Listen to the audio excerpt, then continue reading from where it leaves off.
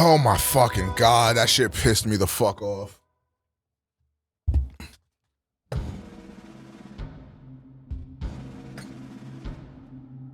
Okay, we're back. I only missed one generational game. As long as is free, your world is in mortal peril. And how is it that you know all of this? Because I am a god too. If you're a god, you're one of them. Why would I do anything to help someone I've sworn to kill? If it's vengeance. Wait, this shit looks crazy too? I'll give it to you. Wait, what the fuck?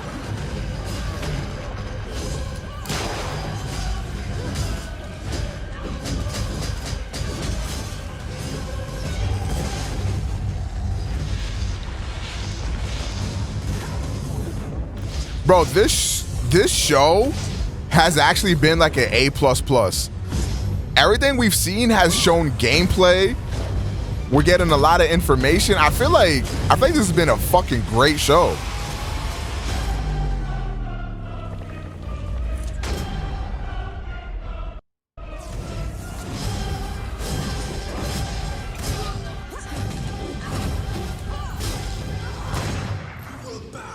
I just wonder how many of these games are like not gonna be also on PlayStation.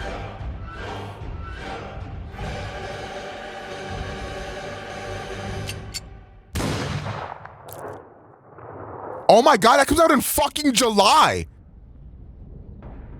Oh my god. Hey. I will be trying that shit out. That shit looks great.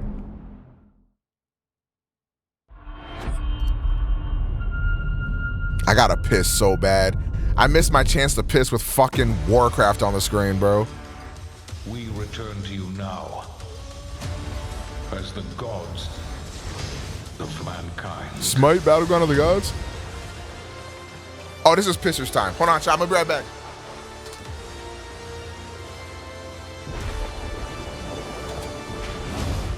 Rulers of the Greeks and the Norse. The Egyptians and the Atlanteans. We created mankind to fight for our glory. So rise and wield my wrath. Command beastly chaos. Rain down destruction. And unleash our fury. Worship me. Claim my power. And legend will be yours.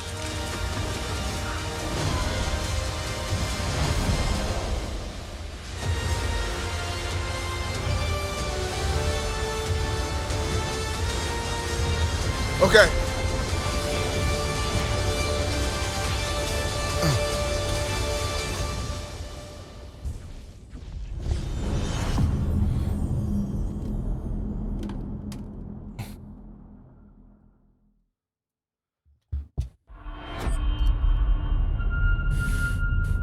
Man, where's Fable at, bro? Your target is in possession of a radioactive device. Stop Carrington's attack at all costs. Good luck, Agent. I always knew I had an instinct. I could see the world differently. I thought it would be like any other mission. I was wrong. Great. A woman main character. They're trying to modern day us woke. Wait, this looks gas. How far to his last known location? Local forces are also tracking his whereabouts. You need to find him before they do. I'll have to improvise. Generating voice print. افتح ارسل واحدا آخر. اختبر البوابة بحسب.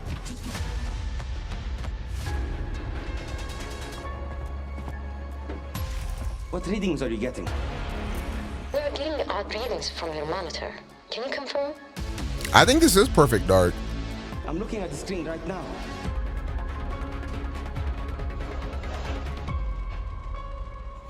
Our intel places Carrington. Wow, this looks incredible. Holy shit. On the life we think we know turns out to be a lie. There's only one way Bro, forward. this show has been amazing. Scan's clear. I'm going in blind. Carrington! Damn it! Analyze. What am I looking at here? Carrington appears to be targeting a research facility. If he attacks it, the casualties could be astronomical. Agent Stark, it's a pleasure to meet you. I could use someone with your skills.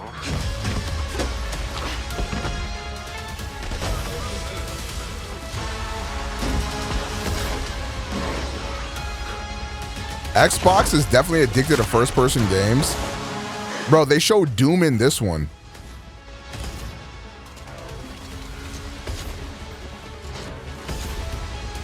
I had to lose everything before I could see. I feel like games like...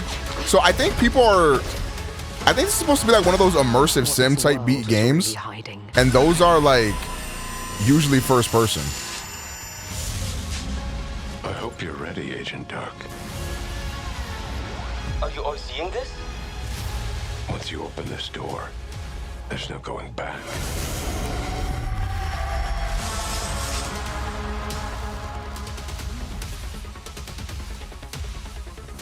Yeah, that looked incredible.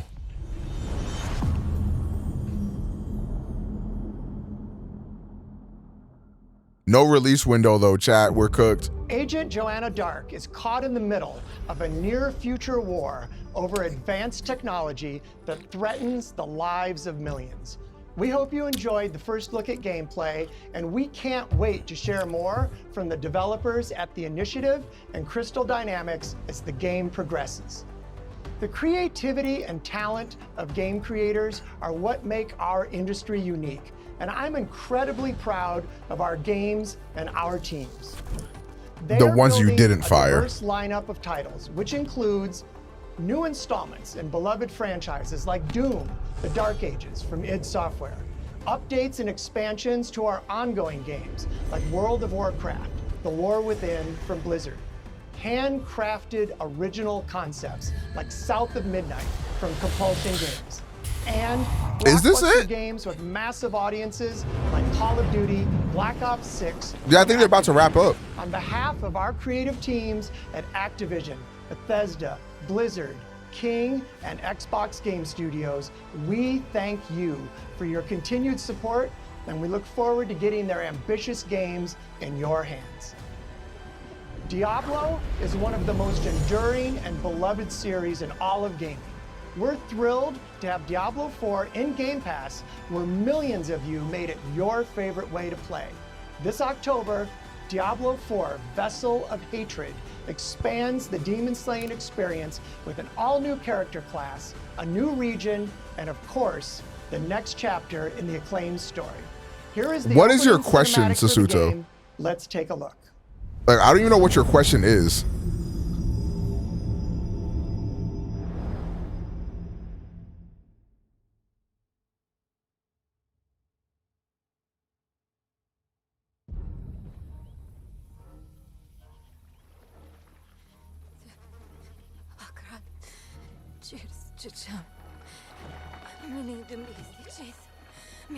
I'm not gonna lie, Blizzard's like cinematics are always mad good, and then the game is nothing like the cinematic whatsoever. Boy, young one. Are you all right?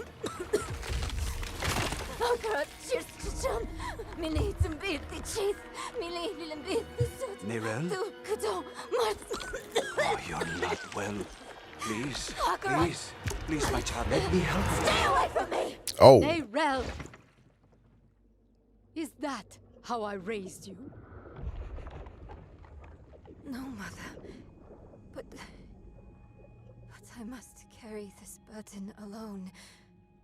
I must get to Akarat's tomb. But look at you. You're killing yourself. I don't know how much longer I can... I'm here, little magpie. I missed you so much. I'm so proud of you. But now, I need you to give up. No. Of course it's you! You monster! Let go of me! Oh my God, the voice actress. Holy shit. Choice. And I warned you, little magpie. There would be consequences.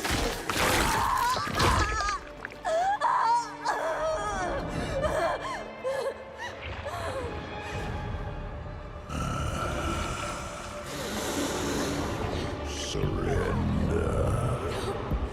No! I control the stone! You hold the stone. You control nothing.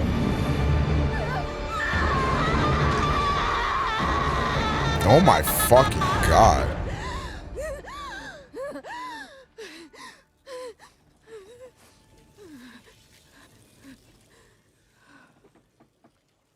Maybe you're right.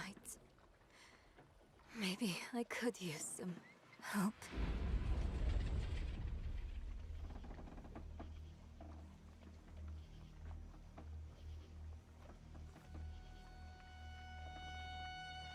Jesus.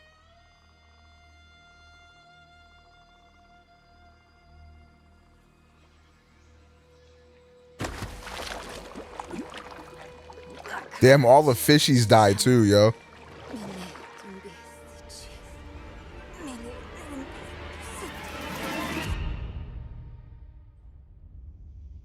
Well, that was a really cool cinematic. Can't lie. This shit's coming out in October too? Jesus Christ. Oh, I guess it's not over. We got more. Oh, right. June. So, you wanna know Oh about shit. heroes, do you? Well, fucking finally. Because who better to tell you all about them than perhaps the greatest hero of them all? Yeah? There he is, in all his finery. Cheers.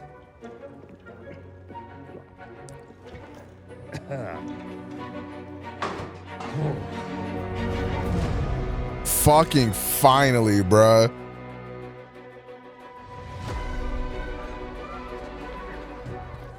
I mean, Oh sure, my you're gosh. Mega fans, You are like literally my favorite person. you haters, It's like a fan club. Holy shit, this looks crazy as fuck. dancers, and the occasional giant toad for some reason. But it's more than that. It's about the choices you make. I'm a hero. I should do what I want. You thought you could save her? You know, it's your life and death stuff. That's what defines you, isn't it? Really, stays with you. I knew this one hero.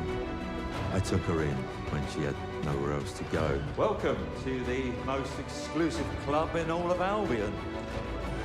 Thought I'd get her out there, make the most of her gift. But you know what it's like when you're young and you have a point to prove.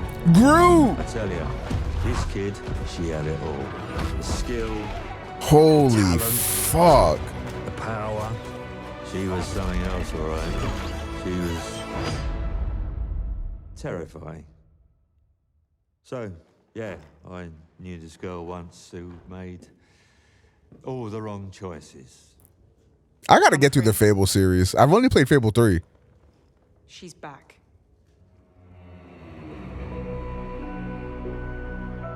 Holy shit.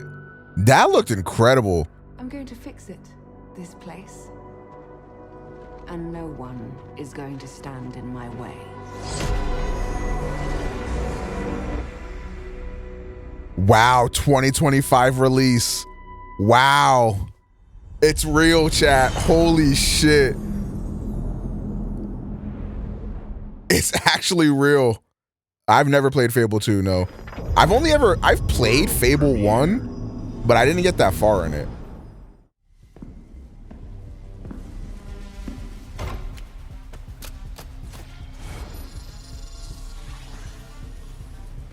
Use this. Hold on, what's this? Oh, this is a card game, it looks like. It's my turn.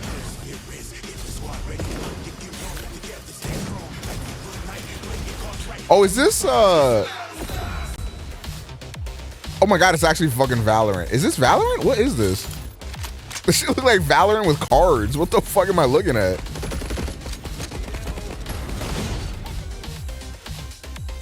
Hold on, FPS and card game? This kind of looks like Omega Core. I'm not even gonna front with you.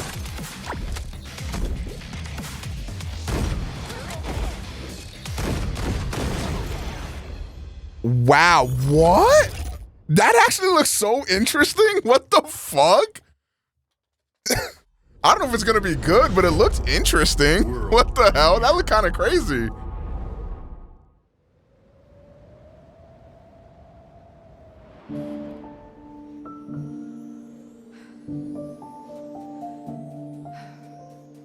There is nothing left for me in the city.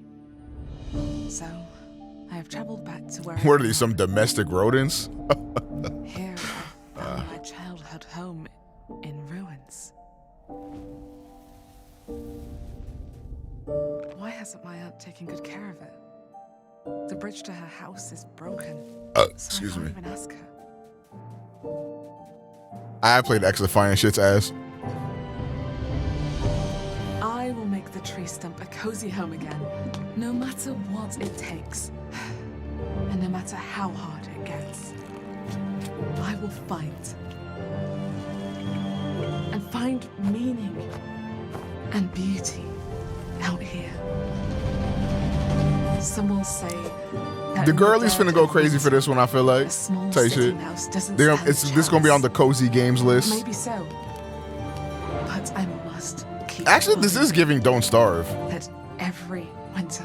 And what about it? I'm just saying, like, tight shit. Nancy, finally! Looks cute. Oh my god. I was gonna say looks cute, and then the fucking owl just stole his wife. Jesus Christ.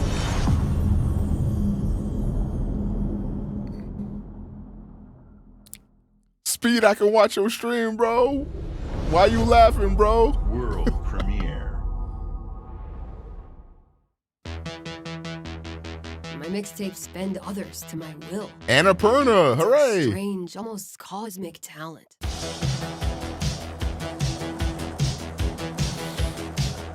Go back to a time where summers lasted forever, when friendships were unbreakable and any trouble was good trouble. This year, I want to ride a flaming stallion of delinquency. Yes! What's your name again? From Beethoven and Dinosaur comes an adventure a lifetime in the making. Hey, Llama. Experience the freedom of the teenage wasteland, sneaking out, making out, avoiding the law, and maybe something a little more. Hey, can I stand up? Yeah, little Rockford, go nuts! Set to the soundtrack of a generation.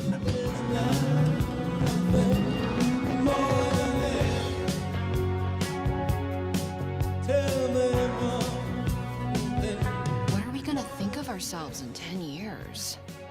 I'll just remember to tell myself Indie movie, the video felt game type shit. important at the time. Your greatest memories are stored in music. You're invited to go back in mixtape. There have been noise complaints. Okay.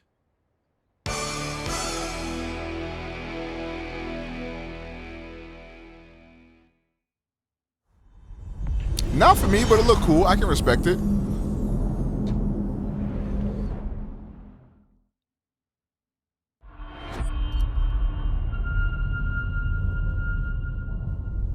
Can we please see Avowed? I guess not. I really want to see Avowed, bro. I want a release date too.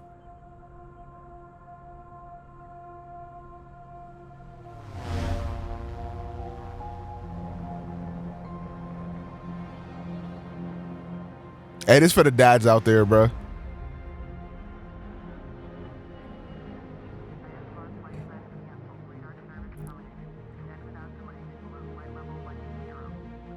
Watch your mouth.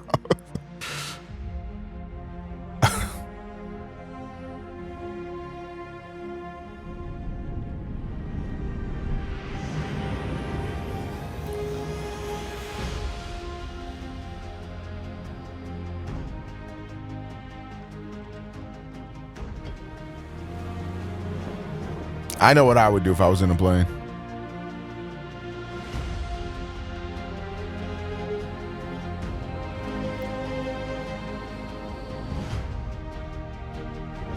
What? I would travel the world and get to my destinations.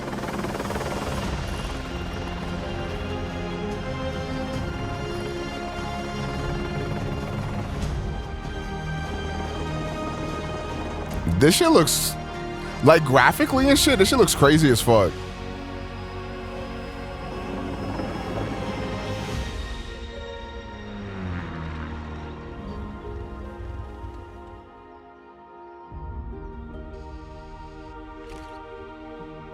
Wait, chat, there's a photo mode.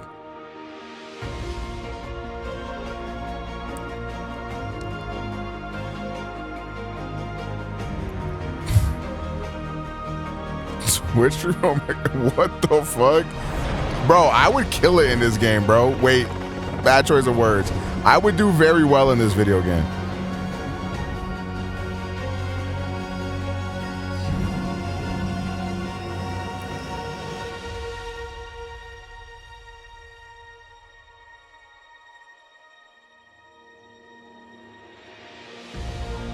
Wow, yeah, that looked incredible, actually.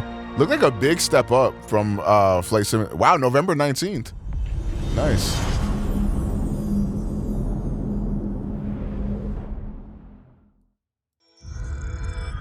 Bethesda presents some real hood trap shit.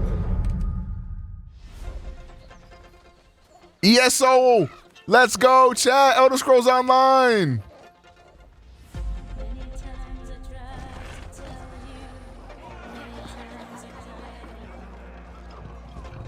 Yo, chat, who on ESO, bruh?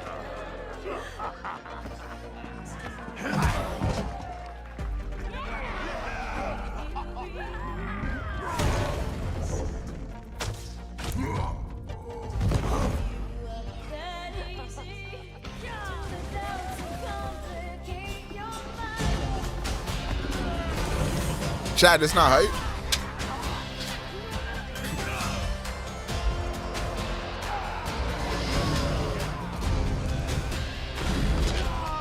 Where the Fallout 3 remake? Bro, where you even getting your intel from?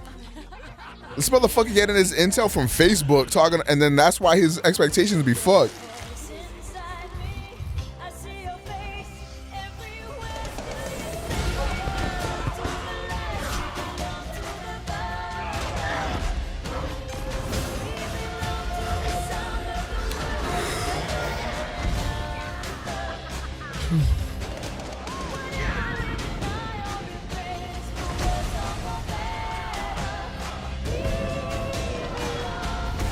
Like, if a Fallout 3 remake is gonna be like in the works, you gotta realize how far away that game is gonna be. If they showed it now, they would literally just show you a logo like they did with Elder Scrolls 6 a couple years ago.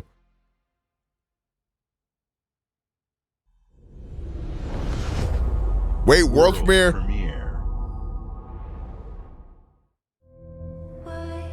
Oh my god, it's a fucking bird. I'd never use my power again. Squeenix. But 2 nights ago,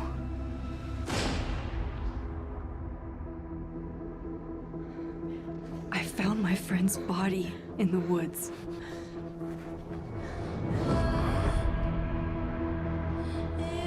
Deck 9 is Life is Strange, right? I don't know who I can trust. Or who trusts me. But my friend Safi is dead. I'm not gonna lie, chat. I am so tapped in. I'm not gonna lie, chat. Can I still hear her voice? I am so tapped in. Like, this is crazy. Focusing my power. Like, I am so here. I just hope they don't do that corny episodic shit. To a parallel timeline. Here, Safi is still alive. But danger stalks our every step. And only I can investigate both realities. Hang on. Parallel world? It's the same as this one, except you're dead. Nah, they took the bag off of Life is Strange and really upgraded. This looks great. If I can solve and prevent the same murder across 2 timelines.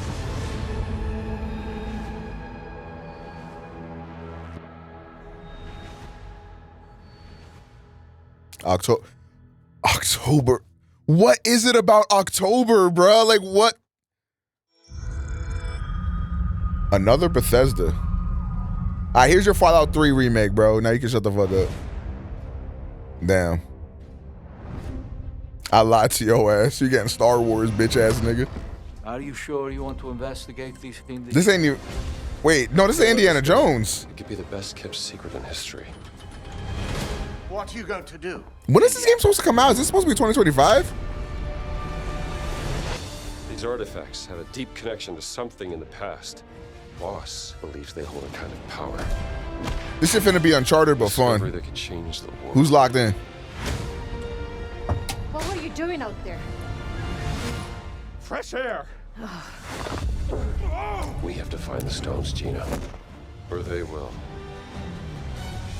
If you were to draw a line through these ancient sites around the globe, you'd get a perfectly aligned circle. The Great Circle. Exactly. I intercepted a Morse code coming from the Himalayas. Where Voss is sending all of his men.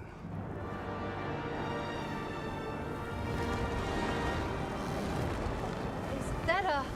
Battleship? Yep. Let's get a closer look.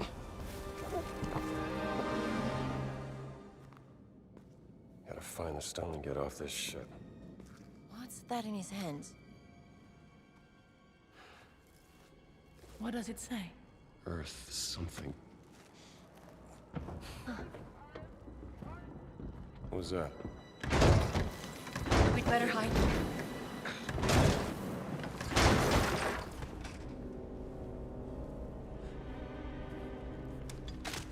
Damn, this shit looks kind of I feel like this shit looks better than it did last year when they showed it. Ciao. Hey!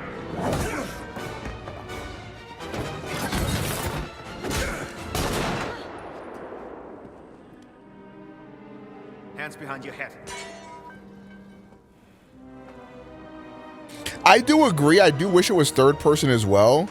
Maybe they wanted to avoid the Uncharted comparisons or something. But yeah, I don't know. We'll see how it plays. Have you ever heard of Höhenangst? Fear of heights? Yes!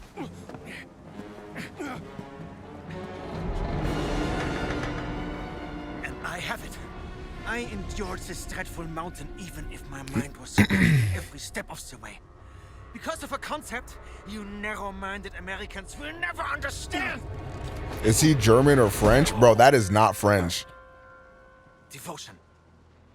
Total and absolute devotion to the fatherland. You have no purpose.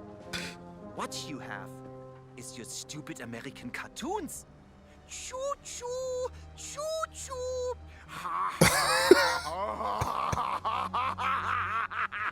You laugh and dance, celebrating your own idiocy and drinking the piss you call beer! I'm not gonna lie, I love this. Through fire for the devoted men of the Reich. Give me that stone. Now! Can't give you what I don't have. I shall search your corpse to make sure. Wait! Please wait. Give me the stone. I feel like this feels just like how it would in like an Indiana Jones movie.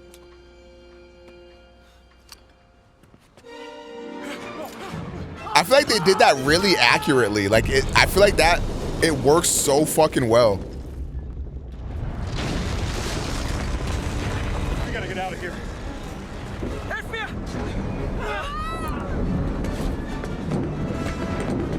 The stone! The stone! Gina! Like I feel like they understood, bro.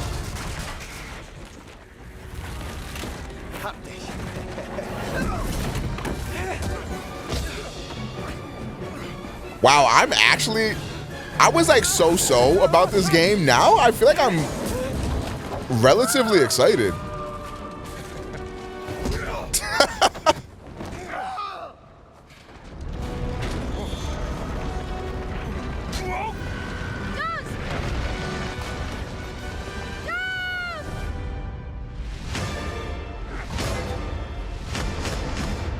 Really makes you feel like Indiana Jones.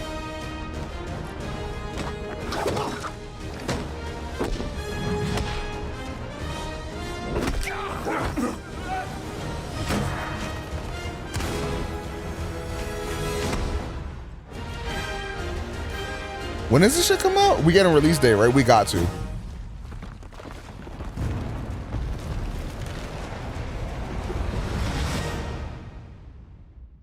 No. 2024 with no release date, nigga. There's only 6 months left. Choose a day, bitch.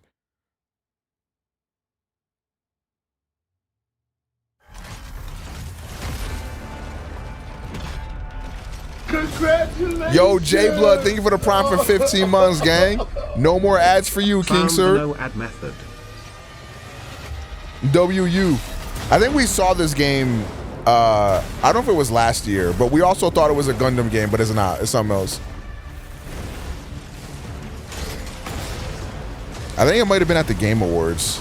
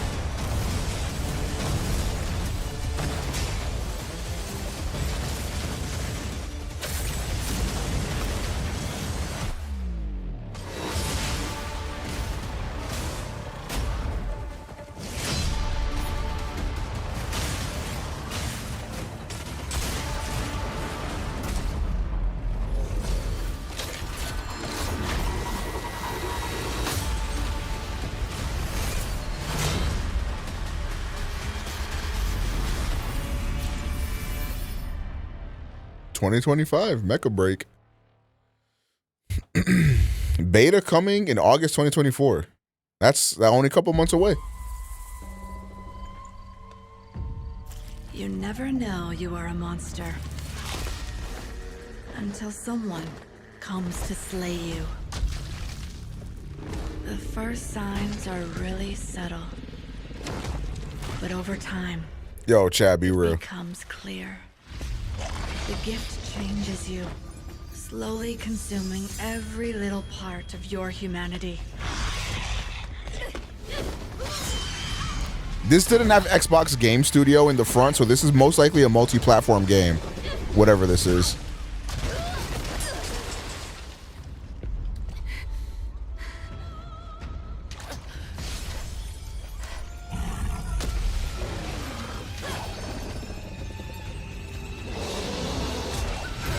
New Souls-like. This looks really good though.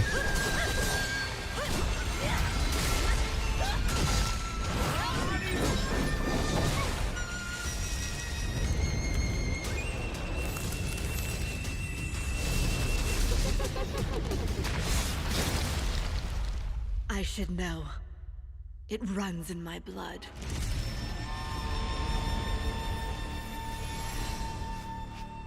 Nothing is forever. Wu-Chang, Fallen Feathers. That should look really good.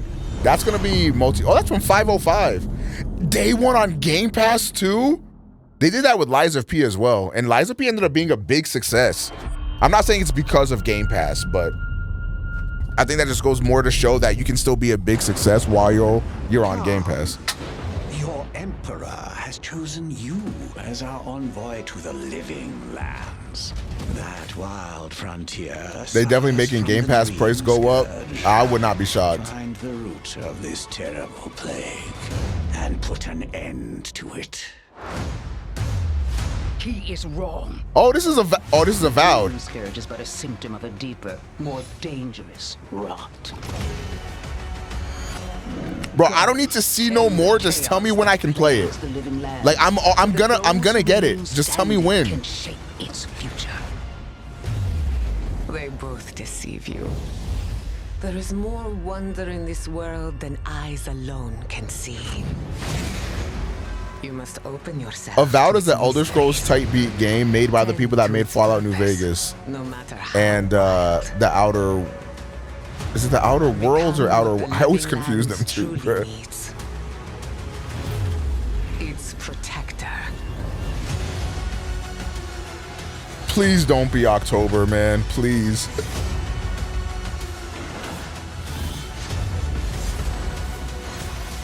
God, I need this game, man. Please, bro. I need this fucking game. Just don't be October, bro. Not even a date, just 20. What is this? We got like a few months left of 2024, bro. Just give me a fucking date. BO6 was at the start of the show. Oh, chat, world premiere. Tap in, Kingdom Hearts 4 coming in. Never mind. I lied like shit.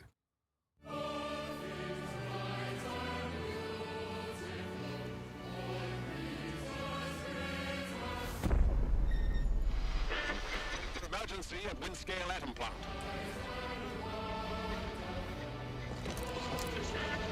It's not emergency, but disaster. Now the worst seems to be over. It's giving like BioShock type vibes.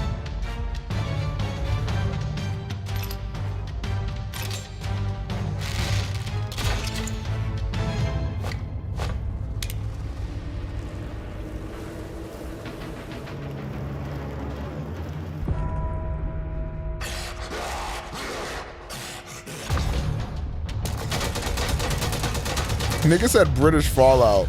Wait, it might be what it is, bro. That should look like a ghoul.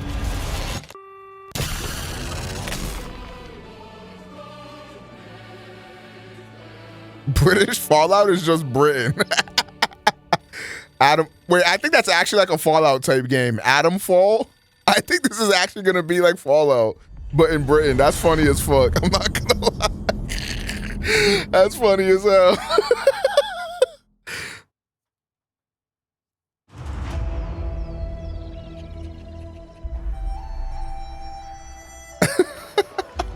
Did your father ever tell you why my bones? They didn't even try with a different type of name. Hey, bruh. It is what it is. Get it? Atom Fall, cause like the atom bomb fell and then created a fallout in the world. Like, come on, bro, keep up. Fear our enemies. They talk of peace and dream of war.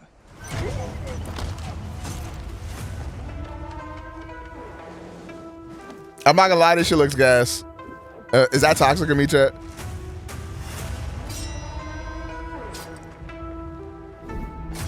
Our people deserve to be freed of the oppressor. Damn, they're making sure to not show off Yasuke, bro.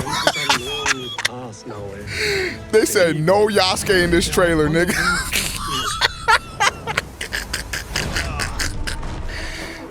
Okay, there he is. There he is. There he is. Their power do not deserve to keep it. They had to make sure to show her first. That way people knew there was still a Japanese character in the game. That's a playable character. You can see when two people You know, when they black will people. be better together. Oh my god. This game actually looks pretty sick though.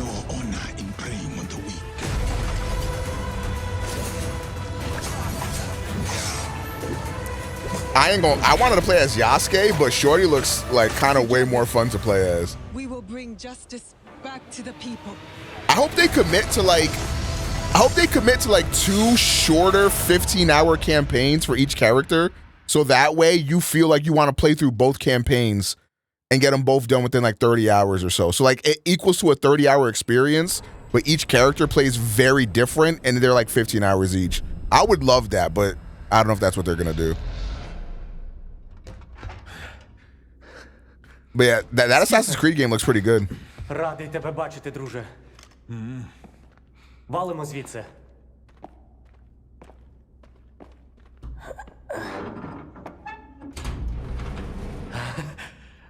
Stalker is just a Metro series for losers. Let's talk about it. I said that specifically so that way Vega would blow up my house.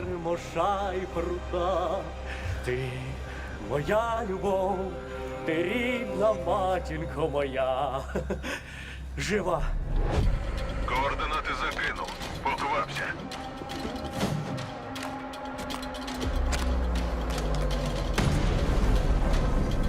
Damn. This actually looks so generational. I'm not gonna lie. This shit actually looks kind of gas.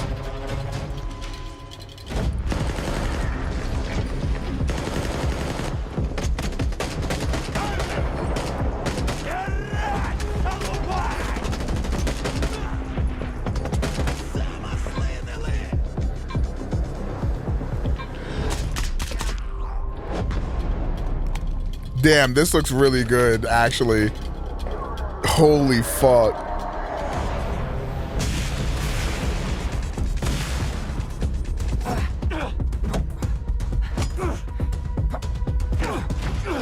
Yo, dude, this show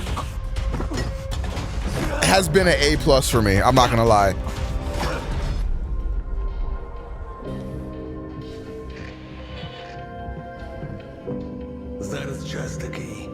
They would have to specifically, in order for this to drop in letter grade, they would have to like have an entire 30-minute segment dedicated to saying fuck OmegaPro. I hope he kills himself tonight.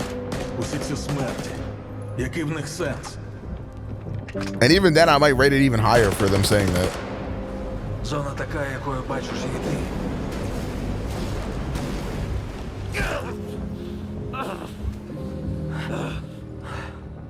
Я ж показав тобі, якою я її бачу. Іди своїм шляхом, і тоді ти зможеш побачити зону по-своєму.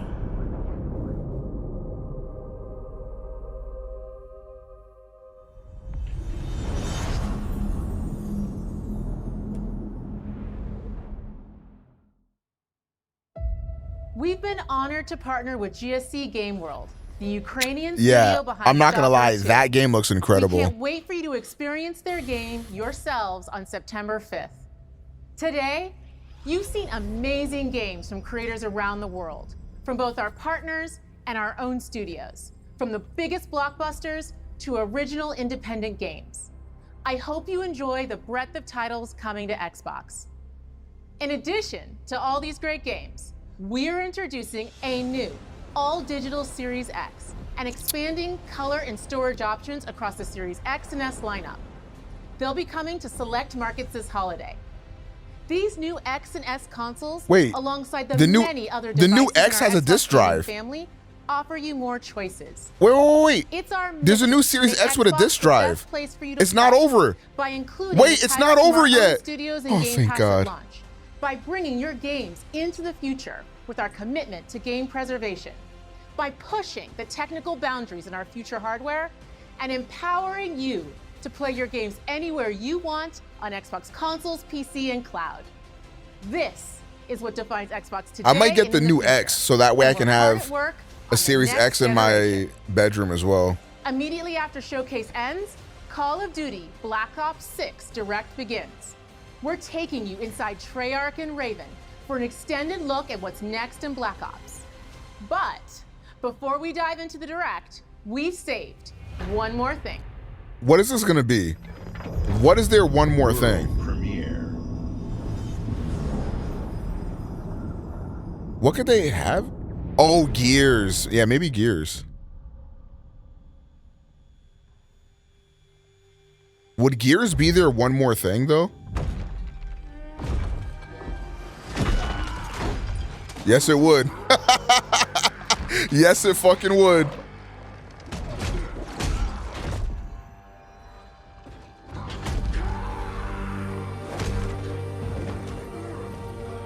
As soon as I saw that big nigga break through the wall, I was like, yup, this is Gears.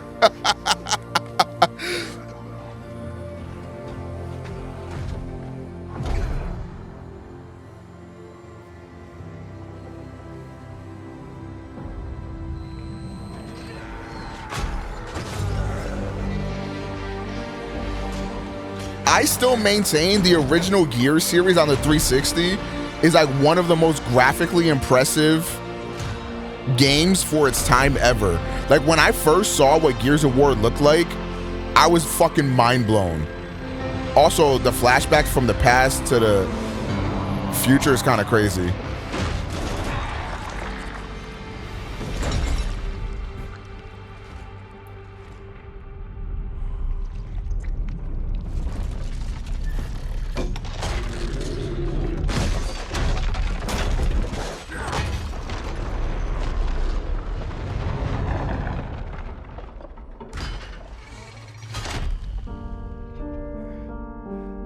Nice. Classic.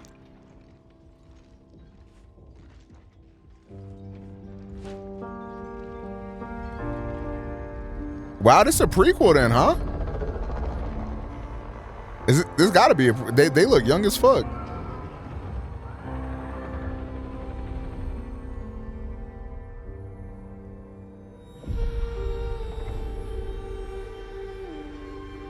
Wow. Wow. That looked amazing. I'm not gonna lie. Wow. Wow. Chat, A+. That was like a 10 out of 10 showcase to me. That was incredible. That was actually fucking incredible.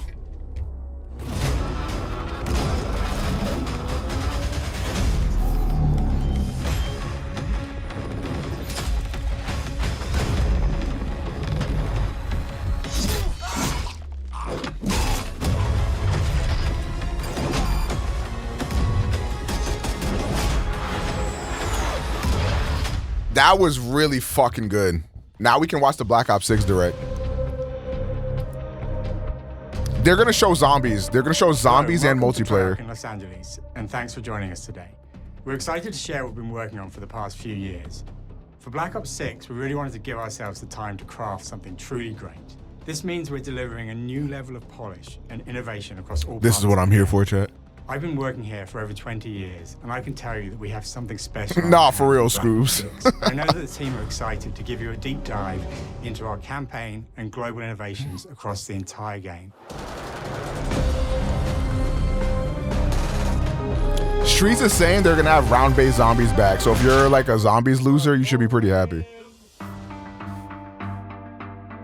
With Black Ops 6, we're taking players to a new but familiar era, the early 90s.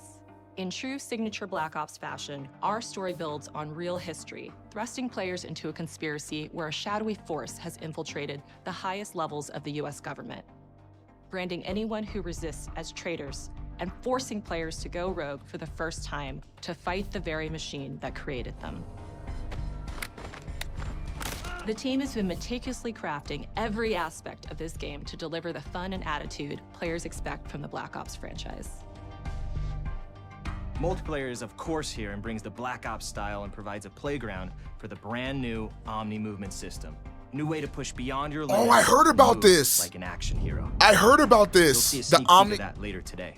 They're gonna Round-based so you're gonna be able to like zombies slide and absolutely jump and shit in every single direction. full of surprises. This is gonna be a literal movement shooter. To the mind-bending campaign experience we've been crafting with our partners at Raven.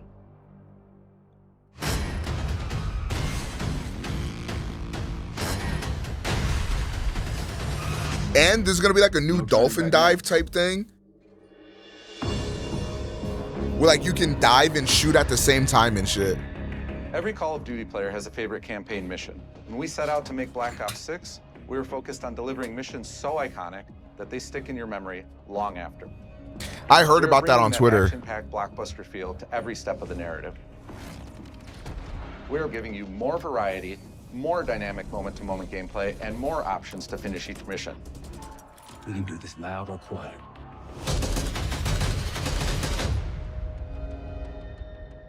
The game is packed with unexpected moments. 300 gigs? It's probably 300 gigs for everything. Like zombies, campaign, multiplayer, and Warzone. Or maybe Warzone would be different, but those three are probably all the same. So you're not gonna have them all downloaded at all times. Like, you're probably gonna play the campaign and then uninstall the campaign There portion. was a growing mistrust in government, reflected everywhere, across the music. Like for me, I'll probably just have the multiplayer portion installed, which is probably still gonna be like 100 something gigs, don't get me wrong. Black Ops 6 But comes that's after usually the how events of COD the Cold is. War, You can but it's choose what to directly tied install. The 1986 flashbacks in Black Ops 2, the aftermath of which has left our heroes in dire Blackout was better than Warzone. I agree, but that is not a common opinion. And Blackout's never coming back. Black Ops 6 blends the rich and gritty history of previous franchise titles with bold new characters, with veteran Frank Woods as our through line in our story. In this new chapter, we see a different side of Woods following his traumatic injury at the hands of Raul Menendez. He's been pulled from the field as he adjusts to a new role within the CIA, often behind a desk or on the other end of a radio. His protege is Troy Marshall, who's been making a name for himself in the field. Marshall is a reluctant leader driven by a strong moral compass. Marshall and Woods are working with another new face in Black Ops 6, CIA handler Jane Harrow. She's a born leader, fearless and brilliant, and helps manage their relationships within the agency. Woods' ability to operate in the shadows has always been hugely valuable to the CIA, whether they want to admit it or not. And Marshall has the ability to make tough calls in the field, ones that Harrow trusts him to make. But when an operation goes wrong, Woods and Marshall are suspended and ultimately forced to go rogue. They soon realize they have to trust each other to get to the bottom of what's going on. Without any of their usual resources, they have to build their own team, recruiting two exciting new characters in Felix Newman, a technical genius, and Savati Dumas, a mysterious assassin. With the end of the Cold War, these former enemies have become new allies. And with the sudden return of notorious operative Russell Adler, who'd gone missing for months, a former ally may have become a new enemy. I'm just here for the multiplayer. Single-player campaign, we prioritized mission variety and unique experiences. Our goal was to offer players a wide variety of mission types, each crafted from the ground up. One moment, you'll be storming a palace. The next, you'll be pulling off a heist at a casino. We aim to take players all over the world and immerse them in vastly different experiences. Within these missions, we wanted gameplay to unfold in multiple ways, giving players the freedom to navigate through them as they see fit. Where we have different combat styles, we also have conversation opportunities where you can talk, barter, and manipulate your way into different experiences. Wait, this is kind of cool. You'll want to replay levels to see them all. I'm not gonna lie, the campaign looks kind of gas. Ooh, chat, we should do a Black Ops marathon where I play through all the Black Ops campaigns. We are excited to offer a variety of different enemy types in the campaign. The goal was to provide different challenges. I've never beaten any of them. So whether they choose to go in guns blazing or take a stealthier approach. Line them up right, you can take them both down with one shot. nice and quiet. Nah, I've never beaten any of them. I stopped playing. MW2 was the only COD multiplayer or COD single player that. Okay, I also did MW3. MW2 and 3 are the only single players I ever played. On player's location and force them to think on their feet. We've created certain missions where we give you a high-level objective and a variety of ways to approach that objective. One mission in particular takes place in a vast desert in Iraq. You and your team are hunting down missile launchers with the SAS. It's one of the largest campaign maps that we've ever created. We'll probably do that marathon like closer to this game's release. You'll find that some of our destinations have a startling contrast. Dog, just please have good maps. Like, please have good maps for multiplayer, man. Casino in Southern Europe. It's unlike any past mission in Call of Duty. And what the player does in this space is totally unexpected. And another one of our missions we have set in the harsh tundra of northern Russia.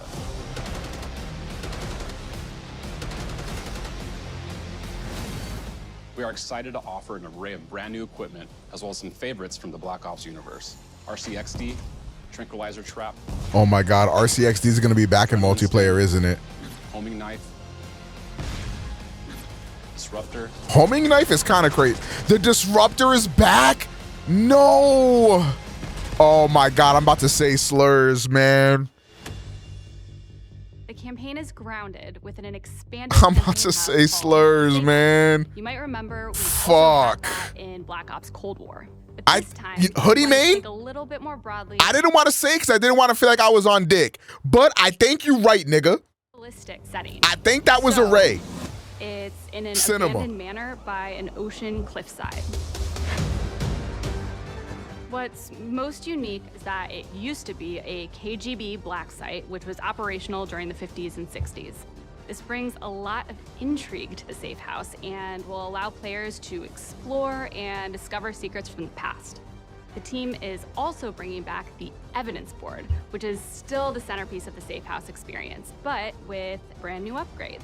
Players can view the campaign outline, gain deeper insights into missions, and analyze evidence collected throughout missions.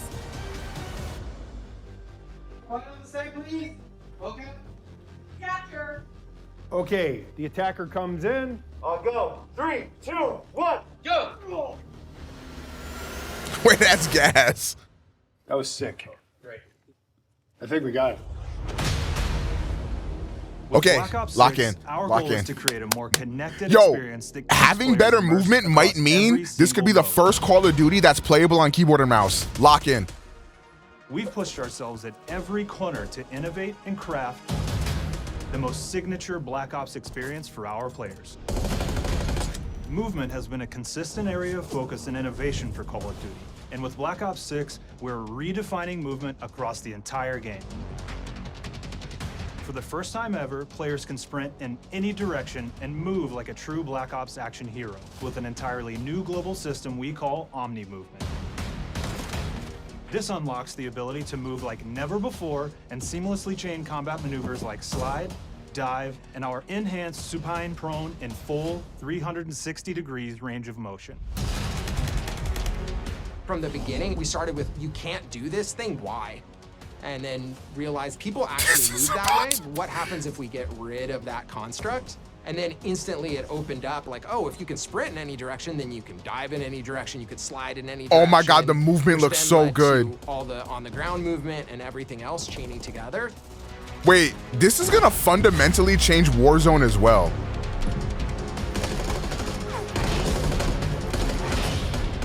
Warzone's about to be a completely different fucking game.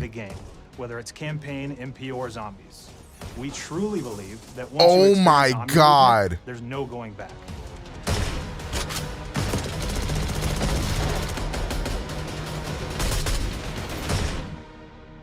Omni movement. We also have what we're calling intelligent movement, which is a set of features that drastically reduces how many buttons or keys you're pressing to perform various movements. Nah, we good on These that. can be enabled in player options. Nah, yeah, we broken good on down that. Into 3 categories. Same menu Sprint system. assist, I'm gonna mental fucking assist, kill and crouch myself. assist. And each of these settings will allow for Oh, I'm gonna fucking kill myself. It's whatever. I'm used to it at this point. Really started with this idea that we want all players to focus on what they want to do and not how to do it. We want every player, regardless of skill level or input or experience with Call of Duty, to be able to engage with Omni movement and live out their own action hero fantasy in Black Ops 6.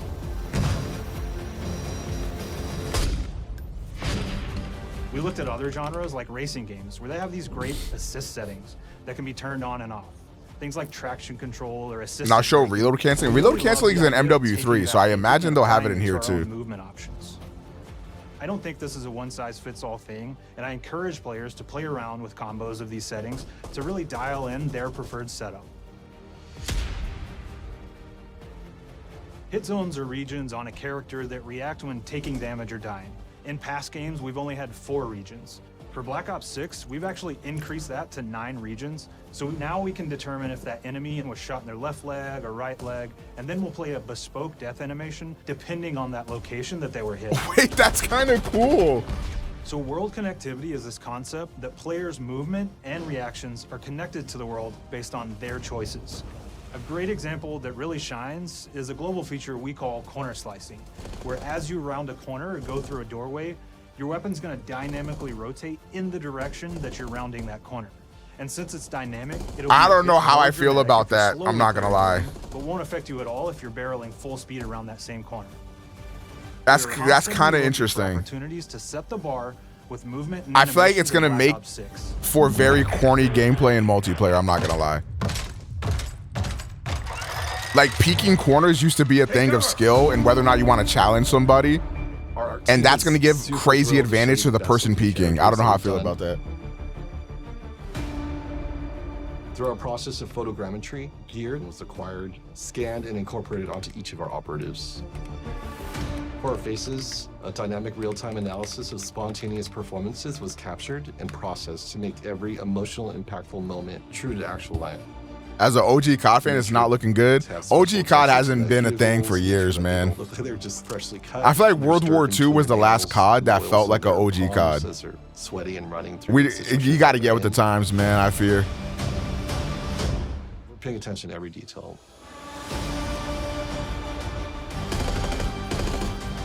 The thing that I'm most excited about is the number of new weapons from the era that we've added, which includes many that are brand new to the franchise. Our heroes are rogue operatives, and they operate outside the normal playbook. That means they're procuring... That's why I'm excited about more movement, because you have more movement options, then you can more easily break rotational aim assist. Unless, if they do something like buff rotational aim assist, I might literally be hanging off of my fucking rafters, but any play style that you can imagine, I don't know, I'll just play on controller. Maintaining the feel and tone of the era. In Black Ops 6, we really strive for... I'm not gonna lie, like, I feel like COD already has ground our effects in realism. like a crazy amount of aim assist. If they bump it up even more, timing, then riff off of that. That's gonna be unethical, bro. Hyper real look that everybody has come to know and love from Call of Duty. Like the aim assist is like, I'm sorry, the aim assist is almost aimbot levels. If you know how to use rotational aim assist, it is almost aimbot levels. From the mini-map to the ammo widget to in-game notifications, the Black Ops 6 HUD combines some of our best designs in a clean, streamlined Ooh, the HUD looks nice. For the first time in Call of Duty, players will be able to change their HUD in dramatic ways to suit their needs. For instance, can you make the mini-map streamers can bigger? choose a layout optimized for their setup, or maybe you want That's your cool. HUD centered so you don't have to look away. Want to play hardcore anywhere, or finally put the mini-map in the bottom left? Those are options as well. This is I don't know why this was never a Not only thing. does the HUD give players importance, Yeah, this is gonna be on Game connects Pass. them to the world and helps them feel rewarded for being awesome. As players track that elusive challenge or target their next level unlock, Black Ops 6 delivers an end-to-end That hit detection looks experience kind of from sus, I ain't gonna lie. into combat, Either that or the TTK where is player long as a progress and bitch. achievement are celebrated in a big way.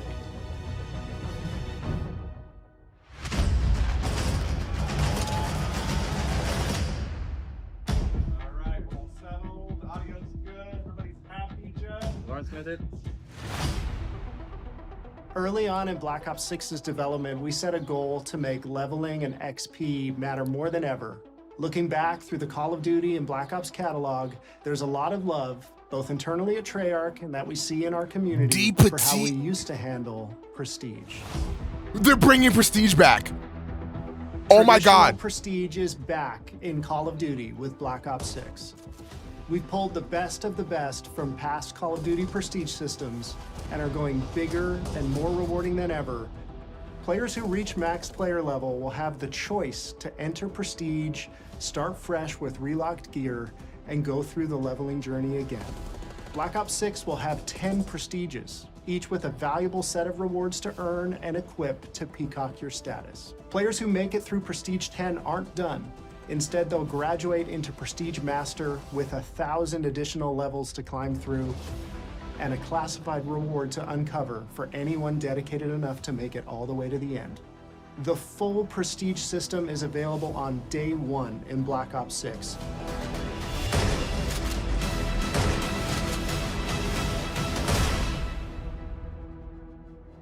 I could cry.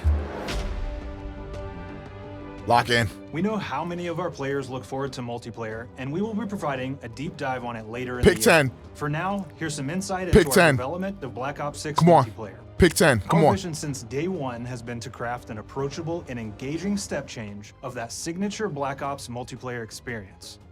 We focused on supporting 3 core playstyles for launch. Enforcers are the slayers who like to kill and stay on the move. Recon is all about intel and counter-intel play. And strategists are support players who throw their bodies at objectives for the win or focus on taking out enemy score streaks for the team. All of our weapons, gear, and gadgets in multiplayer have been intentionally designed through that lens of supporting these play styles. And of course, it wouldn't be a Black Ops game if you can't relive those action hero moments in theater mode, which we're happy to announce is returning with Black Ops. Finally! Now, I said we're only getting a taste of MP today, but of course that means you're gonna get some early details on Fucking fine. We get theater mode back. Fucking finally. We're happy to announce that we will be launching with 16 all-new MP maps. We've got 12 core 6v6 and 4 strike maps, which can be played as 6v6 or 2v2. What do players like? What do we know that they want? So we're back to our classic 3-lane maps. We've got fast, frenetic experiences, and we have that balance with more medium size, like better for hardcore pacing to keep the action flowing, but still have meaningful This is for decisions me. the player to Oh make. my God, this is for me. The maps have their own stories, and we have multiplayer taking place after the campaign, after you finish it. So don't want to get into too many spoilers there, but you'll experience some of Oh those my God, this is for locations me. through the multiplayer lens. Oh my God. Call of Duty's back. Call of Duty's back. We've covered a lot today, but couldn't leave you without giving you just one more thing. Pick 10 systems back. Tell me. Oh, fuck. All right, zombies. Make it round-based so that way the zombies niggas can eat, bro. Please.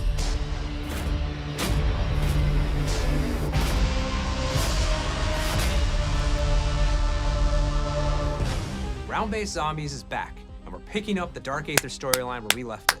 We're excited to announce that there will be 2 brand new maps available at launch, with a curated mix of fan-favorite features and new elements to discover. For those new to Zombies, it's our unique take on the cooperative horde mode, where every map is packed full of powerful weapons and upgrades, deadly enemies, and tons of secrets to uncover. The legacy of Zombies is incredibly important to Treyarch, and we are so proud of what the mode is bringing to players in Black Ops 6. As you've heard today, the innovations in movement systems will also be coming to Zombies. Plus, there are many additional zombie-specific features, both new and returning. This is going to be a truly epic return for round-based Zombies. That's Be my on the bestie. lookout for more intel Yeah. coming later this year. Yo, Jamal, thank you for the 46 months, gang. AB, Mark. I wanted them to Now, talk we about know the we pick only 10 gave you a system little because that's been taste of rumored, but multiplayer here today, I so want it make to be sure mark your confirmed. calendars for our worldwide multiplayer reveal event at Call of Duty Next on August 28th. Make sure to stay tuned So for details long. and watch your favorite streamers get hands-on Black Ops 6 so you can be prepped and ready to jump into our MP beta and feel Omni movement for yourself. I also want to feel We'll be sharing like so much more about Black Ops 6 in the coming months and look forward to seeing your reactions and your feedback from our open beta. I also want to know if coming it's up gonna have the this same fall. like sort of attachment system as the modern It's not just CODs. about launch, because the team is already focused on delivering a ton of content in the live seasons, which we'll be sharing more about. Am I allowed to talk about Warzone yet? No. Our goal on Black Ops 6 was, and still is, to make something that is the best work we've ever done, and frankly, the most fun to play. To do that, we deconstructed all of our gameplay, our systems, and content plans, and repeatedly asked how something could be better. In some cases, that led us to huge innovations like Omni Movement, where we're now allowing players to move how real people and operators move. That person cannot aim In other at cases, all. it led us back to some of our classic systems like Prestige. Then taking that classic system through the ringer and making That's why they need the updates and rotational aim improvements. assist. Across our weapons, gear, operators, maps, and more, a huge push has been to hit the highest visual and audio fidelity possible. The campaign tells an all-new Black Ops story where you're forced to go rogue and are being hunted by the teams that trained you. On top of that, the team is really focused on mission and engagement variety.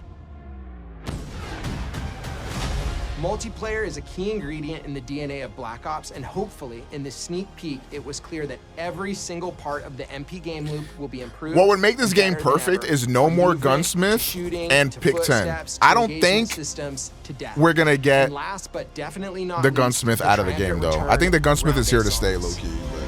But I can deal with that, I There's guess. so It's not much the worst more thing in to the share world. across all 3 game modes before the game officially launches on October 25th. On behalf of the entire But team, this we looked can't wait incredible, for you to though. play Call of Duty Like, Black Ops holy 6. shit.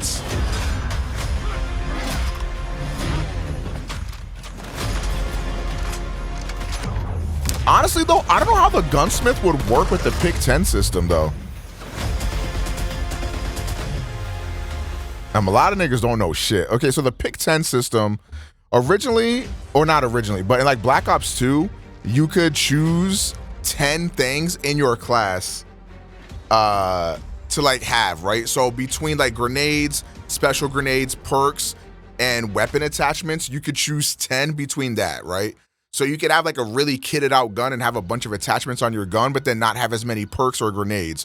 Or you could like stack out with like grenades and shit like that, but then not have as many perks or attachments. Or you could have like a bunch of perks and then not have as much attachments on your gun, like stuff like that. So it made like a risk versus reward type thing to where you can have like a really stacked out kitted gun or like or attachments. Or you could have like two, you know, like a good primary, a good secondary, and then like not have that many perks or whatever you wanted to do, right? It left it up to you. And then the rotational aim assist, for if you guys don't know this, when you're playing Call of Duty and a lot of games in general, FPS games, if you just like aim down sight and don't move at all and aim at somebody, you get like some aim assist. But the moment you start moving your left stick, even slightly, your aim assist increases like tenfold. And like your character will literally track niggas for you. Like it's like, you can try it out. Like, trust me, bro. Like it is crazy. As long as you're moving the left stick and also like trying to track with your right stick a little bit, like your aim assist is mad OD if you're moving. That's what rotational means. That's why, like, anytime you see a Call of Duty player playing, like, they're always, like, even if they're aiming down sight, they're always moving slightly because their aim assist, like, carries like crazy. And that's what rotational aim assist is.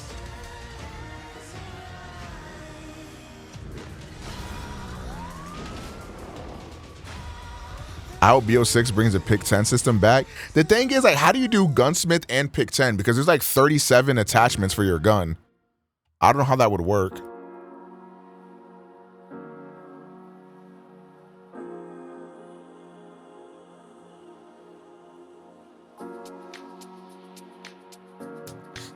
That was amazing. Can you explain Prestige? So when you hit the max level in the game, you can pretty much reset your rank and start all the way back from level 1. So you do the level up grind again. You might ask, what's the point of that? And it's because, like, if you play a lot and you already have everything unlocked, you kind of have nothing to work towards. So if you just Prestige again, you kind of get to relive that grind and get to do that grind all over again, right? So that's what it's there for. And then also when you Prestige, it gives you like a different emblem next to your name, just a subtle way to flex. And it's looking like in this game, there's gonna actually be Prestige rewards as well.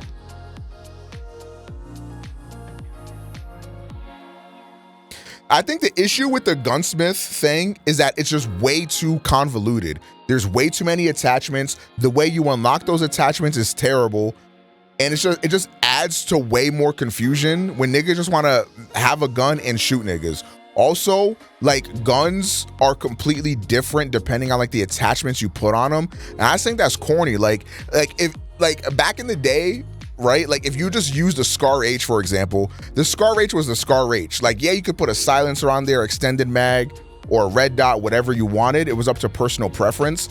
But in Call of Duty, it's like you have to run like the meta attachments because your gun can be like infinitely better with attachments. So if you're not running the compy attachments, then you're just going to get shit on and lose every gunfight. As opposed to, like, I feel like attachments used to be kind of like a personal preference thing.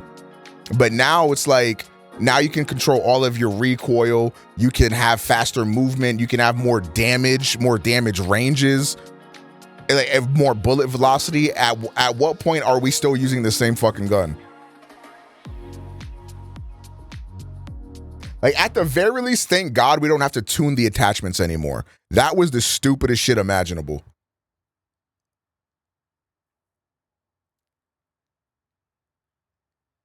Yeah, I think also, like, a lot of the attachments, like, a lot of them just do the same shit.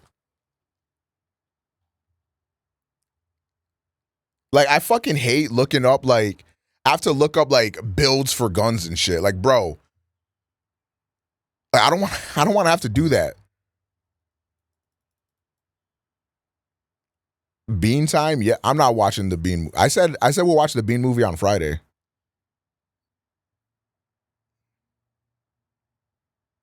Congratulations! I'd be on warzonemeta.com. I ain't even gonna lie. I fear him spending $100 on COD. Yo, Hop, thank you for the 36 months. Yeah, I'm so locked in. You staying for the PC showcase? What time is that at?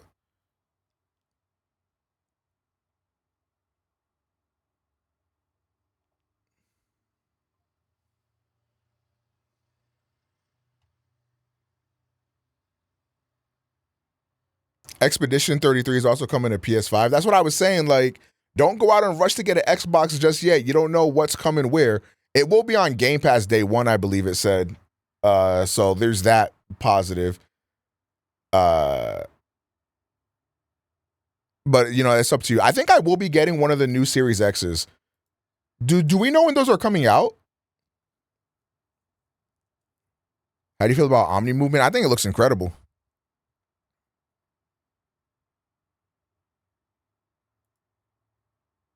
This holiday. Yeah, I think I'm going to get the 2 terabyte Series X.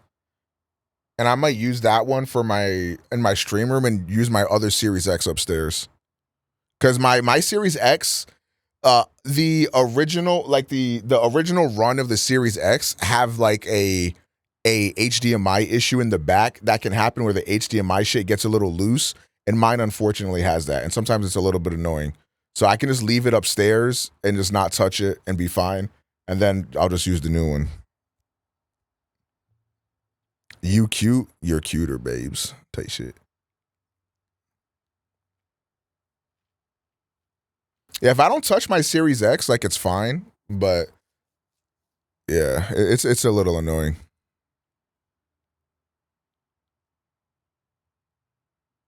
Wait, what is the PC game showcase?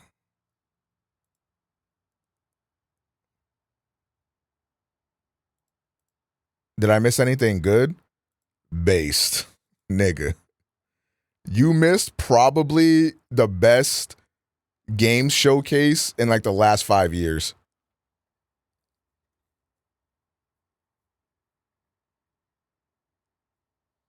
It was really fucking good.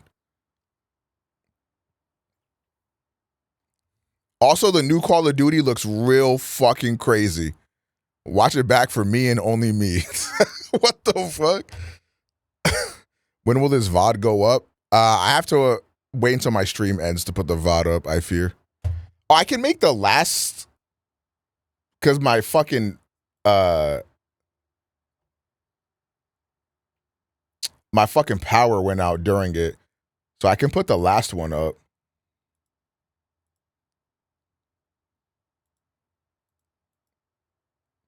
Does this work if I click publish? I don't think that works. No, the stream has to end first. COD motherfuckers already complaining about the OG Prestige. The OG Prestige is just like the system we have now, but literally better. Like, I'm sorry, what, you want to hit level 200 and have everything be the exact same as it was before? Like, what the fuck is the point?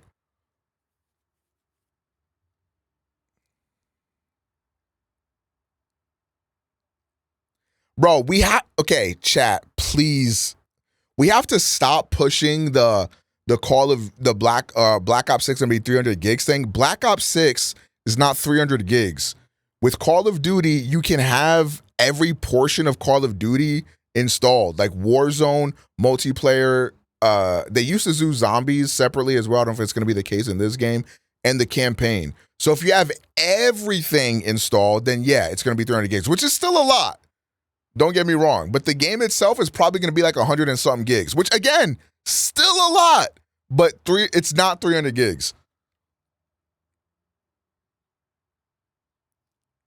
But like, if you don't play the campaign, uninstall the campaign. Now, the campaign's probably going to be like 40 gigs by itself. If you don't play Warzone, uninstall Warzone. That's like 200 gigs right there. Gunsmith is confirmed. Yeah, I figured. I figured they wouldn't get rid of the gunsmith. New Fable, Doom, and Perfect Dark. Bro, Fable and Perfect Dark look crazy, bro. Fable and Perfect Dark look fucking crazy. Does Xbox have the individual trailers up yet?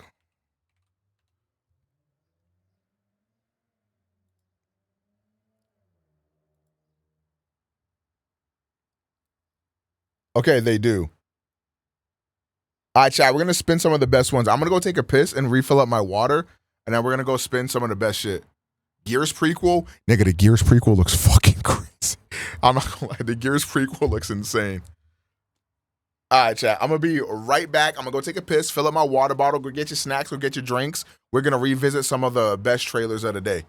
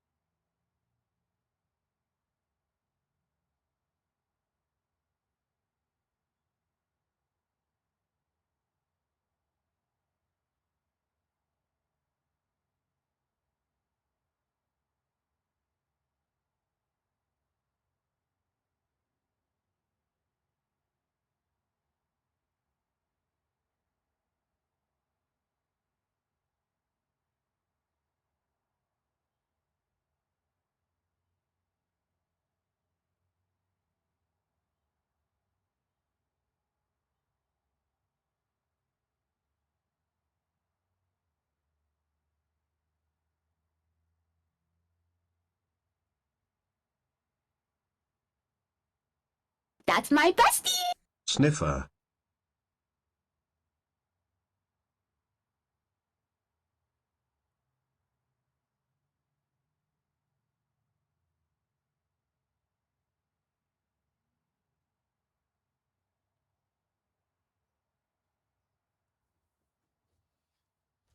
Who subbed? I heard that shit on my speakers. Yo, Orpheus, thank you for the 19 months.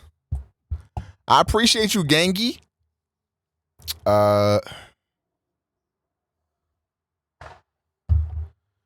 And Luca is questionable for game 2. Man, he's gonna play, bro.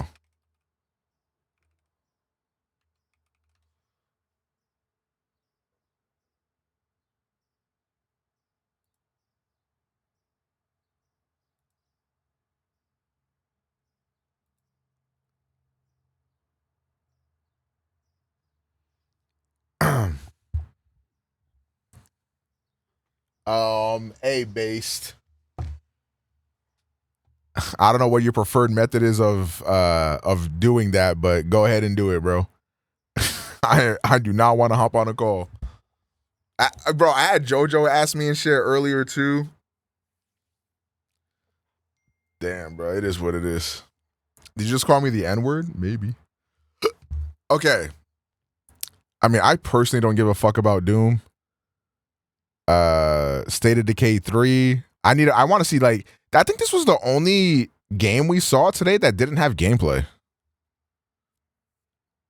For us 50-year-olds, Doom is peak.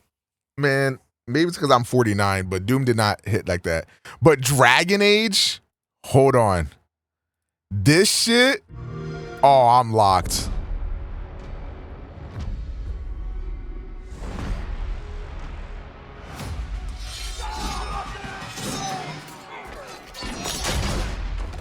Why this? Wait, does this have a lot of dislikes? Oh my god. This'll take more than you and me. What are you thinking? We need someone to be our eyes and ears in the shadows. Oh, people are mad at the tone because it doesn't feel very Dragon Age-y. I can see that, honestly, but I thought it looked good though. One to bring a little darkness to the daylight. I'm tired of gamer. Nah, I think that is a valid criticism because it does not have the tone of Dragon Age Origins, but I still thought it looked really good. We're going into the Fade, aren't we? And digging up a lot of buried secrets. I also don't think a game with a Dragon Age tone would have. Someone who will stand between us. I don't know. There's no way to know.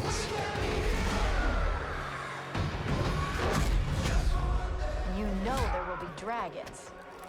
Right. We'll need someone with fire in their blood. One more thing.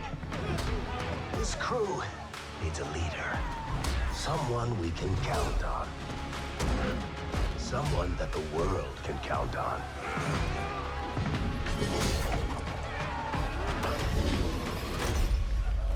But where are we gonna find her? Yeah. Yeah.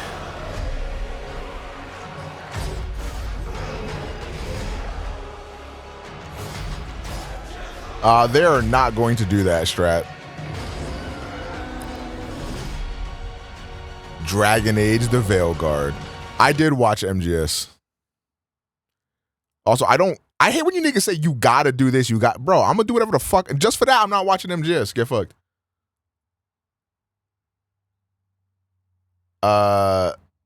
Yeah, this is a crazy reach, I'm not gonna lie.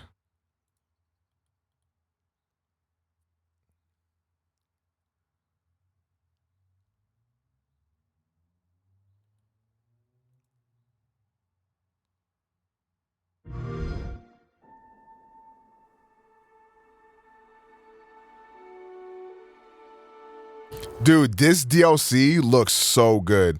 Damn, this shit got a lot of dislikes too.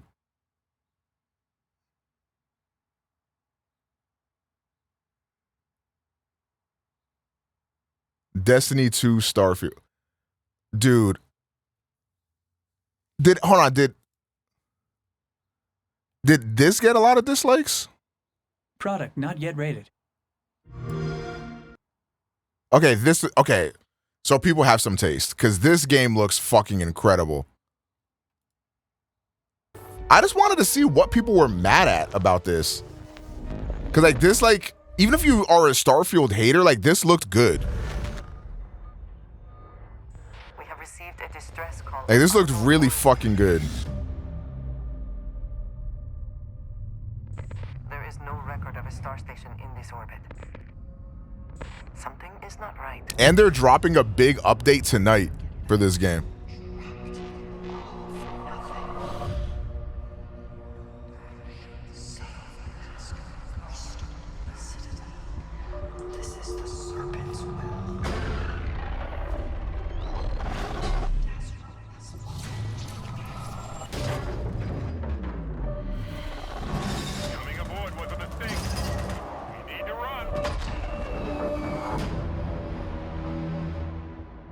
Bro, I'm telling you, the opinion and narrative around this game is going to change in a couple years, bro. I'm telling you. Hold very It always happens. and choose your words carefully. They will determine how long you live. You trespass in the home of House Varun. What the dog doing? Your fate will be decided by the great serpent.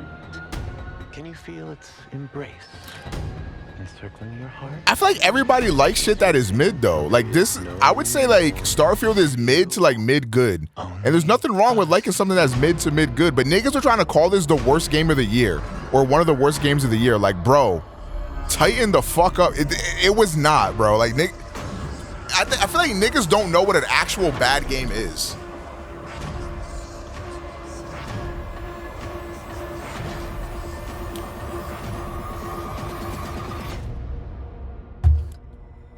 Most overhyped? Hey, bro. This is why I have zero expectations on anything. Most overhyped is a personal issue.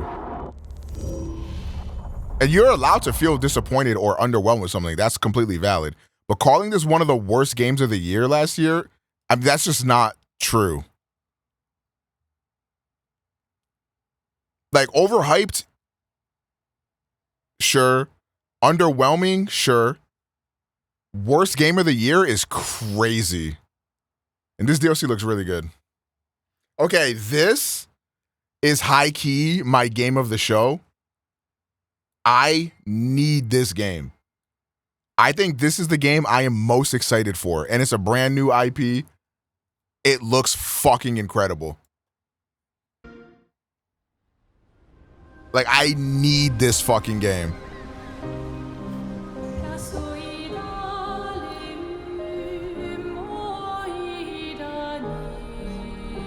Soon she'll wake. And it has my GOAT Ben Starr. Paint a new number. Ticking down every year. One stroke. And everyone of that age vanishes into nothingness. Every year she paints again. And every year an expedition departs for the continent with one hopeless mission. Destroy the paintress so she can never paint death again. I need this so bad. I need this. She can't steal anyone else's future. This world is full of wonders. Yet This game is multi-platform. Somebody in the chat already said it's coming out on PlayStation as well. Do you mean we're the only ones left? Wait for it, based. Yeah. Nigga, it's turn-based. Look at this. Yeah. Yeah.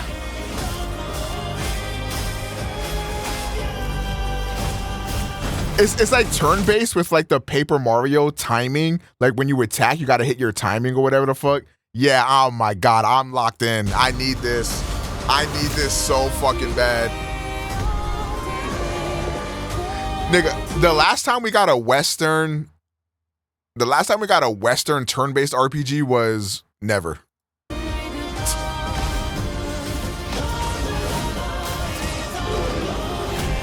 Wait, was Lost Odyssey made by a Western development studio?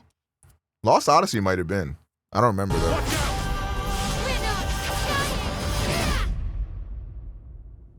Nope. Even well, if we fail, never mind. we lay the trail for those who will come after. Right? We.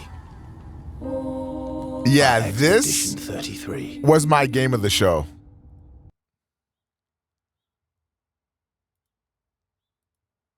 Yeah.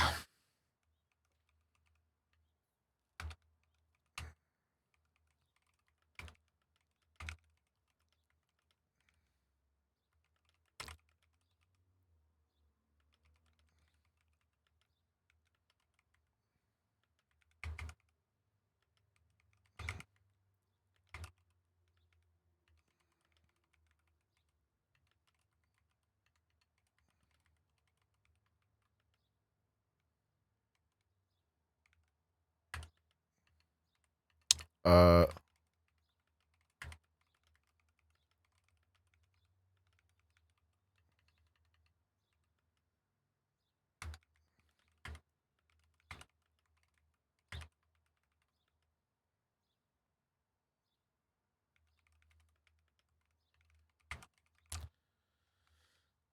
yup, Ben Starr's in the game too, chat. God is good, bro.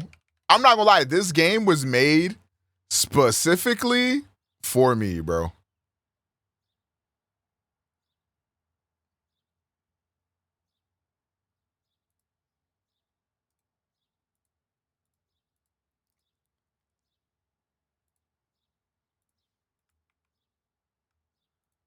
Doom doom doo doo doom doom doo doo doom doom doo doo doom doom doom doo doo doo doom.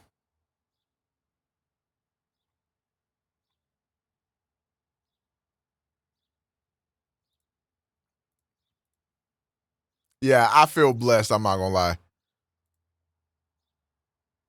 I don't know if there's ever been a more for me game than this.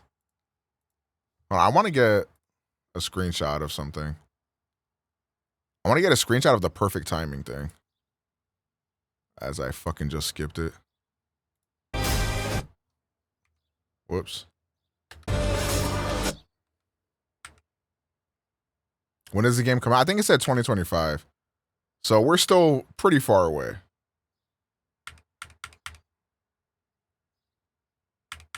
I'm trying to get one without all this fucking motion blur in it.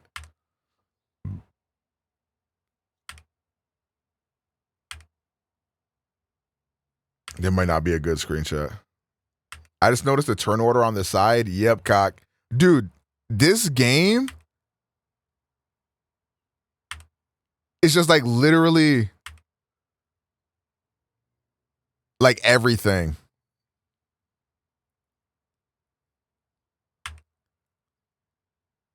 I'm just gonna fucking use this. Fuck it.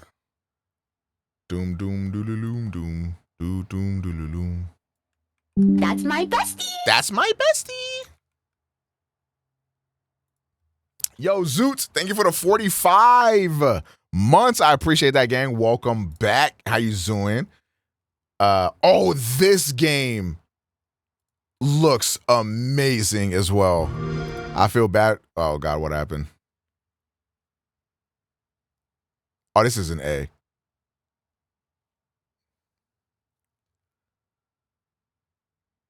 Damn.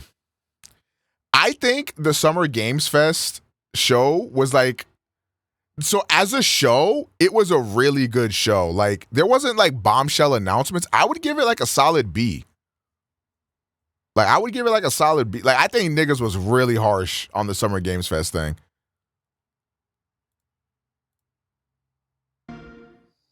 Do you think there's a chance my mom's still alive? If your mom's anything like you have, she'll keep fighting till we find her. Bro, this game looked incredible. It's just hard to believe this is all really happening. You mean to tell me your mama never told you stories about critters and weavers? Oh, you're lucky I come along. What? Shh.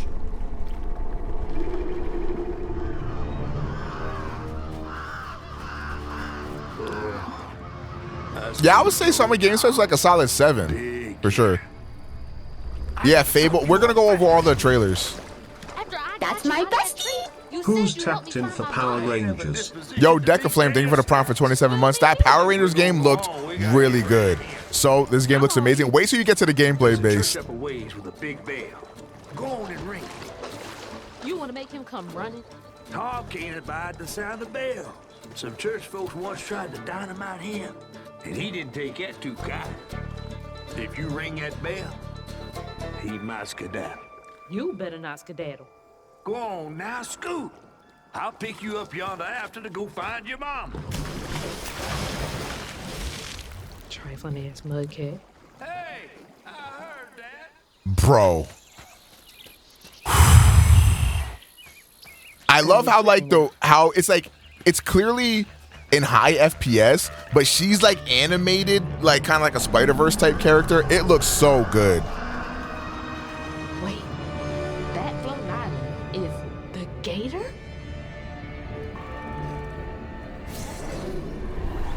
Yeah, bro. Well, hell no.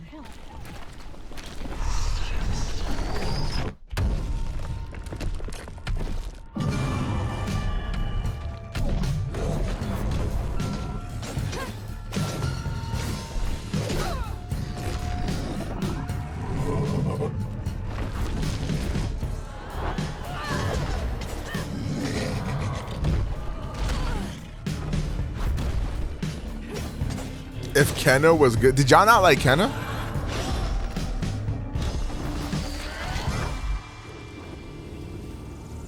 All right, time to find that church.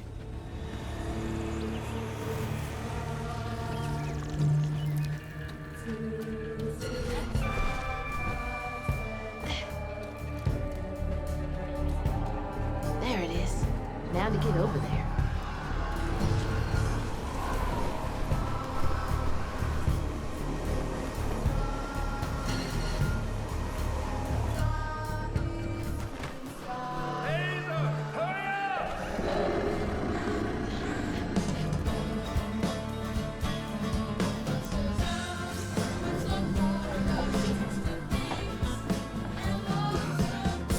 Bro, the animation quality is just, it's so full of character and life.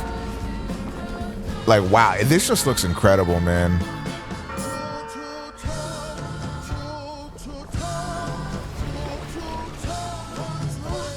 What the hell? This game has so much personality to it, dude. Like,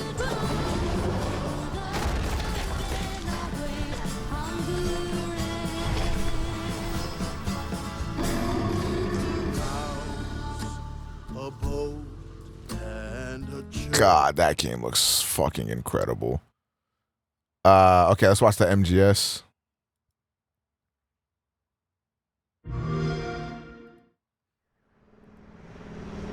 You know, I would say surely gamers can't get mad at a game that's like clearly like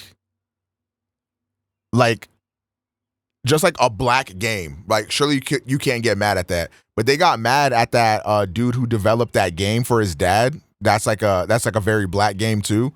And they got mad at him, calling him a DEI and shit. And it's like, bro, like a black person just made a game about his family and his culture and shit like that. And like, bro, what? Like, y'all are so fucking dumb. I'm not gonna lie, I want Grums to...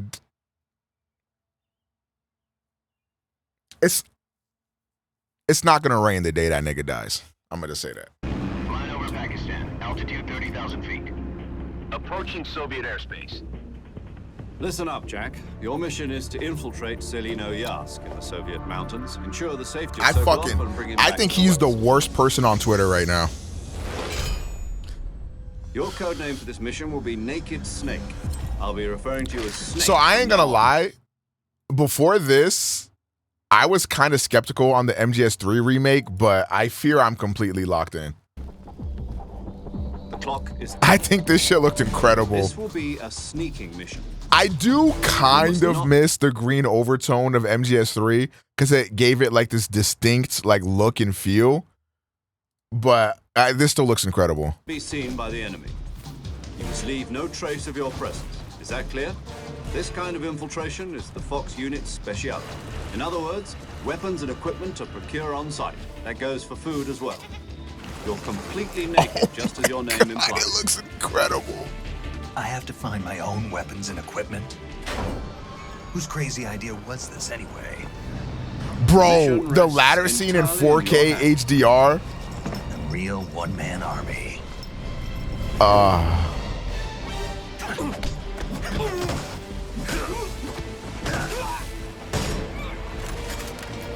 Dude. Freeze. Speak.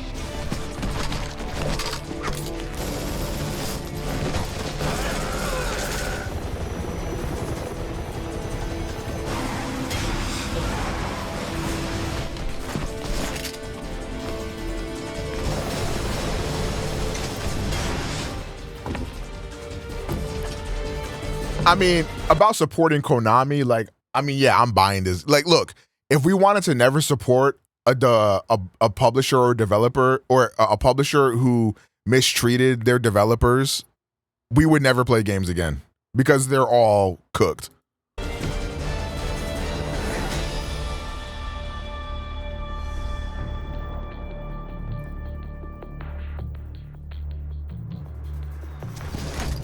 Commencing virtuous mission now. And like, I know everybody loves Kojima and shit, and me too. But let's not act like Kojima also ain't move a little shiesty when he replaced David Hayter as the voice for Snake. Like, come on, like Kojima ain't necessarily, you know, like Mr. W Mans type shit. Okay, what else? Oh, Flintlock looked good, and this is the one that comes out next month, right? Rated M for mature. I think this is the one that comes out next month. This game looks really good. Your kind meddled where you shouldn't. As long as Is this one multi-plat? Does anybody know? Let me see.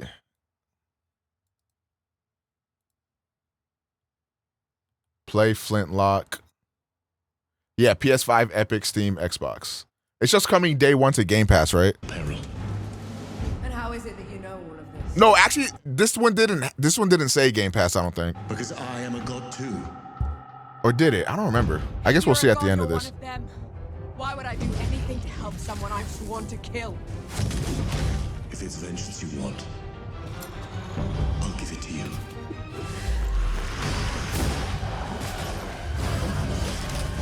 This game looks so fucking cool.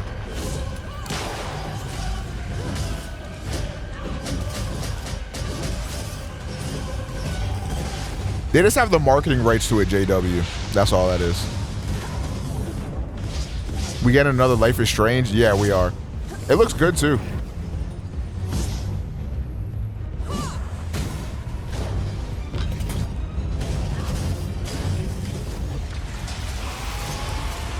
Dude, that game looks...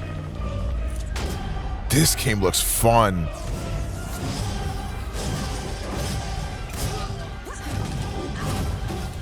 The abilities and movement and everything. Oh, yeah. Come on then. Fight me and die.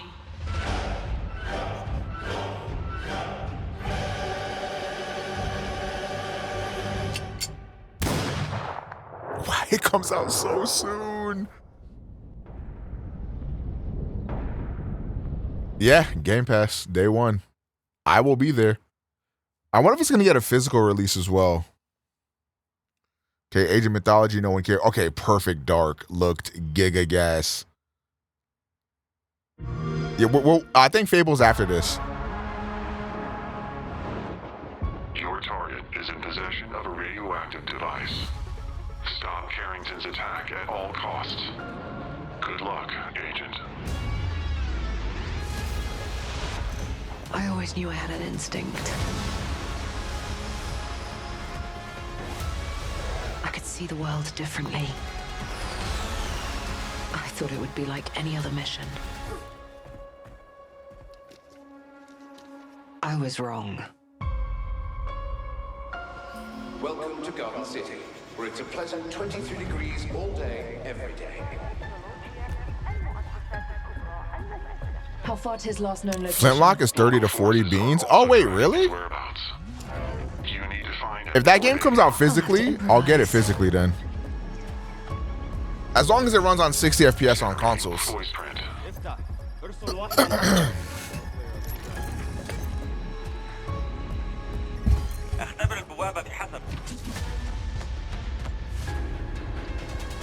Which stalker game do I start with? That's a question for Vega. What readings are you getting? We are getting odd readings from your monitor. Can you confirm? I'm looking at the screen right now.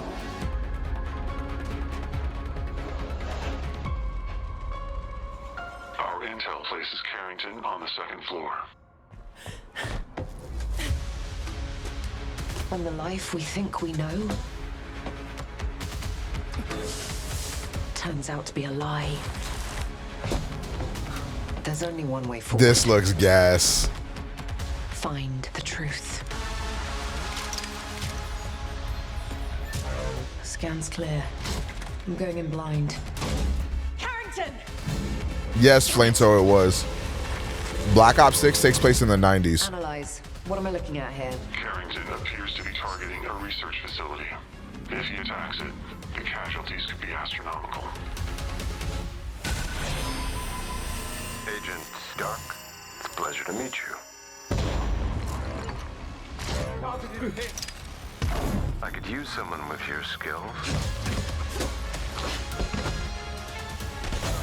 I think the only games that be on Xbox Game Pass that's not on PC Game Pass are like the old like Xbox 360 games and shit. But if it's a newer release, it's always on PC, I'm pretty sure. But I could be wrong though. I'm almost positive that's the case. Everything. Before I could see.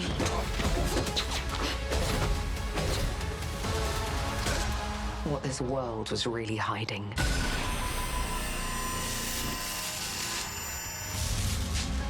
I hope you're ready, Agent Dark. Are you all seeing this? Once you open this door, there's no going back.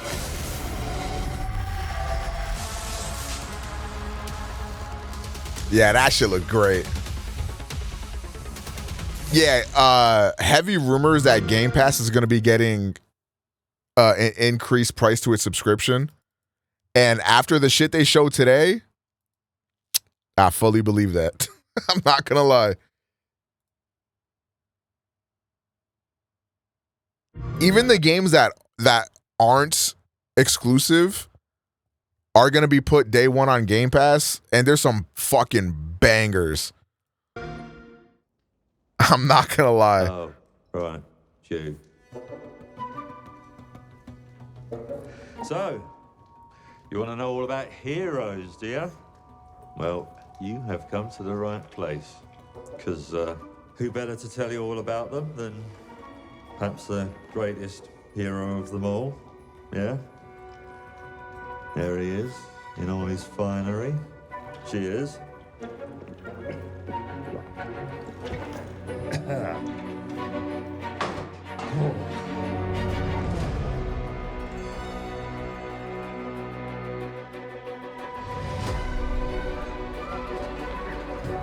Bro, I mean, look sure, at it. you get your mega fans, You are like literally my favorite person. your haters, It's like a fan club, but we hate you. your chancers, and the occasional giant toad, for some reason.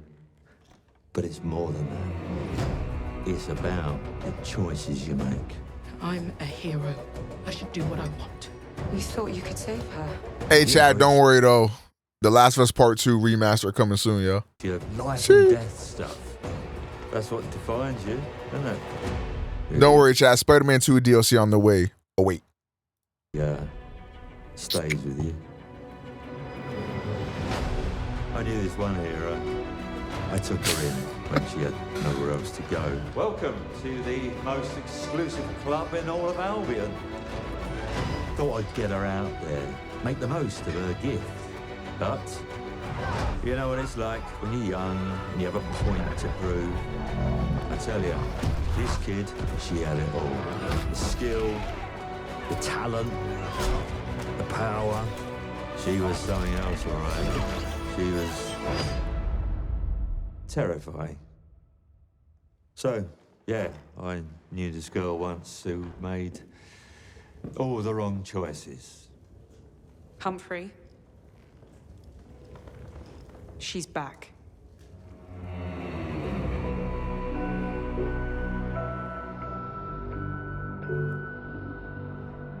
I'm going to fix it, this place. And no one is going to stand in my way.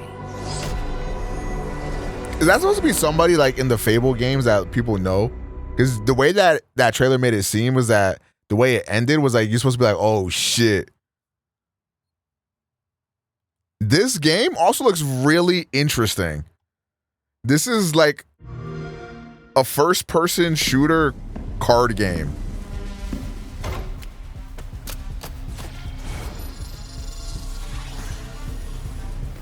Use this. Make your own rules.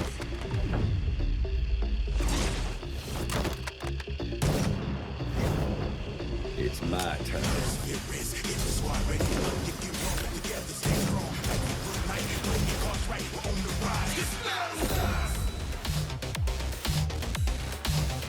Okay, hold on. Let me see something.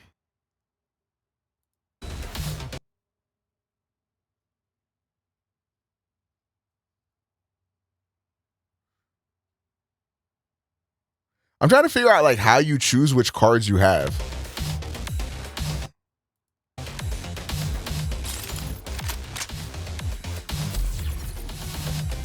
I guess it's these three down here. So like you choose which cards you have down here.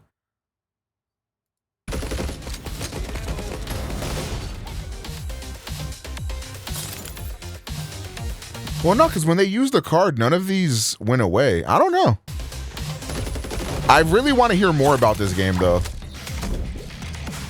The big head thing is fucking hilarious. I'm not going to lie. Free headshots. That looks really cool. I really, really want to see more about that game.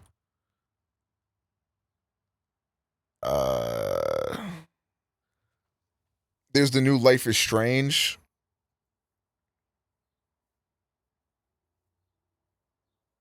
They copied another game? What game?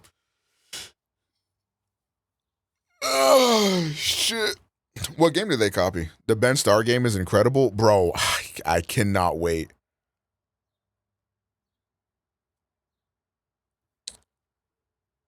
Look up Friends versus Friends.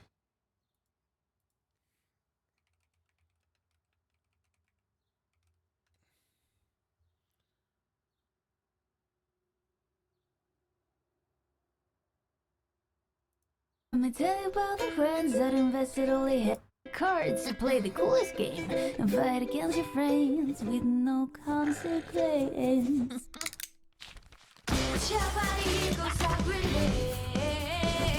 You know where to find me, this is friends versus friends. You're Italian, but I am not afraid. You will need a helmet, play friends versus friends. Friends again, it's like we're both bullets. Here's the tower, hide your heart. Okay, this doesn't have any gameplay. Where? Do you like card game? So there's not a better time which will get you new cards or update cards. And you can make yourself faster. Seriously, there are so many options. Oh shit, they So literally that's Friends copied versus it. Friends in a big nutshell. As you can tell by the fact that I have all the characters unlocked, I really like this game. So 5 minutes. Damn, long. I have not The heard of this rematch game. Is super simple. While it can get scary online versus some sweaty people, it's not impossible. And the game even gives lower ranked players buffs to try and level the playing field a little bit. While it is built for 1v1, I think the game is at its peak in the 2v2. Coordinating and combining cards with a teammate is extremely fun and rewarding. And I feel like you can experiment with crazier builds with a friend on your side. Friendship is my power. The UI is incredible. It's a top-tier hub world to walk around in, but you can completely ignore it if you want and just use the main menu as is, which is the best of both worlds. Destiny, you could learn about this, huh? The game is really easy to level up in and unlock new things. I'm very high level and I still haven't unlocked everything. Damn, I had not heard of this game. That's crazy. Copied their whole fucking flow. All right, we can watch the new Life is Strange. I swore I'd never use my power again. This game looks cool. They definitely got the bag off of the Life is Strange games and then like upgraded like crazy because this shit looks good. Body in the woods.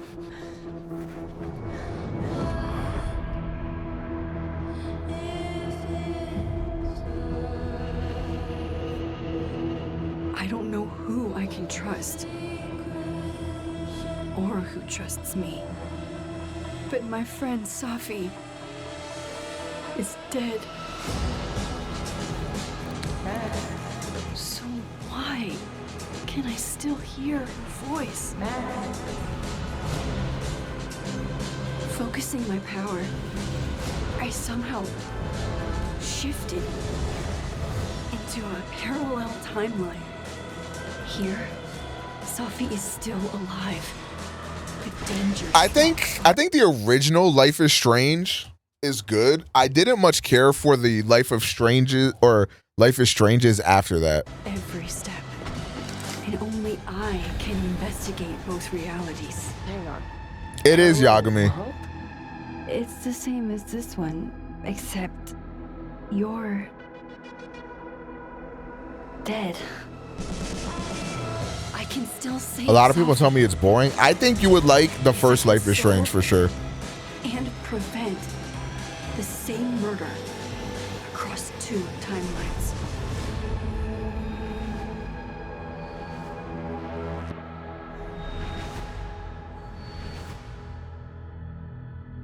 Another October release is crazy.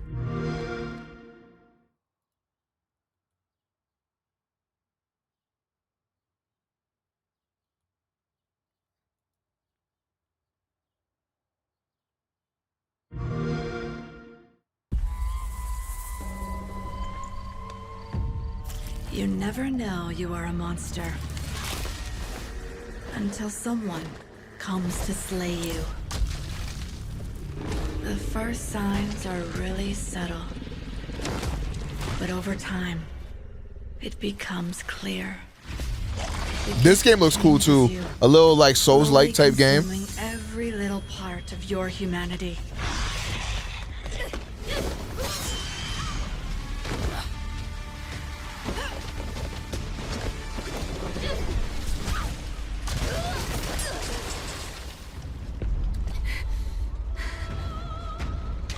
I don't know, I think my least favorite Life is Strange was the one where like Shorty was like, I'm literally an empath, by the way.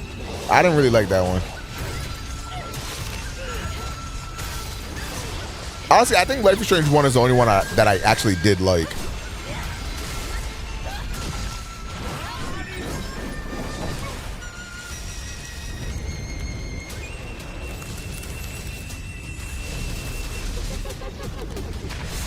I think there's 3 Life of Stranges. Know. It runs in my blood.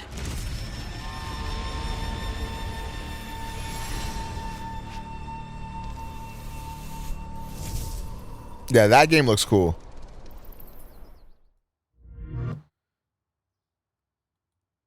Avowed is I Am Locked In. Come. Your Emperor has chosen you as our envoy to the living lands. That wild frontier suffers from the dreams. I'm so mad we didn't get a release date for this fucking game. They said 2024 with no release date. Bro, like how? He is wrong. The dream scourge is but a symptom. Yeah, I think this game might low-key be getting delayed. Cause like, if it's really ready to release in 2024, like there's only a few months left, bro. Just drop it. Its future. They both deceive you. There is more wonder in this world than eyes alone can see. You must open yourself to its mysteries. Tend to its purpose, no matter how wild. And become what the living lands truly needs. Its protector. God, I need this game, man. Please.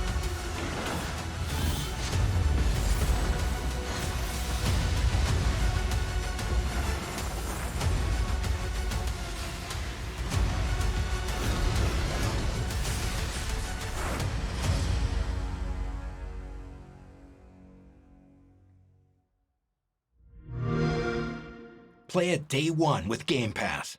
And then there's literally, this is not by anybody that made Fallout, but this is literally Fallout in Britain. Product not yet rated. Like, this shit is funny as fuck. The name of the game is called Atomfall. Like, how on the nose could you be, bro? That shit is so funny. Emergency at mid-scale atom plant.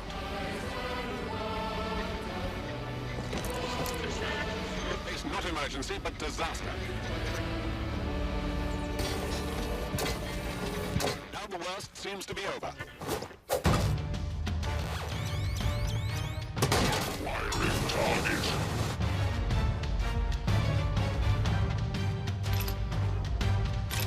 It looks cool, though.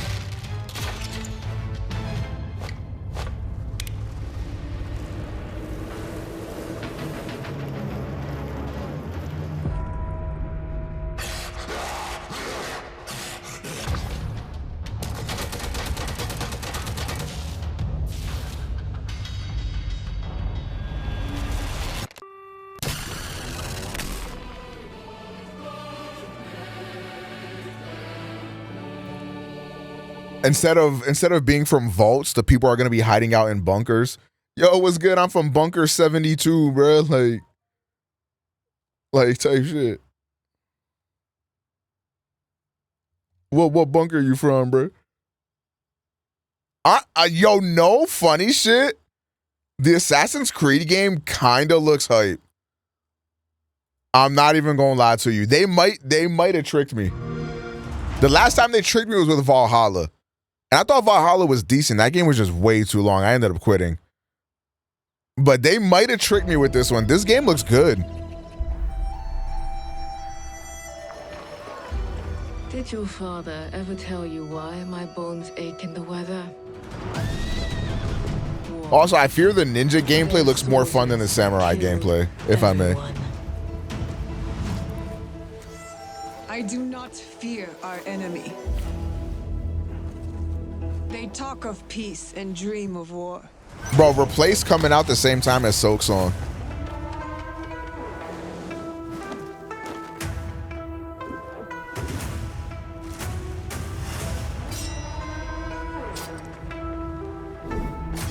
Our people deserve to be freed of the oppressor's grasp. Chat, can I be honest? Getting stabbed doesn't look very fun. Like, it looks like it might hurt and be very uncomfortable. People so quick to abuse their power do not deserve to keep it. He looks so visceral. Like, oh my gosh.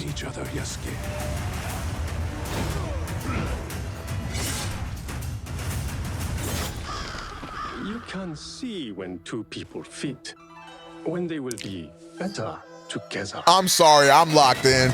I'm sorry, bro. They got me. I'm sorry, they fucking got me. This looks so good.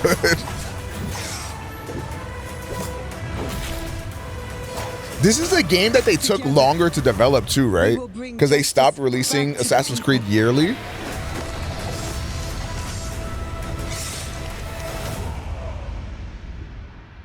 Yeah, I'm sorry, dude. I'm fucking locked in. I'm fucking locked in. My best case scenario is that there's two campaigns that are wildly different from each other, and each campaign's like 15 hours. That's what I hope for that game, but I don't know. We'll see. And then we got Stalker. This game also looks really good.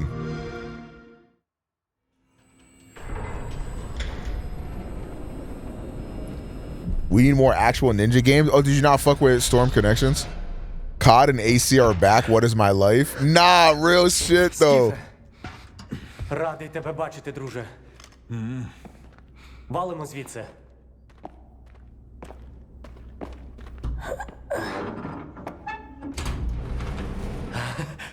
Ви тільки погляньте на це. Край, чарівний край, черемоша і прута. Ти моя любов, ти рідна матінко моя. What's the name of that card shooter? Which one? The one that stole from the other one, or the one that got stolen from? I ain't gonna lie, Fragpunk is a horrible name for a game. I really hope they decide to change that. Is this Metro? That's so hilarious because Metro literally stole this franchise's whole flow. Nah, this is a different game called Stalker. Stalker is a franchise older than Metro. That, as you can see, Metro got very influenced from.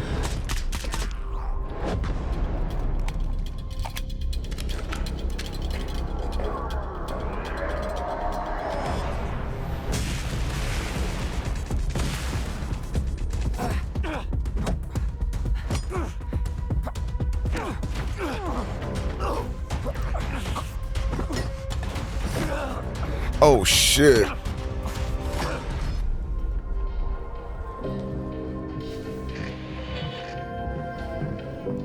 Зараз час такий. Час можливостей. Uber?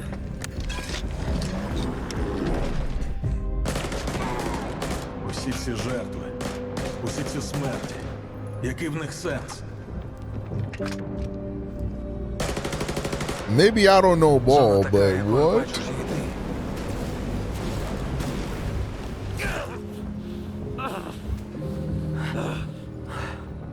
Я ж показав тобі, якою я її бачу.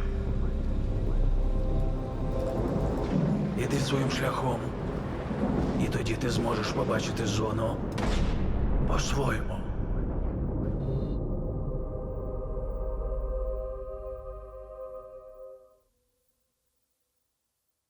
September 5th. I'm not a Gears head, but this was a phenomenal trailer.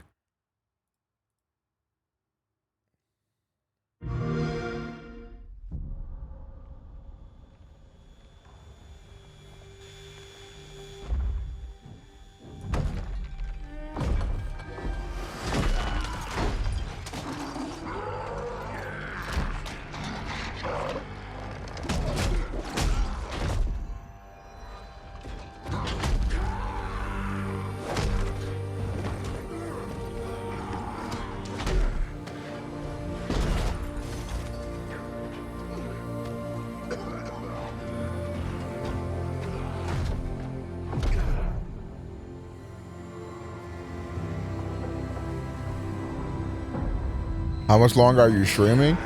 It depends. It depends if my homies is gonna watch the game or not.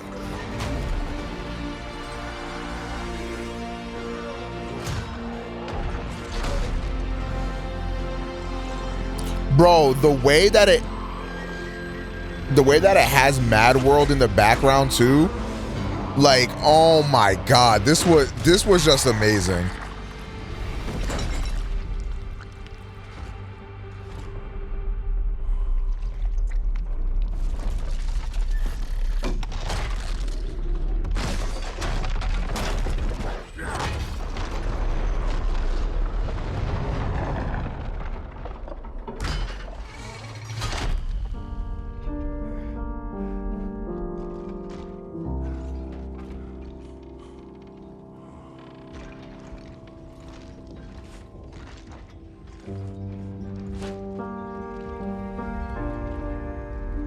This was.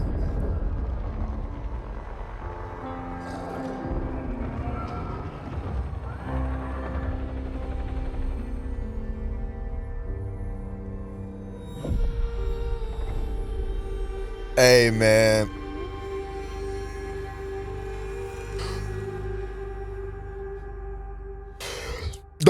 I would say the only thing that I did not like about this show is how Xbox was like, we love our teams and our studios here, and we love supporting them and supporting all the great things that they do and create for us. And it's like, so what about the people that lost their jobs though? That seems a little disingenuous, man.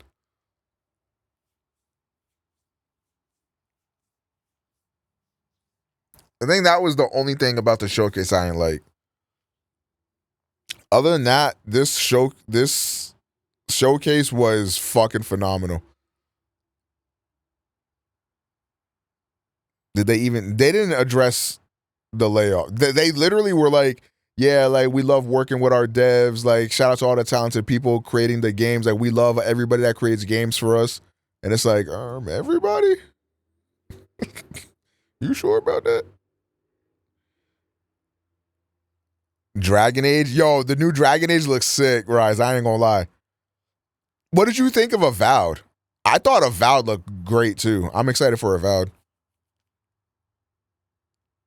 My game of the show, though, still to this day, I want to watch it again. Product not yet rated. This game is shifting the landscape of video games, bro. Soon she'll wake. Like, when I saw the game, I was like, oh, this is cool. It's got Ben Starr. Like, this looks interesting. And then they start showing the turn-based shit, and my dick got hard so fast. Paint again. Like, my dick was hard so fast. Ticking down every year. One stroke. And everyone of that age vanishes into nothingness. Every year she paints again. Dragon Age getting gameplay at the 11th. There's what game is getting gameplay tomorrow? Is that it's not Avowed, is it? What game is it? The paintress, so she can never paint death again. Oh, was it Assassin's Creed? We'll break the cycle, so she can't steal anyone else's future. This world is full of wonders. Yet everywhere we go, We might have to watch that because I'm unironically like really excited. And maybe we'll see a new Rayman. Look at this. Oh my God, I've never been more locked in. I've never been more locked in. When I saw the turn-based,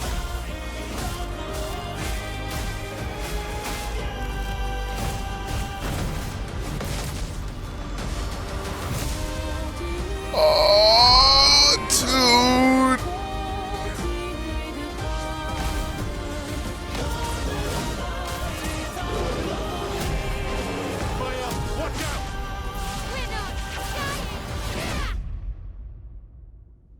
Even if we fail, we lay the trail for those who will come after. If this game sucks, I promise you guys, as Lord is my witness, I will boom myself. Right. We are Expedition 33. This game looks so amazing. 2025, bro. Every day there's just one more announcement that keeps me from committing nothing actually.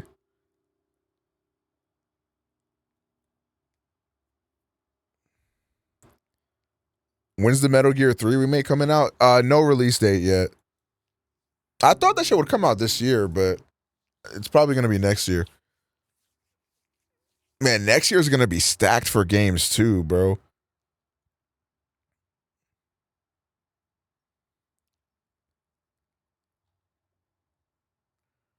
Honestly, I feel like the success of Yakuza and Persona are probably going to like usher in turn-based games again. Particularly, I think Yakuza more so than Persona. Because I feel like Yakuza, even though like it is an Eastern game, like I feel like it kind of like adopts some Western video game trope type thing sometimes.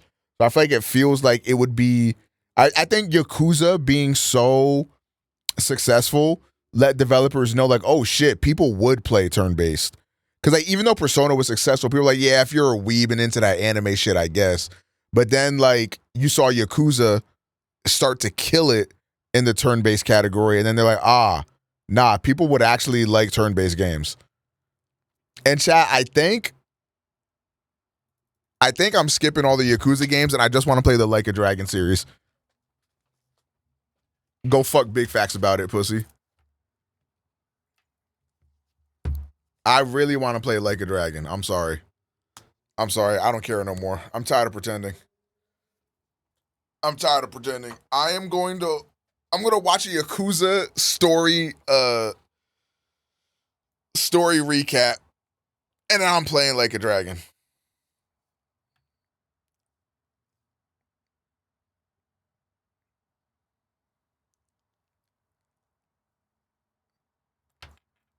Is it because the VA of the MC being Gojo? I didn't even know that was the case. I just like a Dragon being an adult base or like an adult themed turn based, like almost like got some Persona elements to it too. Like that's literally all I've ever wanted in my entire life. So yeah.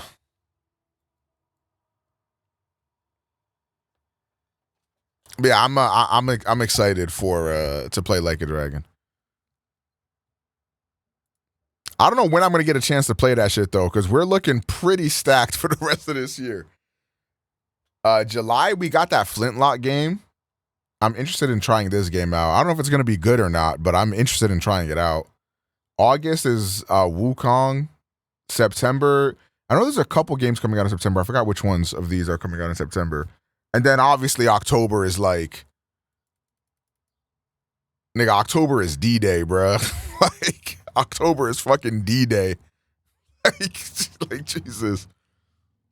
Fucking Metaphor and Sparking Zero on the same day. What did I think about this game?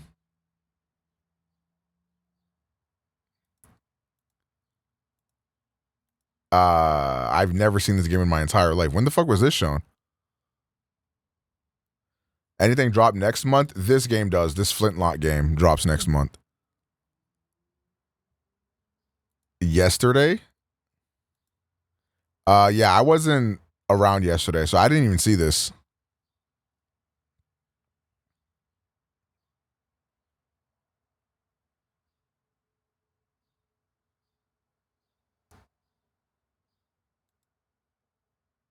I mean, it looks cool from what I'm just looking at here. The bishops are more than soldiers. They are guardians. He took the Malcora. And this is for me. I'm sorry. They might have made this shit for me. Ezekiel, the dome is under attack. This looks amazing.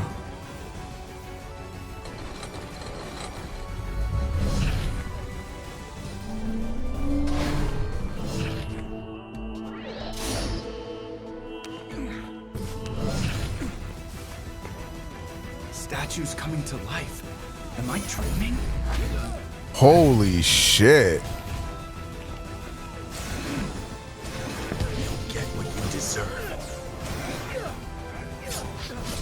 Damn it. Where did the thief go? Give me the Malcora.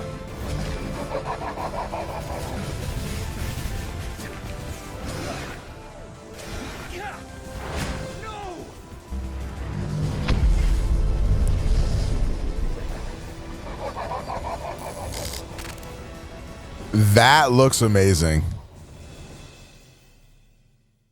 That looks fucking amazing. Wow.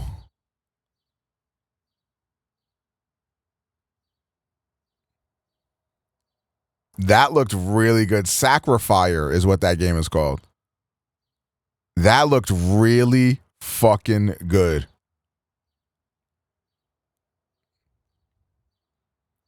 If they show that, Rosia, it'll be tomorrow at the Ubisoft thing.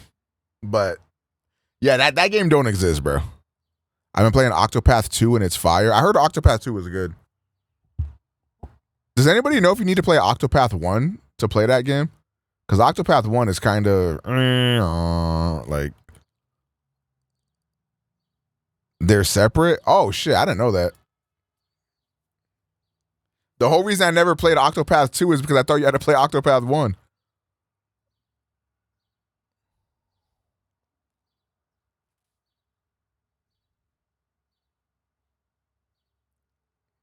And it's on Game Pass now. Fuck, why couldn't they drop the new Series X's now? There's so many games I want to play on my TV, but I can't be asked to like bring my Series X up there if I'm still going to need it for down here. Supposedly 4 Bleach games are being made right now. Sources, the voices in your head, like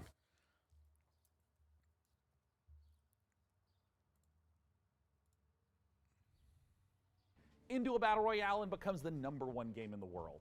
And I think that it was so. Did I miss anything? Because it was like watching the birth of a new genre. People that did not play shooter games like me had such clarity as to what you needed to be doing at all points in time, and there's 100 people in the game. I mean, again, I don't think that I've played something that compelling since. Thank you so it's in a much okay, to gotcha. all of our other experts for sharing their biggest moments with us. Read more about the 10 biggest moments in the last decade of PC gaming on PCGamer.com and let us know your favorite gaming moments using the hashtag PCGamingShow.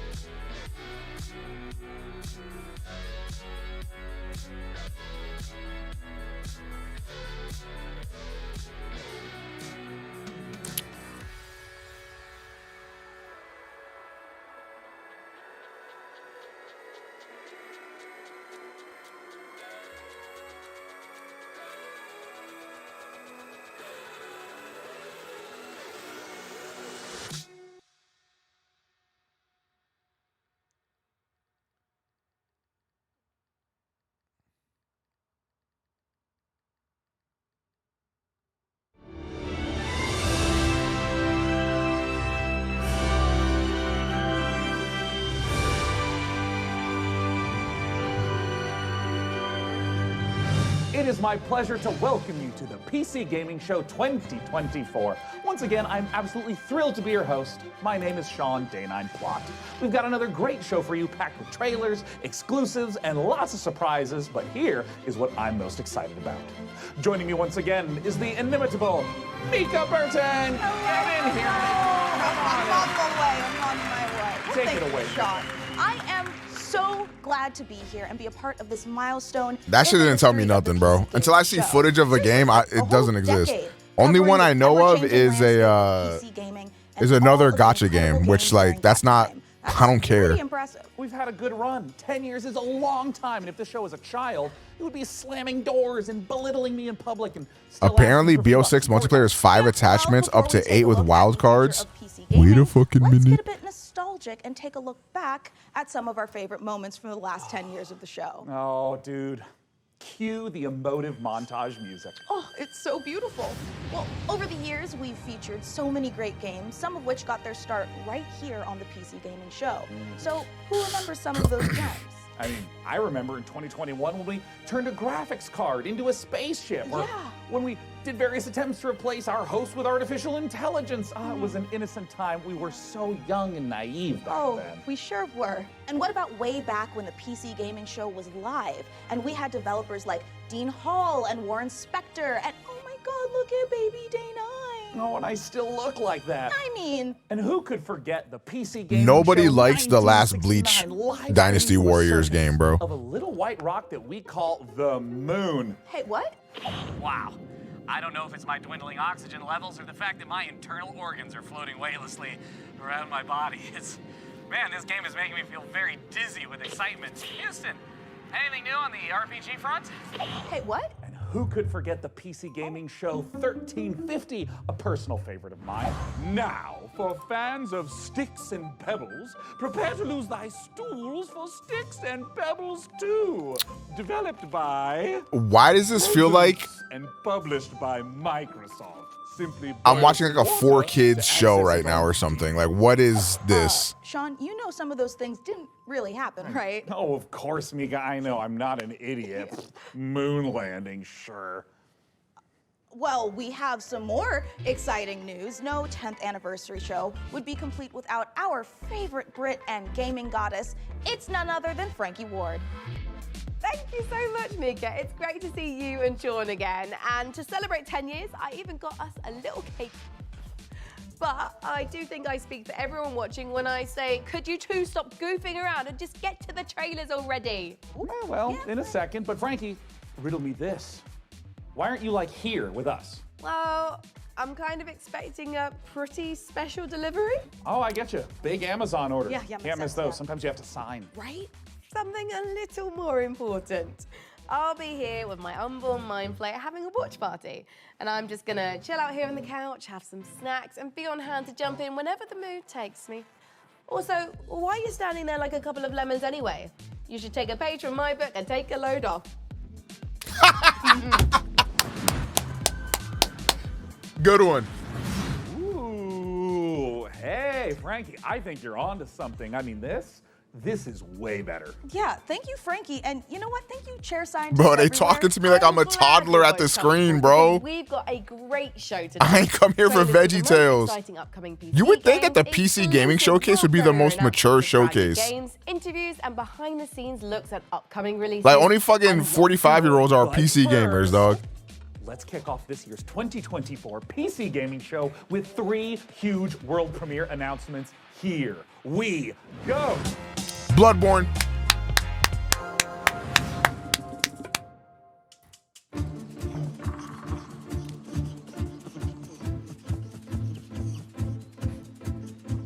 Bloodborne looks a lot different than how I remember it.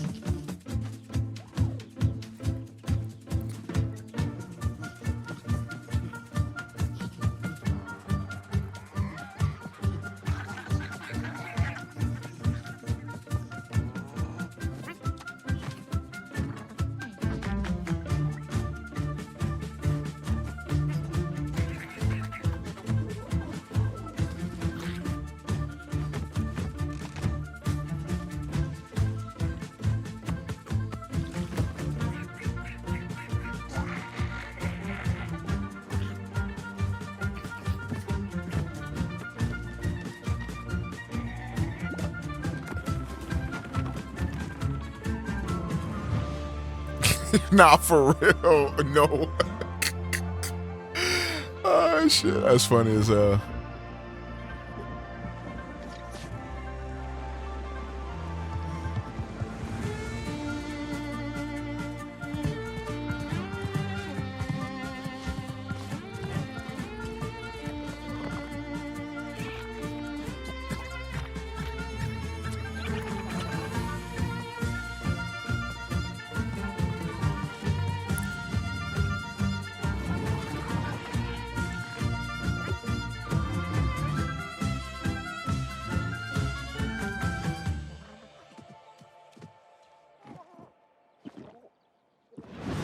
This is like Power World, but without the guns and slavery, so it's ass. Oh my god.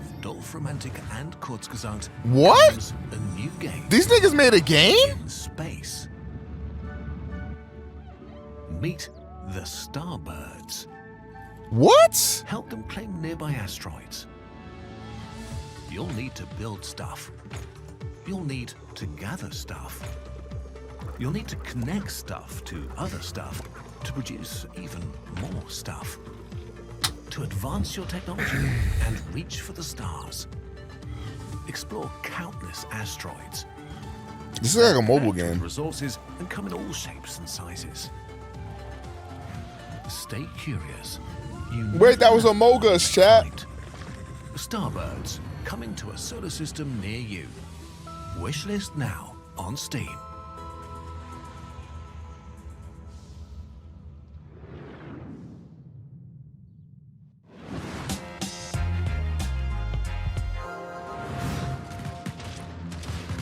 Hold on. Wait, this looks gas. What is this?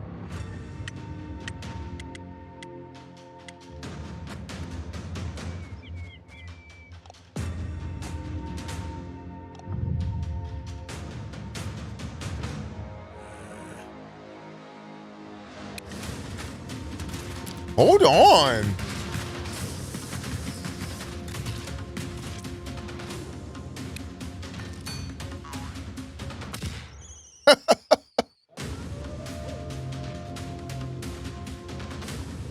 Is this like a survival type beat?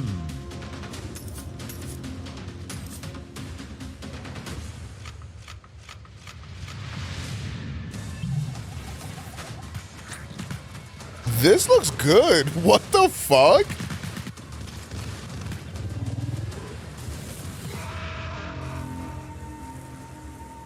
Lornvale. That looked good. Wow, Lornvale looks great. A fantasy world with post-apocalyptic vibes, guns, but also magic. Sign me the heck up. And actually, Mika, question for you. What do you think you would become in Nah, a you lawless spitting fantasy based. world? They've been carrying I could see OD, bro. myself as like a ruthless bounty hunter, blasting away hordes of enemies with a 6-shooter, or maybe I'd become a silver-tongued traitor, you know, talking my way out of dangerous situations. Wait, but what about me? For you, I picture a dead body, you know? Oh, well, that makes sense. I mean, I would die quickly. Yeah. People have always said I look like the Disco Elysium bloated corpse. Right? It really checks out. Well, in Lornvale, it looks like both of our visions can come true. Hey, now, Sean, since we're talking about fantasy games, lots of them let you practice alchemy, right? But how Sure. about a tycoon game that lets you practice alchemy?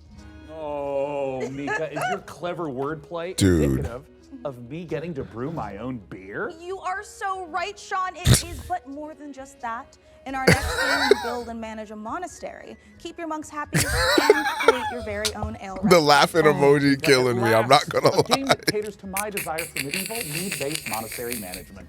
Pull out the barrels as we raise a to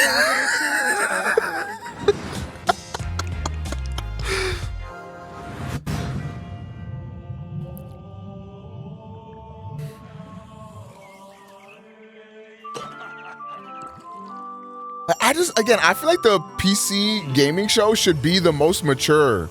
Like, you know what I mean? It should be like, I don't know, like, when I think of a PC gamer, I don't think of like a literal toddler. Like, if this was a Nintendo Direct, sure, I guess. But I feel like they're treating me like a toddler, bruh.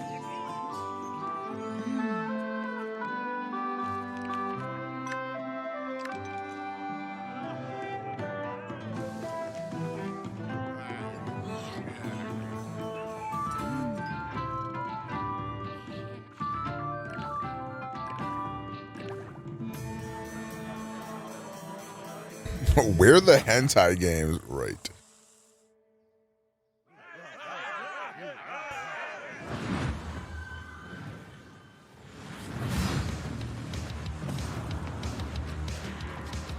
Hold on.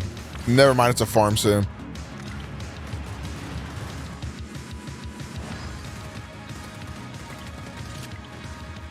Wait, what the fuck is this? Oh, is this a PvP game?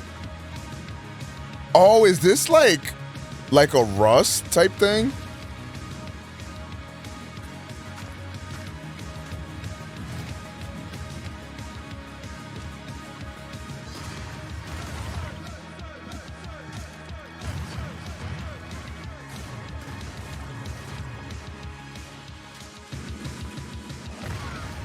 Like, is this multiplayer or single player?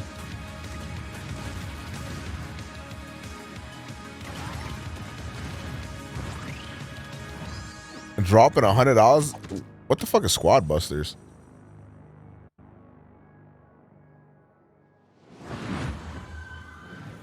The mobile? You're trolling me, right? It's time, Red. I told you, my name is Ringo. Wait, what's... Wait! Tell me again, how does this thing work? You just have to combine the words. Oh, I need this. Oh, I need this. Wait, is this literally a learning game? What the fuck is this?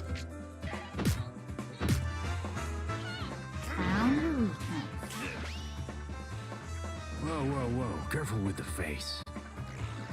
Okay, this looks incredible. This also looks like a mobile game. I guess it's just you and me now.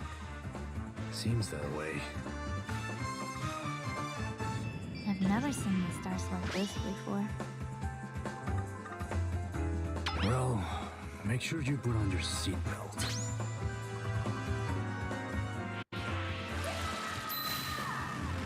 Wow, that looks cool. I love that style. Wander Stars. Oh, there's a demo out now.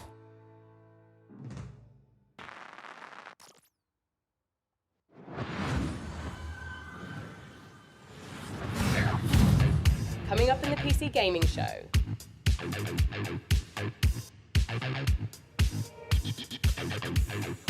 Wait, a card game? Wait, chat, there's a card game.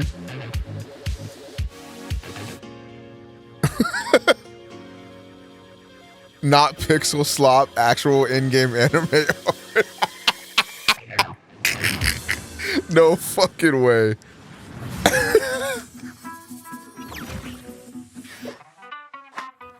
That's funny as fuck.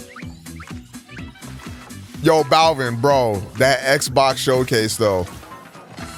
Bro, we're talking cinema, bro.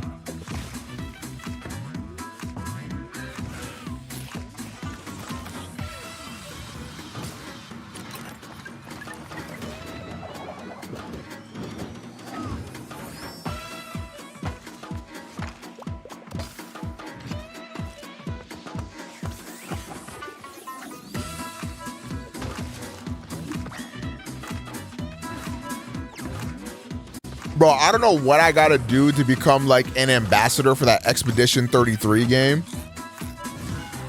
But like, I'm talking like, I want to be the face of their company type shit, bro. If I was rich, I would invest in them niggas, bro. I don't know. I would do some shit. Like, bro, fly me out. Let me play an early version of the game. So I'll do anything, bro. Zoe, I need that I game. was beginning to think you'd never make it. Ah, you were looking for answers. What's this? For you, these centuries would have passed in an instant.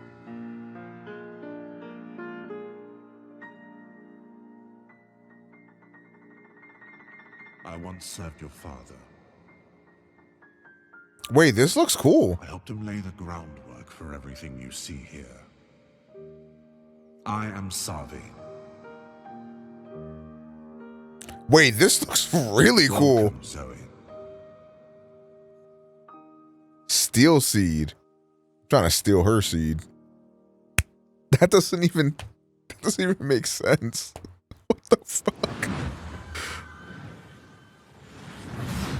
Don't be a Souls-like? I don't think that looked like a Souls-like.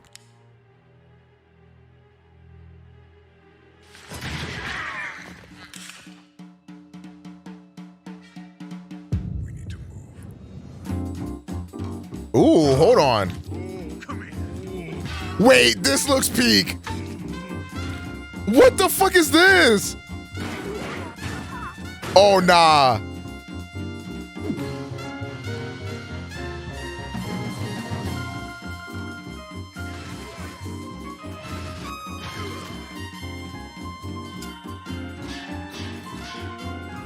This looks so gas.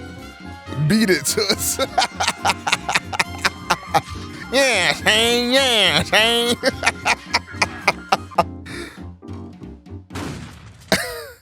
That looks gas. Woo, episode 1 drops next week, chat. Thugs like you were all the same. Chicken threw a rat at him. Well, there is an offer that you can't refuse. So, how about you, good fella? Are you ready to get your knuckles bloody with fallen aces? Well, Mika, I'd rather use a lead pipe. You know, because I have these fragile RTS digits. Yeah, okay. Well, good news, Sean. You will recognize our next game, Stormgate, a real-time strategy game. It's given off some big StarCraft vibes, which is not surprising since it's being made by a team of former StarCraft developers. And hey, Sean. Yeah. You played StarCraft like an hour or two, right? Oh, yes, Mika. I played maybe even 3 hours. I even dipped a toe in a little bit. Crazy. But now for all you RTS fans out there, heads up because with RTS chat, it's piss time for me. A trailer. We visited the developer Frost Giant Studios for a close-up look at their new RTS. So get those hand stretches going, I'll be right back. prop up your gaming chair, and stay hydrated. Prepare to do battle in Stormgate. Before the Infernals invaded us on Earth and destroyed human civilization, they engaged in battle with their sworn enemies, the Celestial Armada. Angelic form merged with advanced technology. The Celestials fight unlike anything we've seen, harnessing both light and darkness. They have new ways to mine resources and centralized army production. Their flying arc ship cascades power, which they use to expand infrastructure, energize their army, and enhance their abilities. Enemies beware. Now, the Celestial Armada is here. Earth is the latest battleground, and the war, it's just getting started.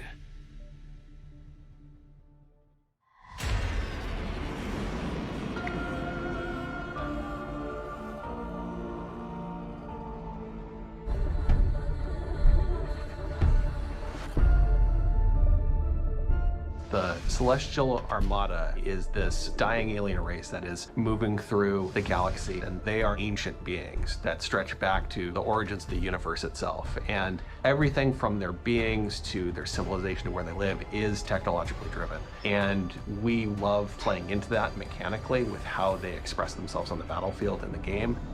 With each faction that we develop, we start with a core identity.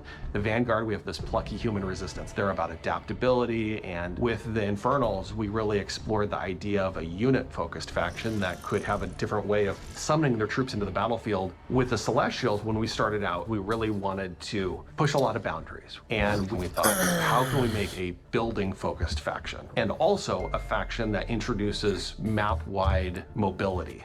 They are anchored by this idea that they're descending into the atmosphere from the Celestial Armada. And so when you're playing as this faction and can build structures all across the map in different places very easily, in many ways it becomes Your friend works at the studio? Oh shit, congrats. Where the conflict is playing out on a map. So we've kind of shifted the focus onto the buildings themselves.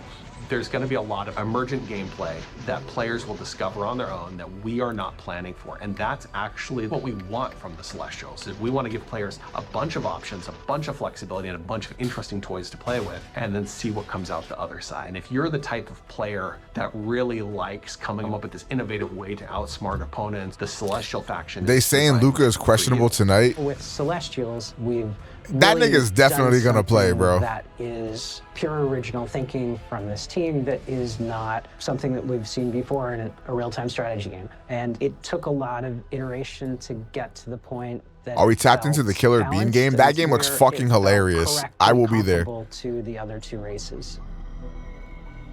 Stormgate is a Blizzard-style RTS, and so by saying that we're continuing the legacy of Warcraft and StarCraft, we're really looking at that core RTS experience. But we really believe that even within a Blizzard-style RTS, there's a lot of room to innovate, and there's a lot of creative boundaries that can be pushed to bring new styles of play and new experiences for players. And so we are really excited about bringing a lot of new ideas into the genre. We want you to have this asymmetric experience where playing one faction or another faction really feels almost like a different game entirely.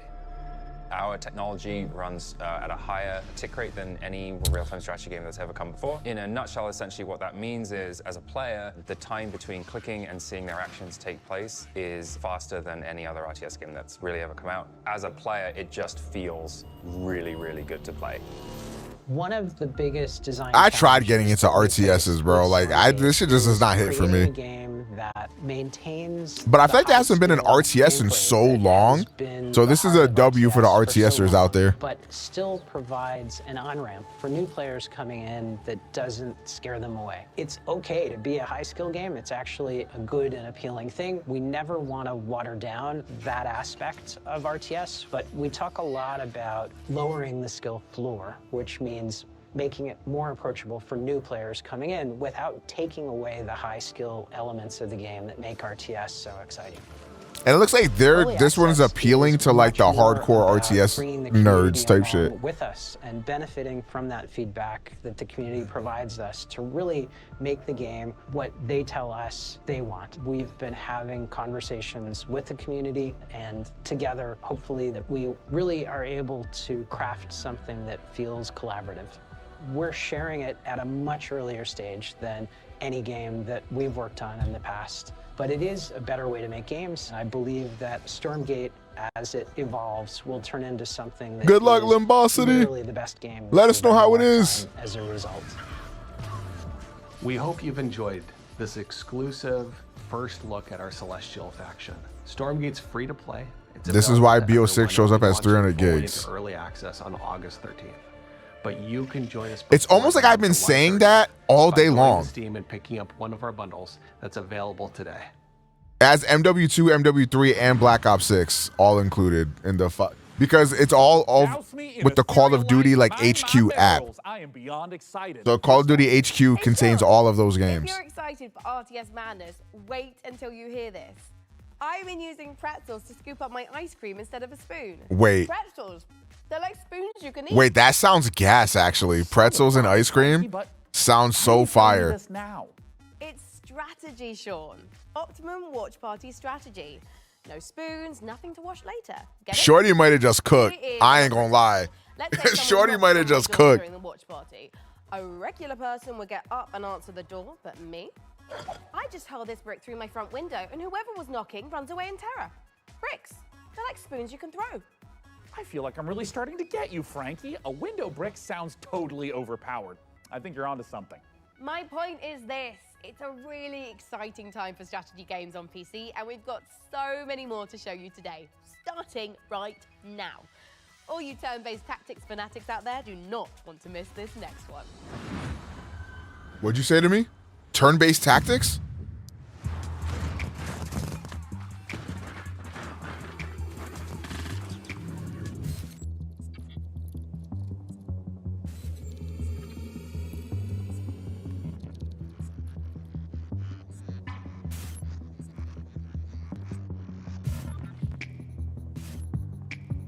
I'm getting slightly less interested.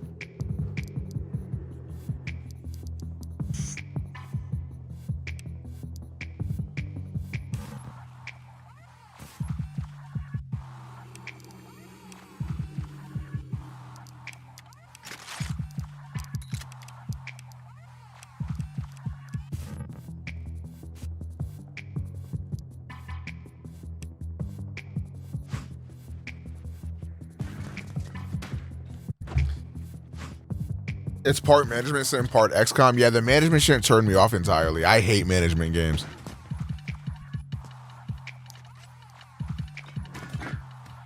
Like, bro, I'm trying to play a game, not have a fucking job.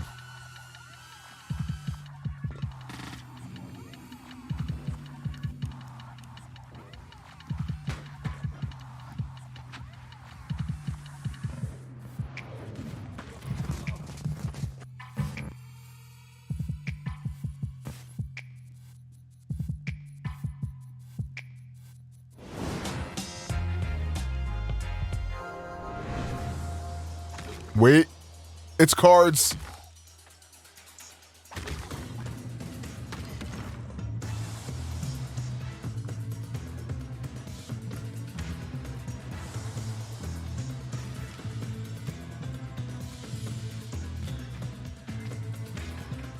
Wait, this looks fire.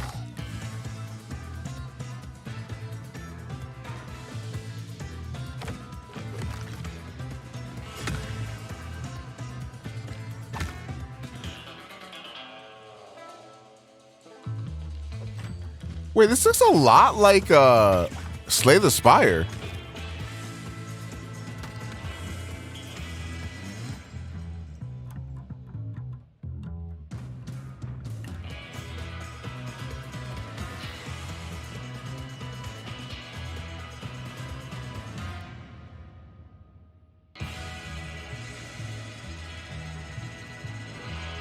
October, dude, what the fuck, man? That game looks really fucking good. It was the look of death. Sir Camler is really trying to summon a demon from another dimension. What a twat. The primary mission is to sabotage Camler's operation at any cost. Nah, that Toad to the Bayou game looks fire. How about a little switcheroo? You got equipped with thinamajigs too. You're not the only one with tricks up your sleeve. Tight passages, traversing the rooftops, will require some cunning. Don't mind me. Did you just melt it? It's an incredibly complicated chemical reaction. But yes. Impressive. Terrifying. It has its uses. I've got glimpses of a strange machine he's been working on. I have no idea what it does. We'll keep it simple then. Stab and shoot our way to the off button.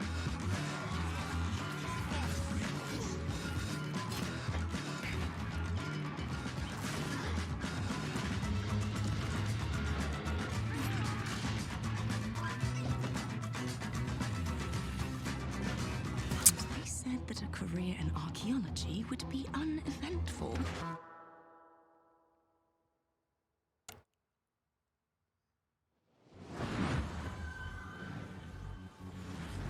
Stealth, tactics, a ragtag group of scientists, and a werebear. What a great world premiere trailer. And speaking of trailers, Mika, we've had a ton of them on the PC gaming show over the last 10 years. You want to hear some stats? Oh my God, is Master Chief a Covenant killing machine? Has and always will be, Mika. And in the first 10 Wait, years Halo of the show, mentioned. we piped into your hungry little eyeballs over 79,018 seconds of exclusive PC gaming content, streaming in a plethora of languages and regions. And that's not all, Sean. We have worked closely with developers to provide exclusive behind-the-scenes content and showcase some of the most exciting games of the past decade, all of which can be found over on our Steam page. Indeed, and hey, how about a few more of those stats? Ooh. According to chat, a whopping 98.7% of viewers tuned in live right now want us to hurry up and get on with the next trailer. So hey, can't argue with facts. No, you can't. Dude. Hey PC gamers, my name is Dave and I'm the director at Mighty Yell, and if you know us, you know we like to make things that are weird, uplifting, and fun. With those things in mind, I cannot wait to show you our brand new expressive dance battle adventure, All Systems Dance. All Systems Dance takes the fun of freely dancing and moving through a space, combines it with some tense arena combat and a heartfelt and funny story, all in the name of taking down an evil corporation. Look, we wanted to make a game about dance because, well, we're not the greatest dancers. I'm not. But that doesn't matter. The thing about dance is that everyone can dance. And if everyone can dance and dance is what you need to save the world, then maybe everyone can save the world. I'm going to let the teaser speak for itself, but please go to allsystemsdance.com for more information. Thank you for watching this, for being a part of this with us. And remember, the revolution will not be choreographed. Welcome to Port Tomorrow, a perfect place for every Whoosh citizen to work, socialize, and relax. We here at Whoosh have thought of everything, so you never have to. Don't believe their marketing and don't believe their messaging. This is the face of Whoosh. Look around. We are all trapped here on this island. We are being watched and we have to fight back. I know they outnumber us, but we've discovered their weakness. Their weakness is dance. Dance reprograms them. Dance makes them see us as more than just a number on a spreadsheet. You have to dance. Hey, Dance like hey, your life depends on hey. it. Take back control, free yourself, and feel the movement. The revolution will not be choreographed. That's funny. That looks pretty cool. Chat, what's your best dance move? Pull it off right now.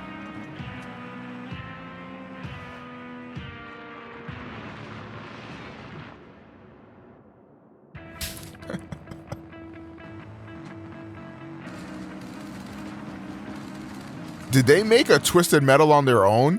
They said if Sony won't do it, I will, bruh.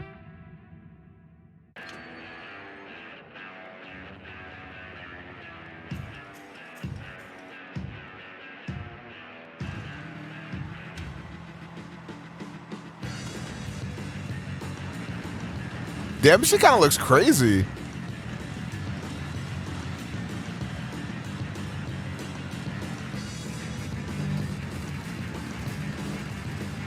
Damn, this looks good.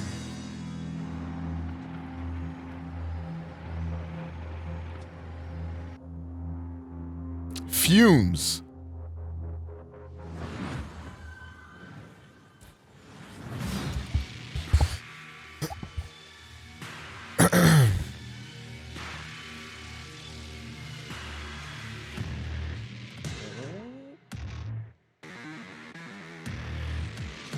An average playtime of 30 hours is crazy.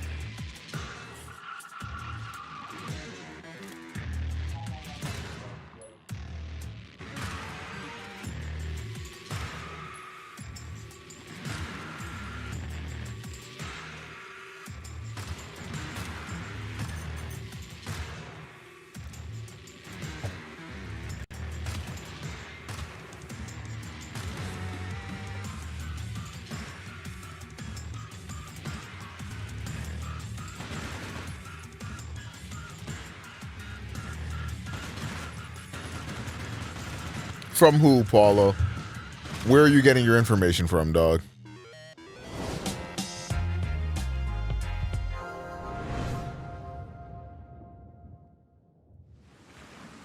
Atlas 1-1, this is Zeus. Do you copy? Over. We've detected the anomalous presence in the Iron Corridor area. We need you to localize it. The Midori person? Wait, so are we seeing the Switch 2? Nah, they said the Switch 2 wasn't going to be at their next Direct, right? Or was that a Direct? Like an old Direct they said that about. I don't remember. Time isn't real. I repeat, do not engage. Your goal is simple.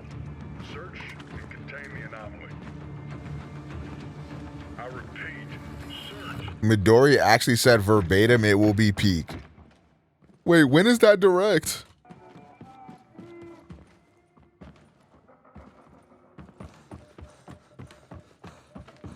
I thought the Switch 2 would launch around March. Same time that the first Switch did. Atlas, do you copy? Respond, Atlas.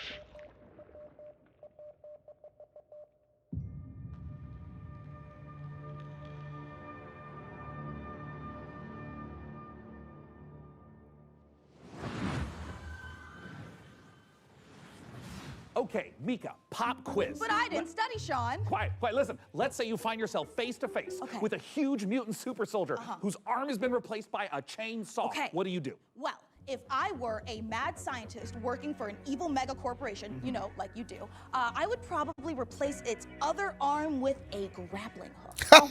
That's so relatable. Yo, me too, bro. Right in at Tripwire Interactive, who have been working for years to bring us the next. Wait a minute, chat. It's Killing Floor 3. Now, for those y'all don't know shit about the this. franchise has been a huge staple of the PC gaming show since its inception back in 2015. Tripwire have actually been at 9 PC gaming shows.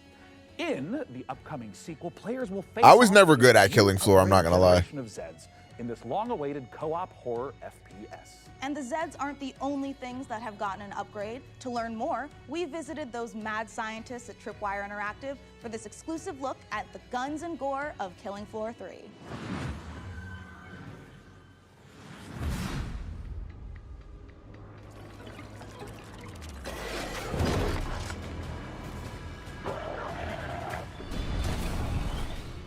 Who's ready for a bit of fun then?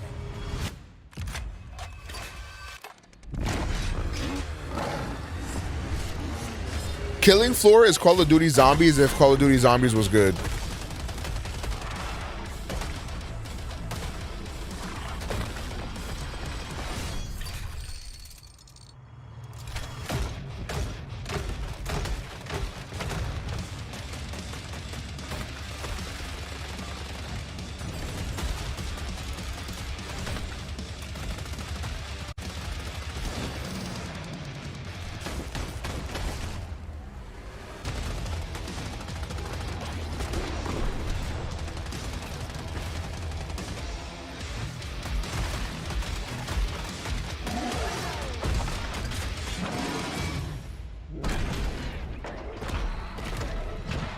I ain't gonna lie, Alpha, you missed the best gaming show of all time.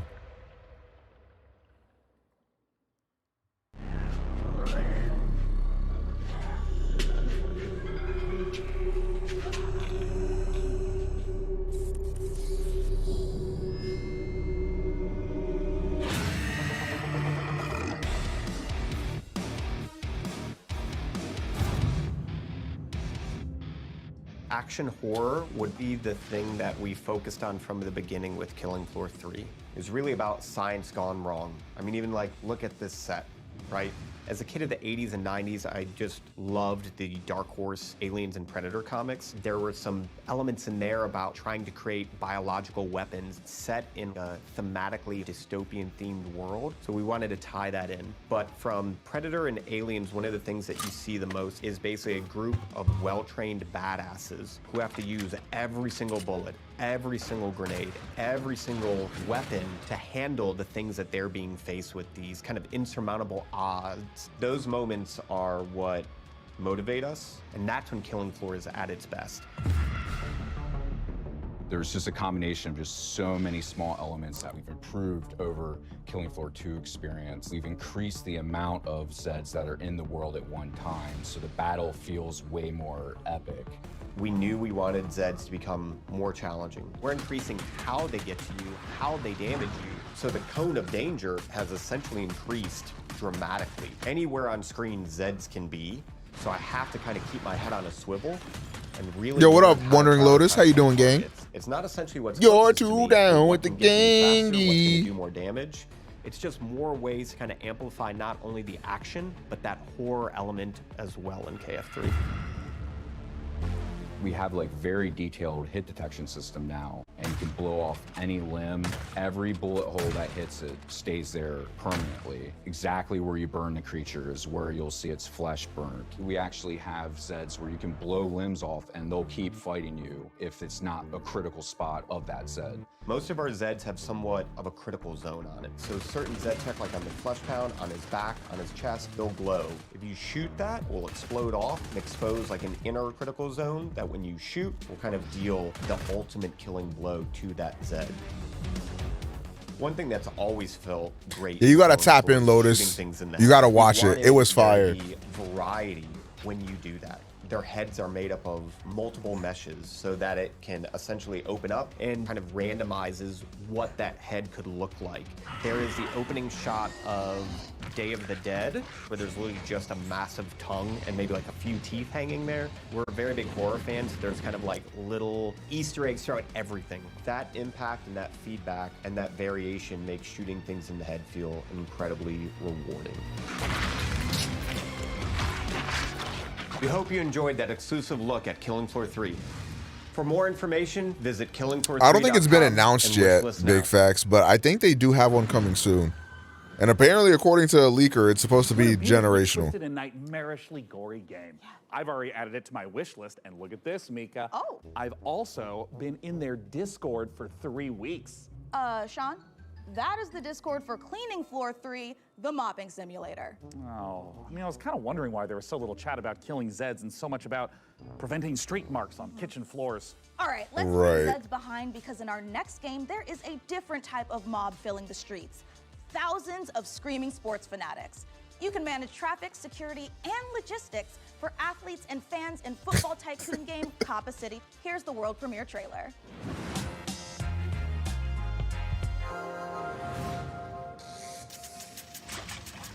This city is about to experience a football game that could be the greatest it has I mean, ever the shit they could show on the at the Switch showcase could still run on the Switch, but just run better on the Switch too. You will have to manage every single detail. Prepare for thousands of fans swarming your city. Filling the streets with energy you can only get from football fever. Football Simulator or Manager or whatever the fuck is such an interesting game. It's all in your hands. Cause like,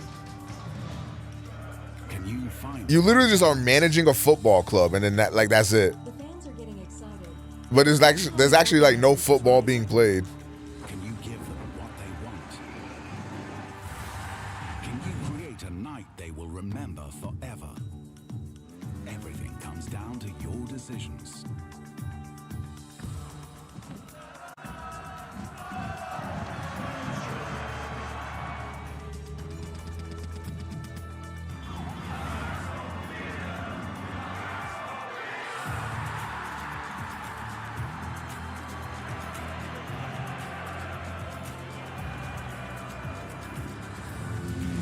Host the biggest clubs, engage thousands of fans, create a football. It's like the 2K My Season thing, but better. See, it's like the 2K My Season thing, except none of the things I like about it and all of the things that I don't care about. Like, I don't care about the fan attendance, the profit. Maybe I would care about it more if they actually gave you robust options to, like, have more freedom with that shit.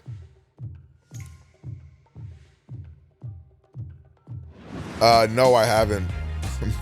Balvin. Wait, unpack. This is for my lawnmower.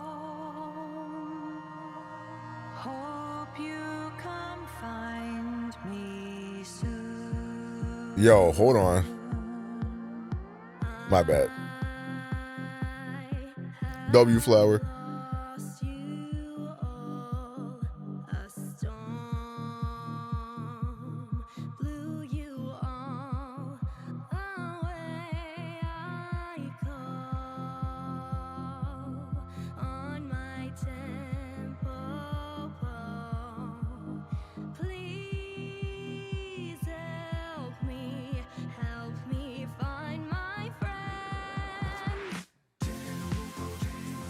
Yep, this is for Lena.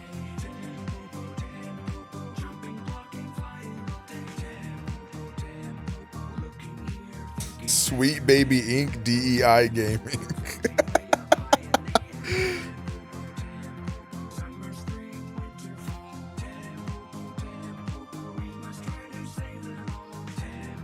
Tempopo.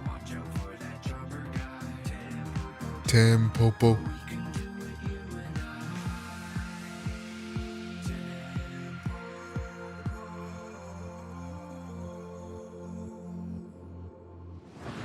Damn, it's on Xbox, Switch, PC, and not PlayStation.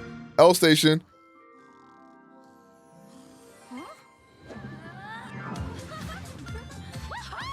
Oh, maybe they didn't show the PlayStation logo because it's on Game Pass and Xbox has the marketing rights. You ready to play awesome games in my own fantasy megaverse? I hope I never wake up. Bad clown. So what's up first? A little Halo capture the flag or... Have a lovely picnic.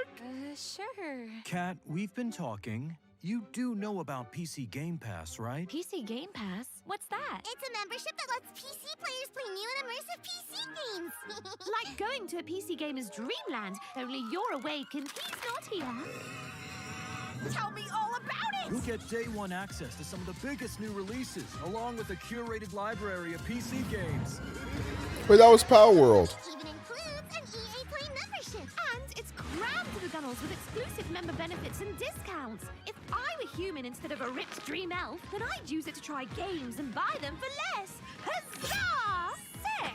Can I play with my friends? Ask them yourself! Huzzah! Cool! Multiplayer! So it's a gaming Hey, it's Valorant. designed specifically for PC players, and you get all these awesome features for a low monthly price? Exactly! You even get exclusive Riot Games benefits. Thanks, guys. As soon as I wake up, I'm joining PC Game Pass. It's literally a dream come true. Better, even. Yeah, Black Cock 6.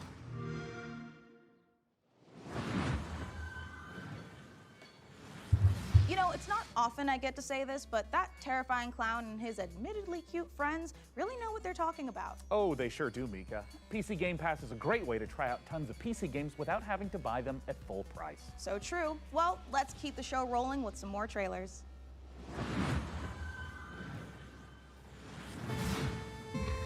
Oh? Hold on. Hold. Hold.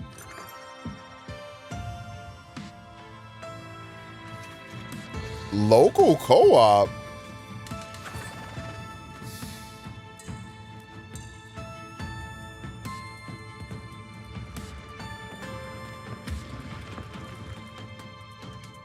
Last Moon. Play the demo now. This is Oliver for Strange Scaffold, the studio behind El Paso elsewhere. We're making a covert revenge thriller FPS about a secret agent turns down one last job too many and gets hunted across the North American wilderness by the military-industrial complex. And I was like, hey, can I shoot this promo here? And they said, well, it's Texas. Of course we can hunt you. And I said, what's that? The one thing the games industry needs more than a corporation that gives a shit about developers and their players is WASP slander. Now, I could tell you about how Strange Scaffold, the studio behind El Paso elsewhere, is making an exciting new action game, but if you get anything out of this next trailer, I hope it's that WASPs are evil bastards and they should be shot on sight. Thank you. Okay. The more you hide, the more agents we see. And the more agents I'm with that. well, come on out, you big bitch. Okay. Wait, Why do all developers talk so fast? They're probably under a time limit. Wait, this looks amazing. Wait, this looks fucking incredible. What the fuck? Wait a minute.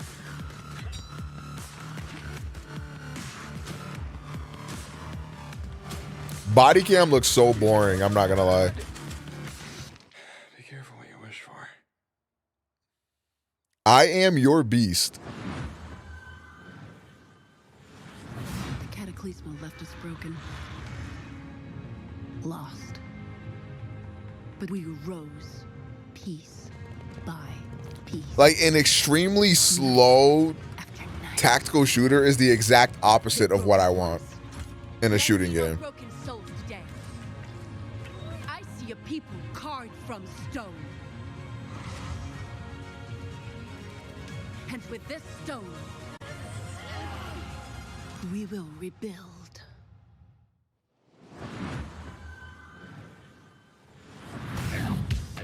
Coming up in the PC Gaming Show. Hold on now. I Am Your Beast comes out August 15th. I wonder why they didn't say that then.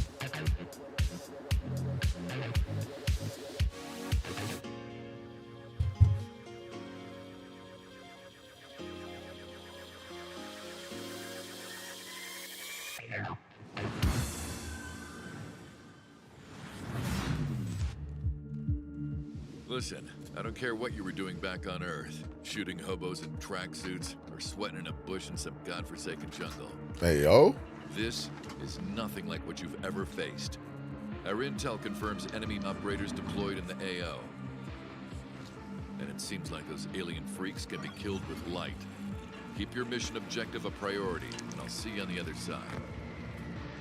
Moving out.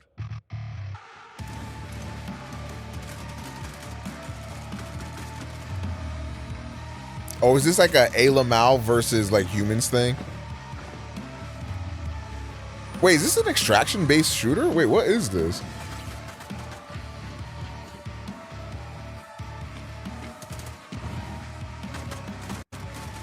I think it's an extraction shooter.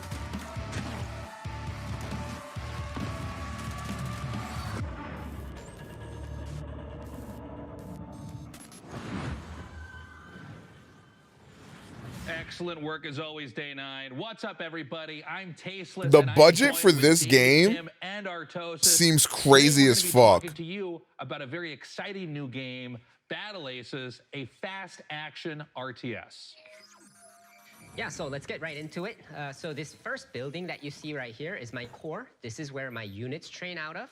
And also, if I lose the core, then I lose the game. It seems like in this game you can expand like within seconds of it starting. Is that correct? I feel like this game is trying to like You have enough resources. revitalize the RTS genre type shit. You know, something that we keep seeing show up on this screen right now is that intelligence Like, bar. This is one of they're my favorite really things about pushing this Battle game Aces, hard where as fuck. You can immediately see not just your unit deck, but your opponents as well, and start strategizing. This is a psyop funded by an unnamed country. Also see the precise, Dude, I have no idea how this game got the budget for all these marketing rights. precisely in this game. Like, they had like 5 minutes straight at Summer Games Fest. That shit cost like $750,000. Yeah, so we have 45 units planned for the closed beta, but we'll be adding new units every single season, so the possibilities of strategy will be endless. And then that whole fucking animation they had right before the game showed, it's like, bro, what the fuck? And I see you're playing like a very defensive, tech-oriented game, whereas your opponent is playing a bit more fast-paced, right? Like he's running around, he's doing the attacking while you're doing the defending. Yeah. What can you tell us about the different types of strategies that can be used for different players? So in this specific game, I'm trying to show off a more easier way to play. So you'll notice that I'm not really clicking all that much kind of thing. So my basic strategy is in tier 1, I have these recall units that can teleport back to any of my bases, making it a very easy defensive option. And I'm straight teching to king crabs that are very This is really trying to be like baby's first RTS. Now, game timers and RTSs is not like a new thing, but what's interesting about this one is that this game counter is counting down. What's the story with that? Yeah, so we have a max game limit of 10 minutes in this game. So when the timer reaches 0, then the game will end. And the winning player is whoever has the higher score when that happens. Now, we noticed that the 2 king crabs you have, they seem to be on a stealth mission here. It seems like you're skirting the bottom of the map, maybe going up for a little bit of harassment, a little bit of counterattacking. Yeah, for sure. So I sent 2 to the back so that I can take down one of these bases, hopefully. And while playing a defensive game, but the enemy noticed that, and because he can't, he was kind of off position, that's why he went all in on my third base. Yeah, it looks like he will end up killing off your third base here, and in fact brings in a huge army, but it looks like you will defend, unfortunately losing that third base. Yeah, but I do have a bigger army, and I was able to save those 2 king crabs and bring them back. So I'm feeling pretty good about this. I know a lot came out of this guy's pocket. It looks like you're pushing forward, and that is a very scary army. I don't know. He might have some fucking crazy ass angel investment then, because end up being a rout, even taking down his flying units. This could not have been cheap. You've done a great job at this game, David. And, for all this marketing they're doing right now. Played a lot of battle aces. Oh wait, is this from Tencent? Oh, this is Tencent. Oh, never mind. This is definitely a psyop. And we'll be starting our beta very soon, in a few weeks. So please make sure to sign up for the beta. While That makes a lot of fucking sense. Wish listed on Steam. Thank you so much for joining us. That's all the time we have. Day 9, back to you. Wow, they threw the fucking blank check at this game. Thanks, Artosis. And Nick Tasteless Plot, my literal brother that refers to me by my internet moniker. Well, now, Sean, Frankie told us there'd be a lot of great new strategy games in our show, and you know, she was right. There has never been a better time to be a PC gamer and an RTS fan. And with the lightning-fast action of its 1v1 and 2v2 modes, Battle Aces is a big reason why. And next up, Citizen Sleeper 2. Wait, I'm sorry. I thought I was no, gonna... I thought it... It's me, Oh, right? no. Well, okay. If you don't mind. That's good comedy. That's good shit right there. Classic. The world of a malfunctioning android, housing the digitized consciousness of a human That's so being. funny, bro. Like, I wouldn't get it, bro. I was supposed to introduce that trailer. Me, Mika. And then he just swoops in and steals it. Oh, you've made a powerful enemy today, Plot. Mika, is everything okay? Yeah, what? Yeah. Why wouldn't it be? Okay, great. As I was saying, this new installment. Keep talking, Day 9, and you won't have 9 days left after I... Look, Mika, What? we can all hear your thoughts. What? How? Well, yeah, you recorded them earlier, you know, in the voiceover studio. I mean, that's the audio that's getting piped into the studio right now. Guys, can we go ahead and mute 003 Mika's internal rage.wave right now? You got it, Sean. I'm sorry, I just, I really wanted to introduce the trailer. I'm like the TTRPG girl. Okay, you know what, honestly, yeah. totally fine. Go ahead. You sure? Okay. You've lost your memory and there's a bounty on your head. Okay, wait, hold on. Where are my vengeful thoughts? Oh. Sorry, Sean. It got taped over with one of our nature documentaries. All right, well, just play that, I guess. Well, as I was saying, you've lost your memory. The Bolivian gulping iguana sounds its mating call, a noise often described as nature's dumbest sound. Oh, forget it. Just cue the dang thing. Well, in all of its uninterrupted glory, here's our first ever look at the gameplay in Citizen Sleeper 2, which I got to announce and not Sean. Wake up, Sleeper. We're in trouble. Hold on. Lane's closing in. Wait. We need this next contract to go right. But nothing's gone right so far.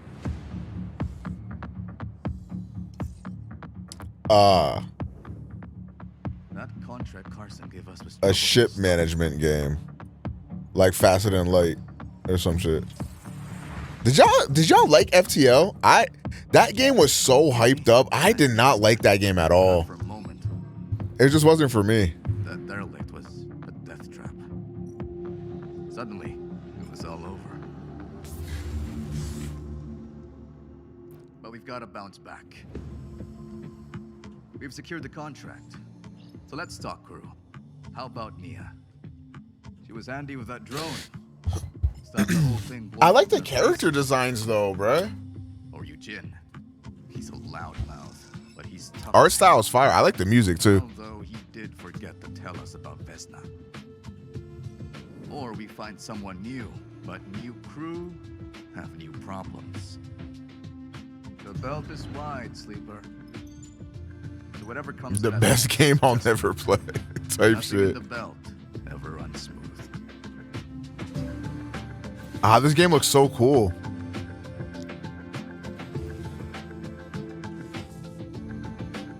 It's more of a visual novel. Oh, really? That's us, chat. The cult.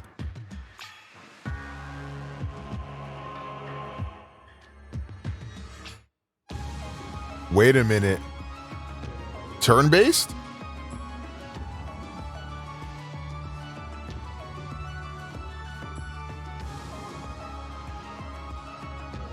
Wait, what is this?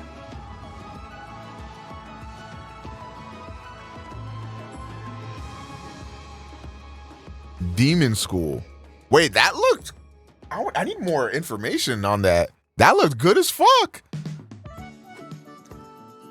There's fishing?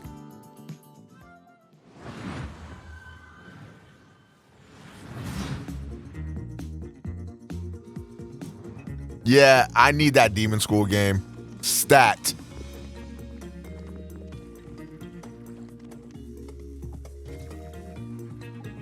There's much more info on Steam with the gameplay.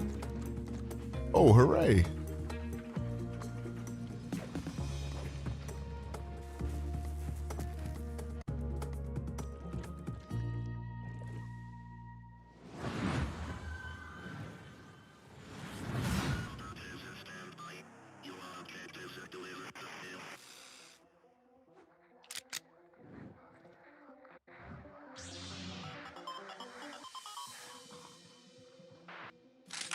Can they like use the lightsaber sound like that? Is that like a stock sound or?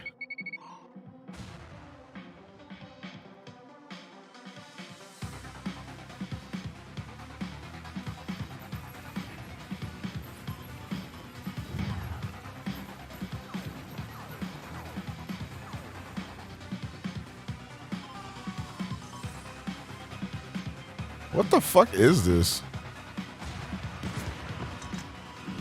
Oh my god, more pixel slop. Am I right, guys?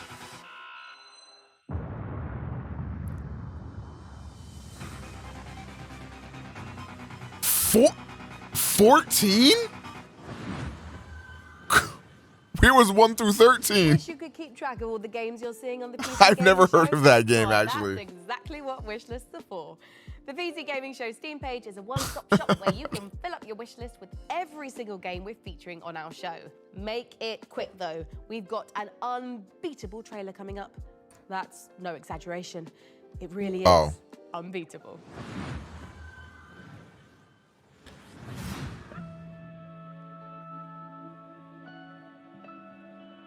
Wait a minute. Anime?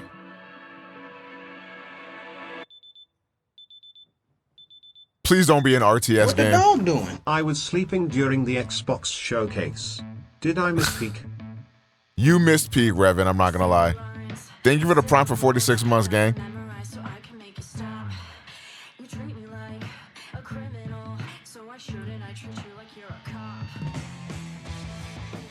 Please don't be an RTS. I'm begging. Pixel slop incoming.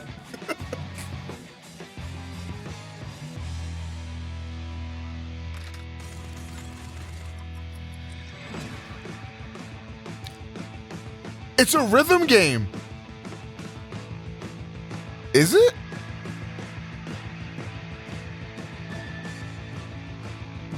Hold on now.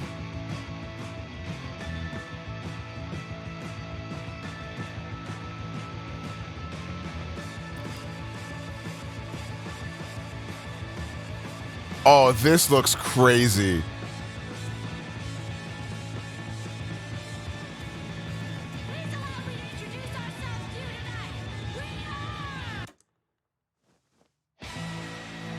Wow, that looks amazing.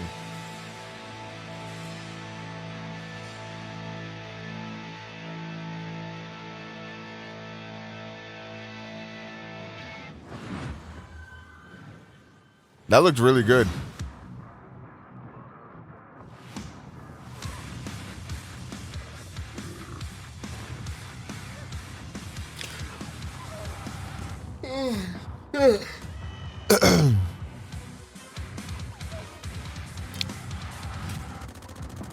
This looks like Steam Deck wear, I'm not gonna lie.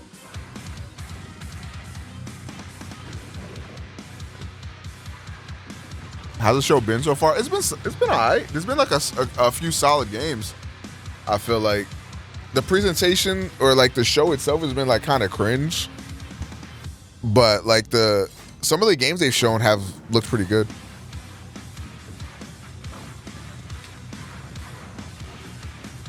Oh shit.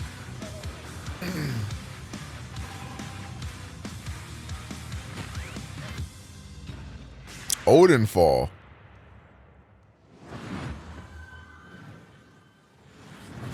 I'd play the shit out of that on my Steam Deck.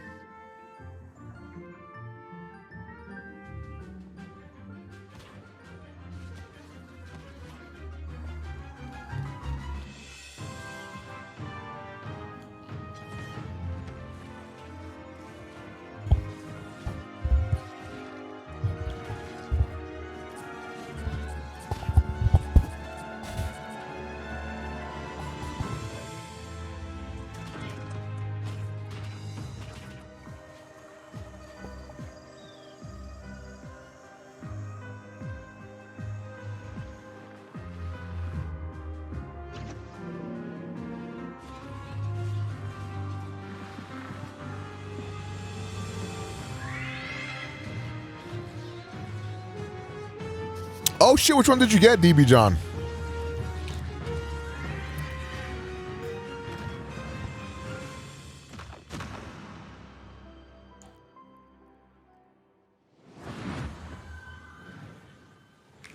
That is a double shot of exciting news. Core Keeper's upcoming 1.0 launch and twin stick shooters Odinfall coming to early access later this year. Okay, Mika, I can't wait to show everyone our next game, and it's so exciting. I heard the Retro Pocket ones are really good. You should stand up too. Okay, yeah, sure. Okay. Okay. It's hard to think of a better combination than the team behind the gloriously gory medieval warfare slasher Chivalry 2 and this classic zombie survival horror game that started out as a mod for Half-Life 2.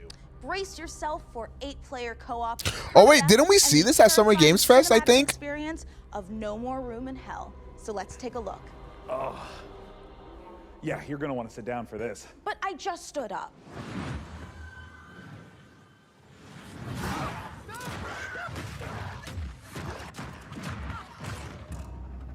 No More Room in Hell 2 is a permadeath horror co-op game. You start with a flashlight with no weapons, and you're exploring in the dark, and you're trying to find your first friend and your first weapons to get some safety. You find more gear, you find more people.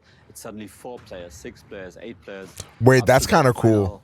Showdown at the power plant, where hordes of zombies are pouring in and using explosives and assault rifles to overcome that final challenge. Like with Chivalry, combat is the first thing we focused on. Being Torn Banner, we want that game feel just really intense, and it's part of the immersion. Every run is different. We're looking at how do we deliver the Hollywood cinematic experiences. You know, how do we put you in a place that you've never been before, but you've always wanted to be. It's like a co-op game with consequences. And the fun becomes, how long can I survive the zombie apocalypse?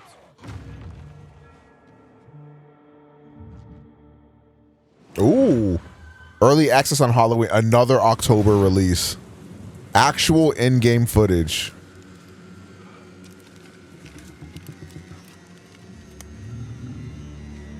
What the bear doing? Holy shit.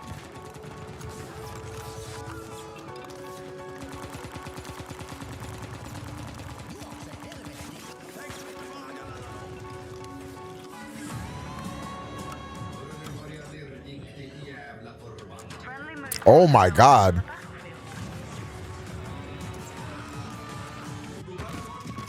This is definitely a pretty ass game.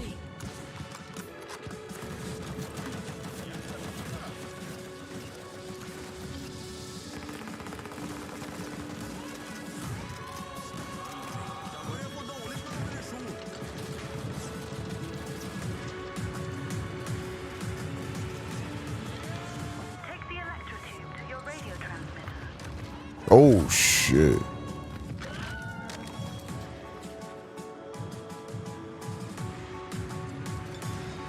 I wasn't planning on playing any of the demos, but I don't know, we'll see. I'm not really usually a demo guy.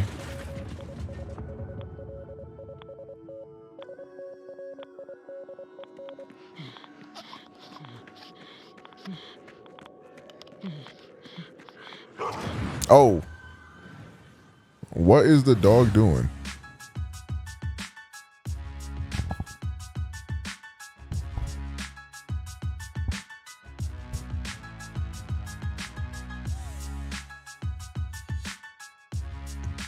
Yeah, I was a demo kid. I'm not a demo guy, bro. I'm a man now. What the fuck? I like it, I cop it type shit. Nah, I hate being cucked. I hate playing some shit and then getting cucked. Like, that shit pisses me the fuck off.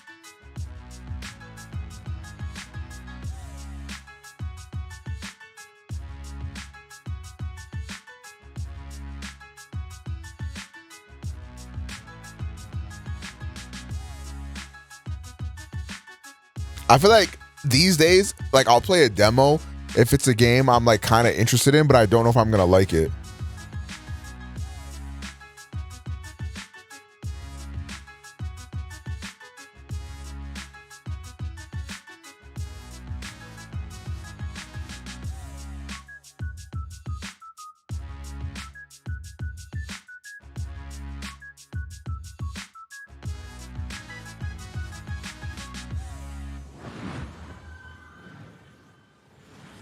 Peggy 18. Peg me 18.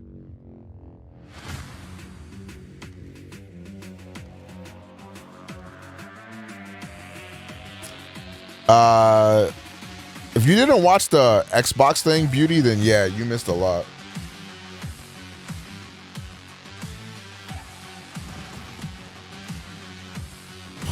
Hold on, this looks kind of crazy. Fucking people run. People run the video game type shit.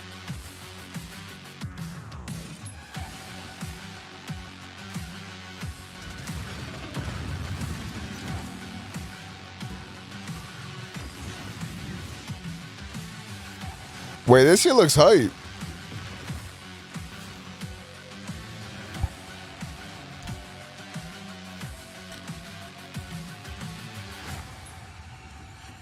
Death Sprint 66.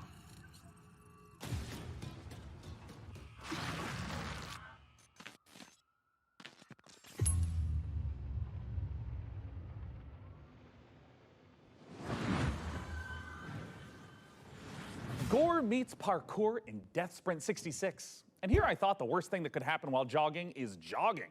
Now, you've heard of motorbikes and motorboats, but how about motor brooms? In Crescent County, you can escape to a beautiful and wholesome island of witches, where you don't just fly around on boring old wooden brooms. You soup them up, trick them out, and use them for drifting, racing, and running a high-speed delivery service. Let's take a visit to Crescent County.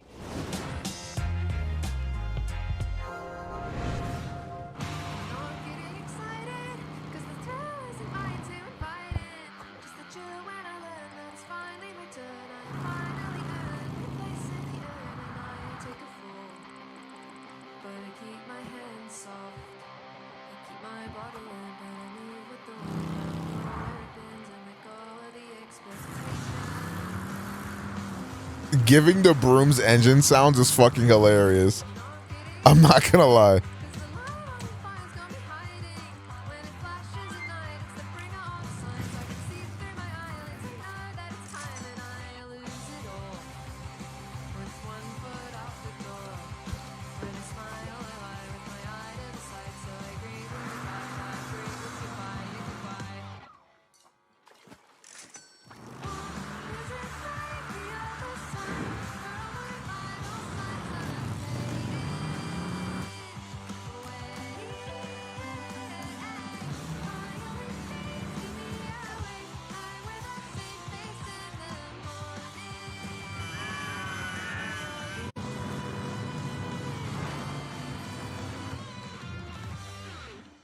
Oh, wow. That was an aggressive pull-in right there. And now I'm beyond lucky to be joined by Crescent County's creative director, Anna Hollenreich. Anna, thanks so much for joining us. Thank you so much for having me. I am so excited to be here. Now, that was a lovely trailer, and I'd love if you could just walk us through a little more of what we just saw. It's kind of if you imagine Kiki's Delivery Service meets the Bikes of Kira, set on a rural witch tech island. It's a game about finding yourself. Hold on. Samsung Galaxy Watch detected. She's a based Android user. W. Chat down with Team iPhone, bro. By day, you're driving around the island, making deliveries to the locals. And then by night, you're racing around the island with the characters that you've befriended along the way. Or, I don't know, maybe you want to get one of the characters to date you, but you need a bed frame because they have self-respect.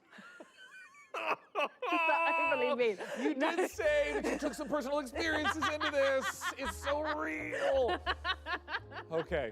So talk to me a little So bit about true, where the idea bestie. for Crescent County came from. It's inspired by my first ever proper video games job where I moved to the Isle of Wight. I couldn't stop doing this witch tech mashup. I couldn't stop drawing it. I was going to Comic-Cons. I was selling art about it. Wait, this I was is cute. working in big teams on things like Fall Guys. Sure, but I knew that if I didn't launch myself out into the unknown, I would never forgive myself. So you're taking this big leap into making this game, and it's in the cozy genre. What sets your game apart from those? So this is a delivery life sim game, right? But it's also got underground motorhome street racing in it. I really love genre mashups. I think that they're so interesting. And I love making worlds that feel warm and lived in and loved, where people feel, you know, relaxed and safe. But also, if you want to amp things up, you can trick out your motor broom to the point where you're almost flying and smash into your friends with all your sigil sticker powers. What about it excites you the most, though?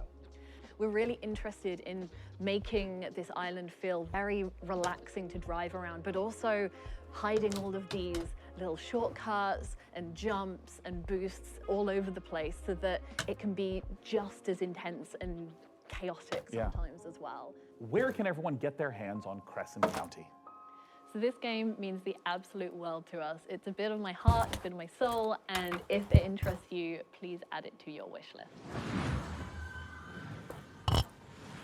Crescent County looks amazing, Sean, and it is just oozing with charm. I'm definitely making room for it at the top of my wish list. And if you want to wishlist Crescent County and all the other great games you've seen on our show today, they're all located in... Yeah, I'm going to be at my homie's house for the game tonight. Okay, it's time to put the brooms away as we take a look at some other wickedly good releases.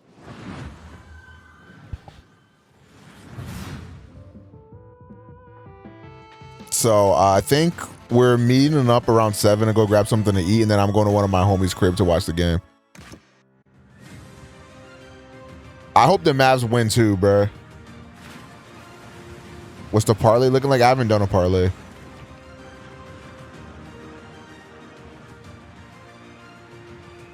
I'll probably be in the Twitter community talking about the game or something. Maybe. We'll see.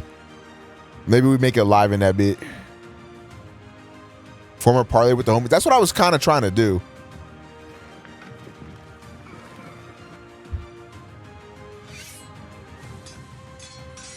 I did hear that Luka is questionable, but I don't think that means anything.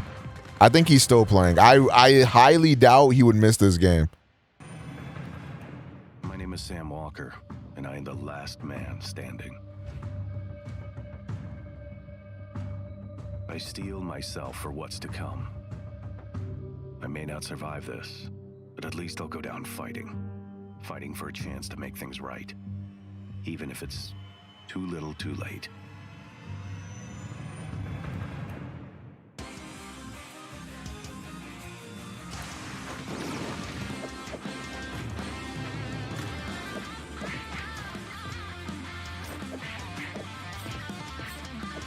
I mean, that's not news, bro. That's just kind of nothing. Hold on, big facts. Let me see your parlay, bro. Let me get inspired for what I'm finna do, bro.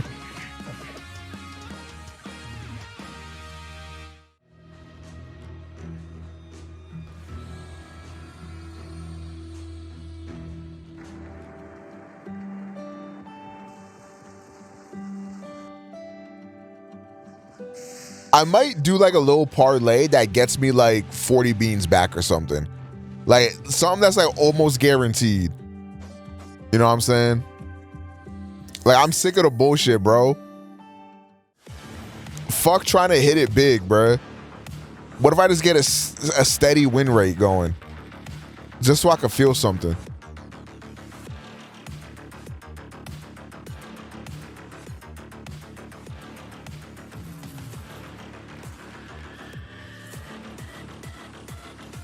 Desperate to make some money? You damn right, bro.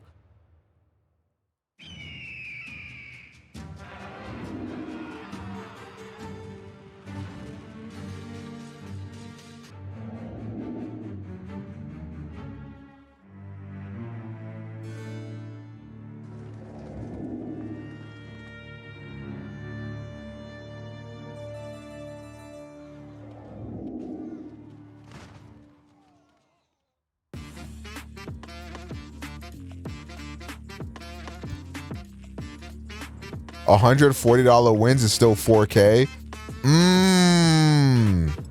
What app do y'all use? I use Prize Picks because that's all that's legal in my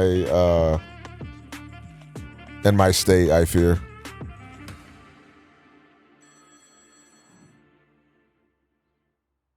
Set out on the journey, my child, and find your voice.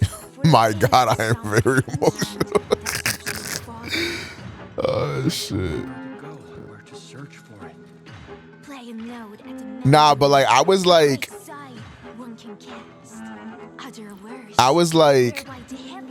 dude, my parlay for game one was so possible. I think that if that game was close and Kyrie hit his fucking threes and the niggas played for the whole fourth quarter, I would have hit that parlay. Literally, it was just Kyrie that sold me. If that game would have been closer and they actually like played, I would have hit and I would have had 600 beans.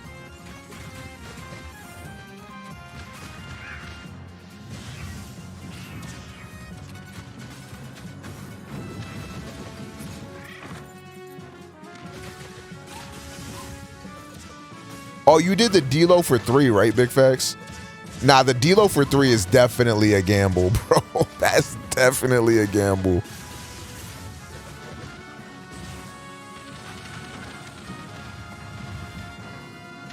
I'm actually thinking I'm betting on Kai tonight. I hope he comes out for revenge, dude. I fucking hope so, bro.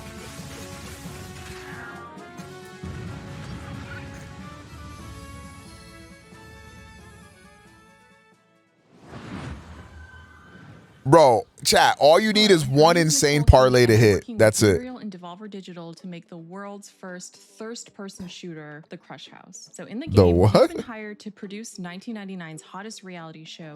Oh my God, this is Lena's game. Film the drama and give the audience what they are thirsting for. But remember, never ever speak to the talent. Anyway, all the different This game is so fucking cool. So let's see who's tuning in today.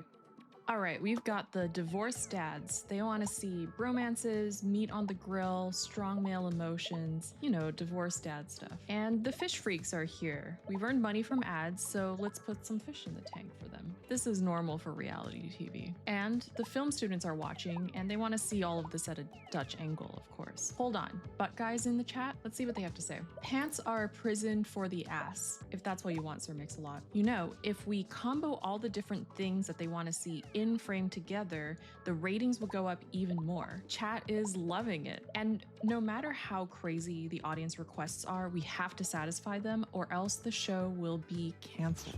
Balvin, what's the parlay looking like? Nah, this shit is so cool. Making your own reality TV show. Reality TV after all. This is like Lena's most anticipated game of the year. Start the season over, and maybe this time we'll make it to the series finale of The Crush House.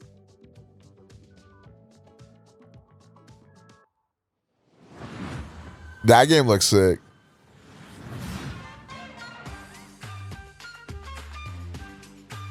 I can't wait to watch my Lomo play.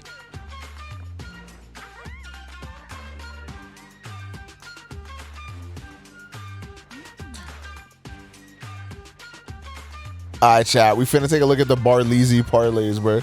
The Bowleezy parlays, even. Okay. Kyrie Irving getting 24. Jason Tatum. Okay, I think Jason Tatum's hitting that. Derek Lively 2 assists. I think that's possible. Betting on the Al Horford. Daniel Gafford. I think Daniel Gafford getting that. Daniel Gafford kind of had a good game last game. But for some reason, they took him out and didn't let him play. The PJ Washington true gamble. The PJ Washington true. That's the true wild card right there. He said it's 18 beans to potentially get 514. I blessed your parlay, bro. Good luck. I believe in you, gang. But that PJ Washington, the real gamble. I also have PJ for 13. Yo, I might tap in with that one too, chat. Fuck it. Either we all win or none of us win.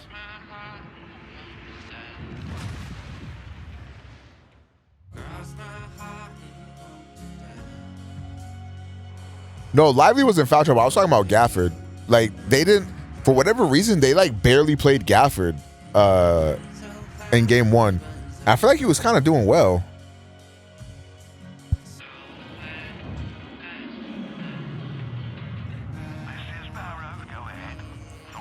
Would you take Al Horford for 3 threes? Fuck no.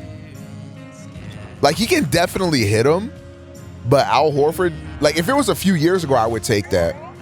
But with the way the Celtics are now, Al Horford is like their last option pretty much. I'm making a $1 to 2K bet. Jesus Christ. That Lively one is the riskiest, but it multiplies the payout. Yeah, you I feel like you got to put one demon in there at least.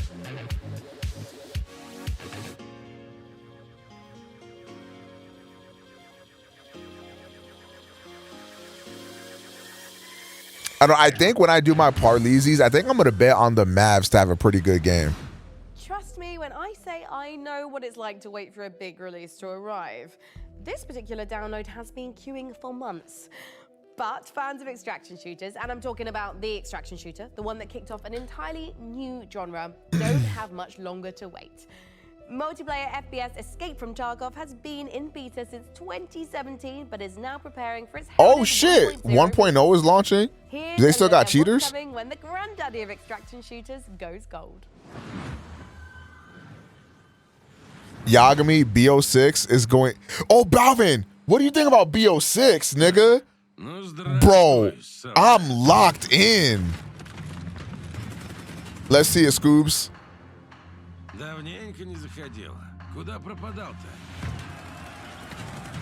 Greatest COD ever incoming. Like, yeah, no funny shit, bro. Black Ops 6 looks fucking crazy. Yeah, Black Ops, they already showed Black Ops 6.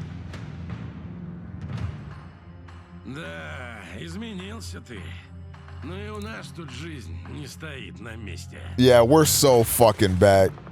I don't nobody give a fuck about this cheating simulator game. $2 for 2 bands is crazy. Damn, motherfucker gave me the Ants version. Okay. Luka for 30. Tatum not doing that. I'm not gonna lie. Tatum a seller. Kristaps for 20. Derek, what are you expecting? A 700-point game? Jaylen Brown for 25. Kai for 3. Hey, bro. Kai gonna sell on those threes. Tatum for 3. Like, the thing is, this is It's like possible, like sure. Just very unlikely. That's funny as hell. I respect it. I respect the insanity. I respect the fucking insanity. Chat, would you burn $2 at the chance of it turning into 2,000? Anybody in the world would do that.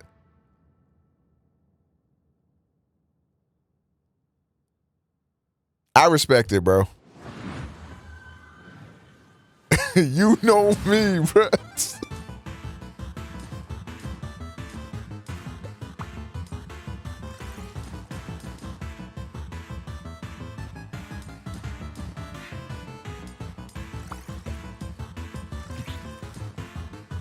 The fuck?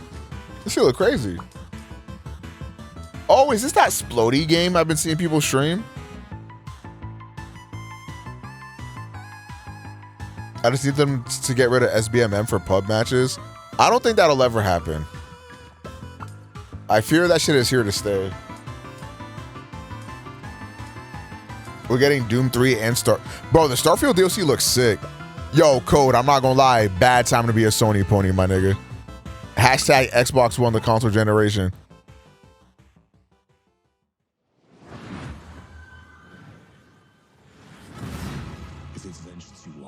Luca 25, Tatum 25, 20, 20, 10, 10, 7, 7. This only gives you 126 back? It's the least you can do.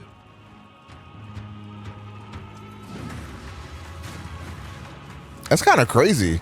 That only gives you 120. Wait, what is this? Oh, this is the Flintlock game.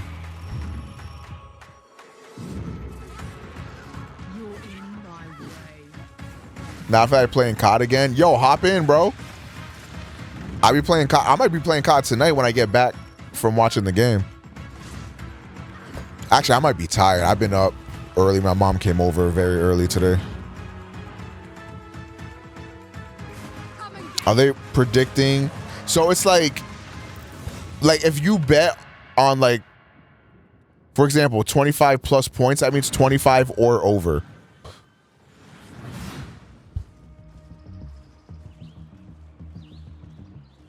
I don't know, for me, I think I learned my lesson. I don't think I'll ever bet the under again.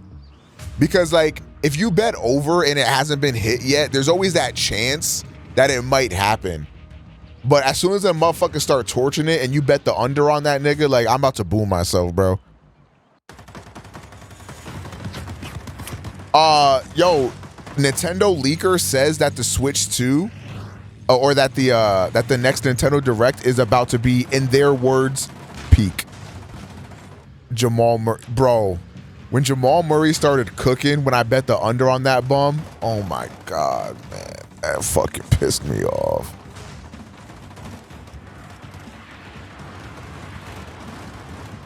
Yeah, very credible Nintendo leaker said that the next Direct will be, and literally in their direct words, quote, peak.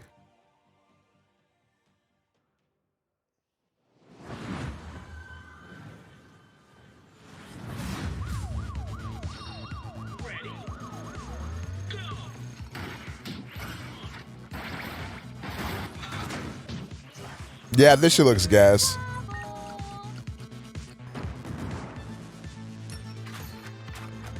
I like betting under when I'm feeling mad. When you just fucking hate somebody. But man, fuck you. That's why you gonna sell, bitch.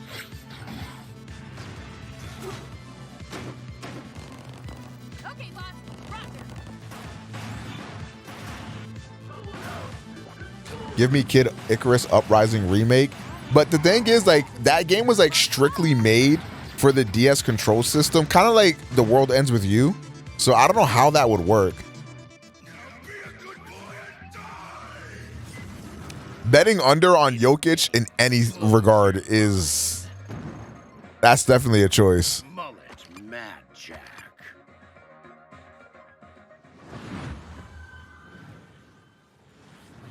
Sean, I am sad to say it, but we're not a million miles away from the end of our show. What? Already? Oh, wait. Sean, are you about to yell no and dramatically wave your fist at the sky? No, I just thought I was going to sneeze. Oh. Anyways, as you Right. Right, well, we don't have much left in the show, so it's time to... Sorry, it turns out I am allergic to shows nearing conclusion. Well, as I was saying, it is time to share something very special. Man, we life. are living in a golden age of city builders, and there's something out there for everyone. Strategy, survival, puzzle games, co-op. There are even some really great, cozy, no-stress city builders. And it's true. But even with all the city builders I play, I can honestly say that we've never seen one quite like this. From a very talented team of developers who made games like Mark of the Ninja and Gone Home. Let's watch the world premiere of Generation. That is a good developer. Our generation ship was to travel. I don't really like city builders like that, but I like that developer. A new world for humanity. We had tried to restore Earth's ravaged ecology. The desperate solution nearly wiped us out instead. And now it's on the ship. And it's growing. There are only a few thousand of us left, and we cannot repeat the past. In our ship's closed ecosystems, resources are finite. Nothing can go to waste. Every bit of scrap needs to be salvaged, reclaimed, and repurposed into what we need to survive. Materials, food, water, air. We might not always work well with each other. We might squabble, we might stumble, but we are all we have. As we're building a balance, Stress-related trauma. Wait a minute. I'm in this tweet and I do not like it. And to the unknown. We're not just learning to build a sustainable future. Everyone on board is living their own story. And your story will be different from mine. Can we escape the mistakes that drove us from our home? Because every decision we make now will determine if humanity earns a second chance.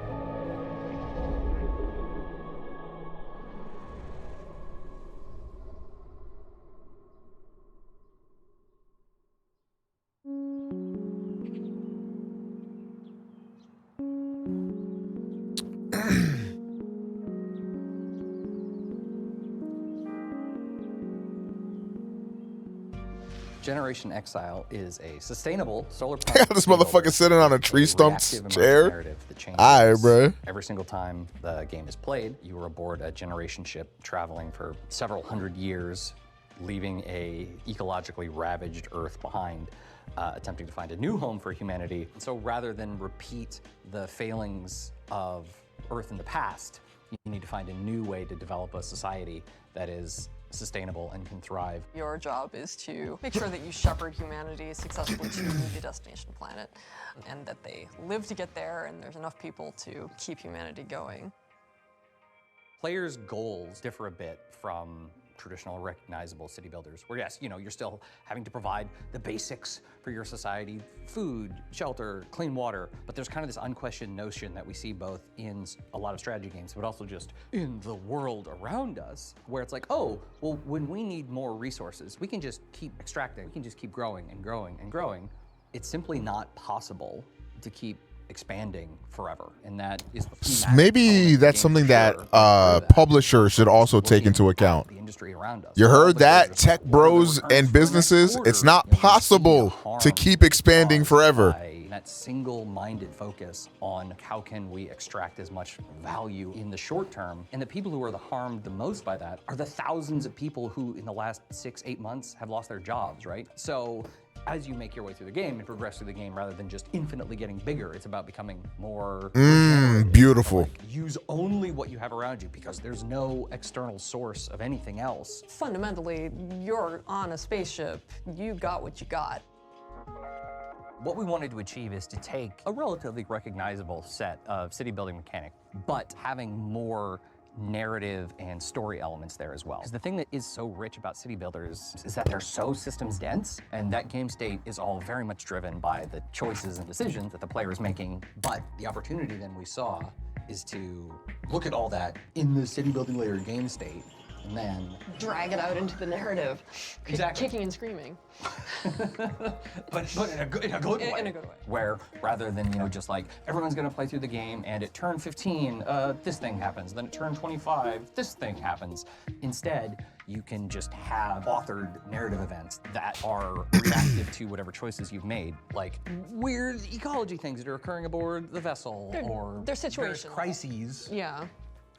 Small and large. We're able to provide the player the ability to make consequential specific decisions that are divorced from just the pure systems of the game, which then informs the events that will occur in the future, so that at the end, They're a W dev, Retro Wolf. along the way, it should feel like the journey to get there is one that you uniquely experience, and the conditions that you finish with are ones that are reactive to all the decisions you made leading up to that point. I'm just not a city builder girly, so I don't know if I'll check this out. But I will be supporting them from afar. Go to sonderlastudios.com. Do I dare do Tay-Tay for 30? And learn. I can see it happening, honestly, because I feel like motherfuckers was wild disrespectful. So he might come out with a chip on his shoulder for this game. But honestly, no, I don't think so. I feel like all the Celtics players, I don't think they're letting none of that bullshit get to them. I'm not going to lie. So I don't know, maybe not. For letting us take a look inside their new sci-fi city builder, Generation Exile. It looks incredible. Yo, Code, same. When they showed the new Series X's and showed the one with a disk drive in it, I'm actually going to get that one because I want to have two Series X's, one for upstairs and one for down here. So I'm going to get the new Series X when it launches. Spotlight on many people really continuing to make games in the face of uncertainty. And if there's any game you saw in our show or in any of the other many showcases, we encourage you to purchase or even just wish list any of the games for developers that you care about. It goes a long way. Next up, you'd think the sight of a house standing up and walking around. This shit feels long as fuck. Chicken legs would But I guess it's only been like an hour and 40. When you realize it's taking some heavy witch vibes from everyone's favorite Slavic folklore character, Baba Yaga, it's actually pretty awesome. Reka is the base building exploration game you'd curse yourself for missing. I'm going to be honest. I don't know if Tatum...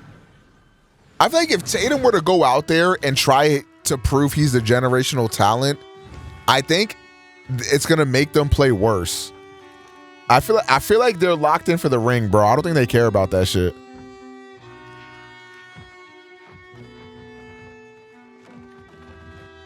Drew's dumbass acknowledging it. Yeah, when Drew Holiday said that, that was stupid. I ain't gonna lie. Even if you believe it's true, like, you still don't say that. You know what I mean?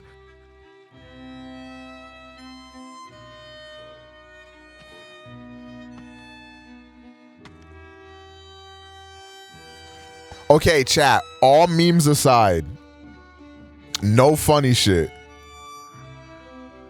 Do y'all actually think Jaylen Brown is better than Jason Tatum? No funny shit, memes aside.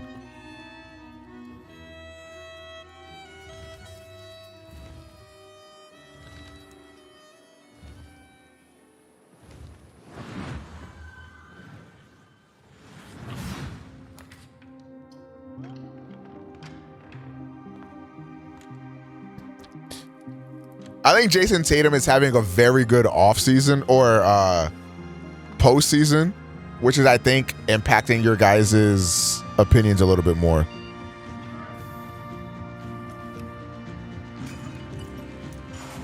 Like, I feel like Tatum can, like, go off for like 50 any given night. We aren't the only I don't think Jaylen Brown. I feel like I don't think Jaylen Brown can do that. Major milestone of their own, having been around for 25 And I feel like years. iBuyPower is a I think the reason why Jaylen Brown was able to have such a good game offensively last game is because they were really locking up Tatum, right? Like if they played JB how they played Tatum, JB isn't having nearly as good of a game. But I mean, JB had a very complete game outside of the offensive things. He did the intangibles correctly. He was playing amazing defense. Like, he did everything. A GeForce RTX 4070 Ti and 32 gigs of DDR5 5600 MHz. JB doesn't shine like this without Tatum, but Tatum shines without him. 240mm RGB liquid cooling unit. I actually think they both would shine brighter without each other. Meet the Lock creatures. Their language brings them to life and expands their society. Learn and spell their words, each with its own special ability to change the environment in deep and surprising ways.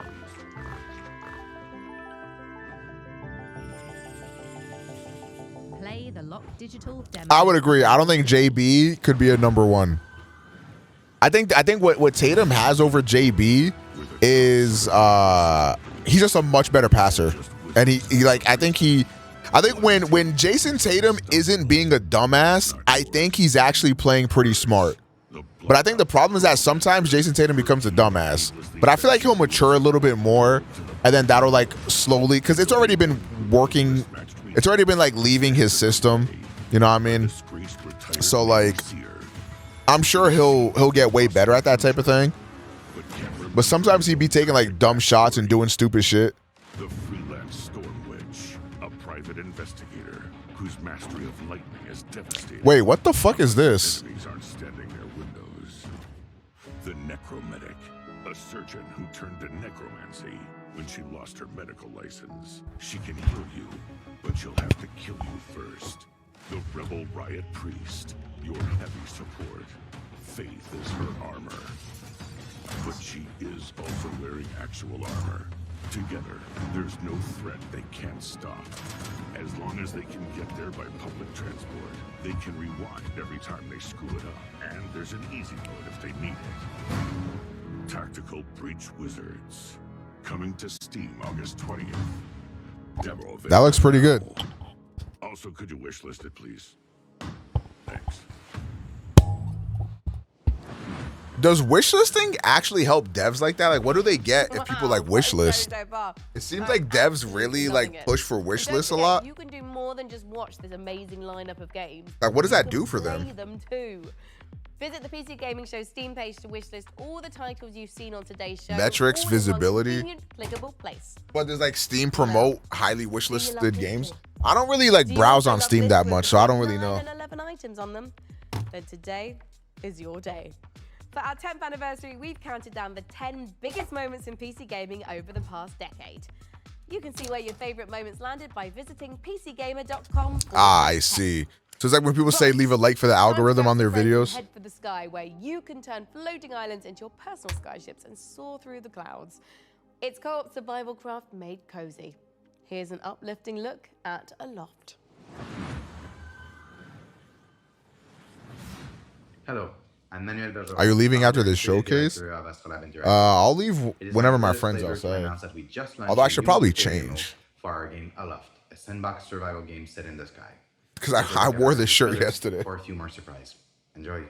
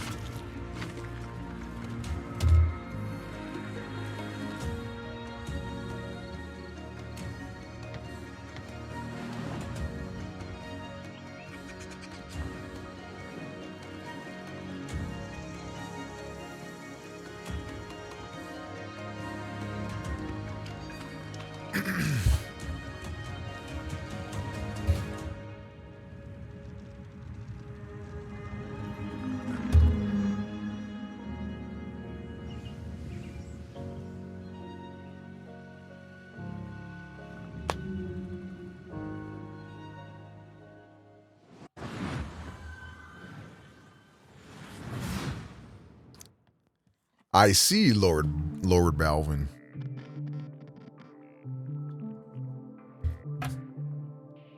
Oh my God, a Game Boy.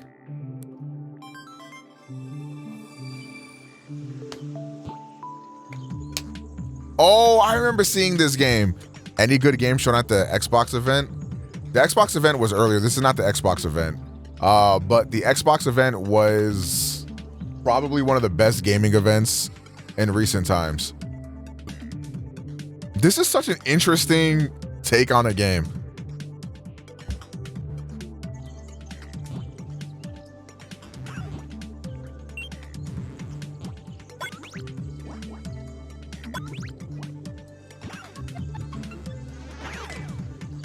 Like, I feel like we finally saw the results of like all the bullshit that Microsoft was buying up. And like now we're finally seeing what they've been up to all this time.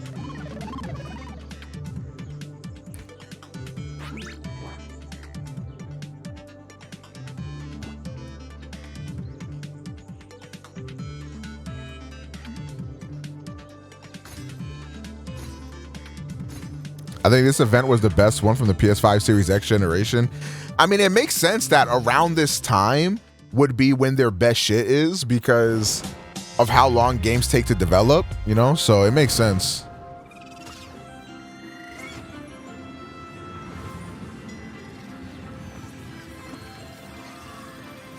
Is this a second person game? It's kind of like both, right? It's kind of like second person and first person. It's an interesting take on the game, for sure.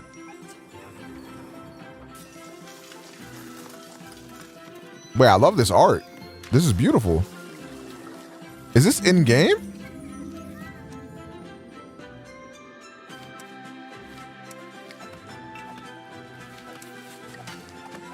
Ah. Not for me.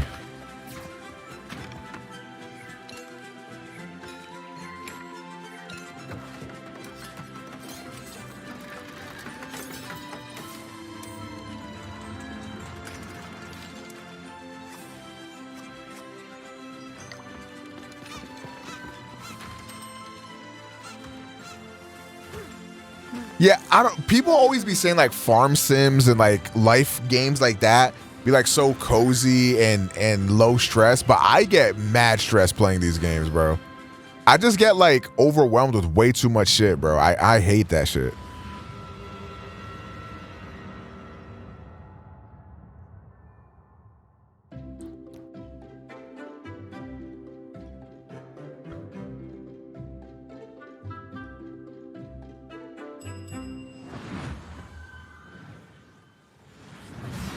You bring the police to my door, to my rig. I can sort this, right? I just need time. Don't you answer me back! You're fired. You hear me? Fired. Oh. Jesus, Gregor! Gregor! Chat, what are like your top 3 things from this whole entire like weekend? Or maybe top 5. I feel like not if I'm talking about things in general and not just like the games, I think what Inner Sloth is doing is probably like the best thing I've seen this weekend. I think that's my favorite thing a dev has like low-key ever done. And also like all the Blumhouse horror games look like mad generational, and they're all like wildly different takes on different genres with horror injected into them. I think that shit is gas. Obviously Expedition 33 looks crazy. I really liked Avowed. I think Avowed looks crazy. Bed and breakfast for alien travelers. I just Street Fighter, Xbox, and Blumhouse. That's fire. Civ 7 Expedition. Okay. Metaphor Expedition, 2 terabyte Xbox. Oh, you copying the new Xbox? Anybody. I think I'm getting that one too. Bed and breakfast for interdimensional space beings? It's you. It's this guy. Oh, you always care, Mika. Killer Bean. And you know what else I care a great deal about?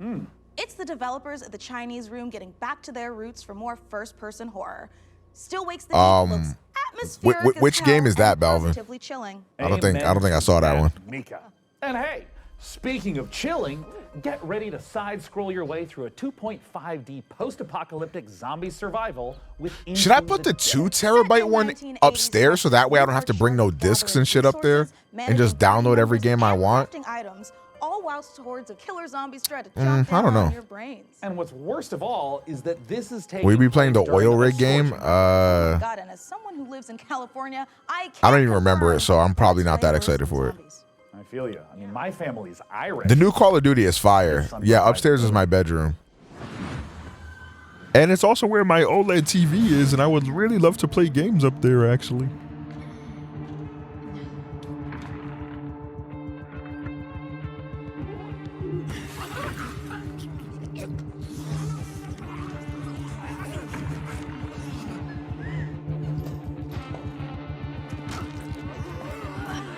Nigga got 2 floors. It's not really 2 floors.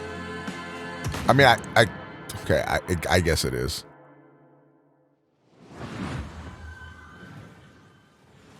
Hi PC Gaming Showcase, I'm Tanya from KitFox Games, and I'm here to show you 3 different games today. So let's start with Dwarf Fortress. Hi, I'm Zach Adams. And I'm Tarn Adams. We're the co-creators of Dwarf Fortress, inviting you to play Adventure Mode in open beta. And we'll be adding tutorials and demigods later this summer. While you're waiting, you can play Caves of Cud, the most intricate roguelike ever made. Hello, we're Brian and Jason, co-creators of Caves of Cud.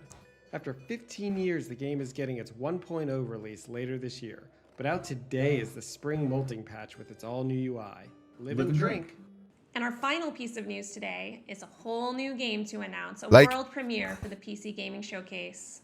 Streets of Upstairs is literally just a room.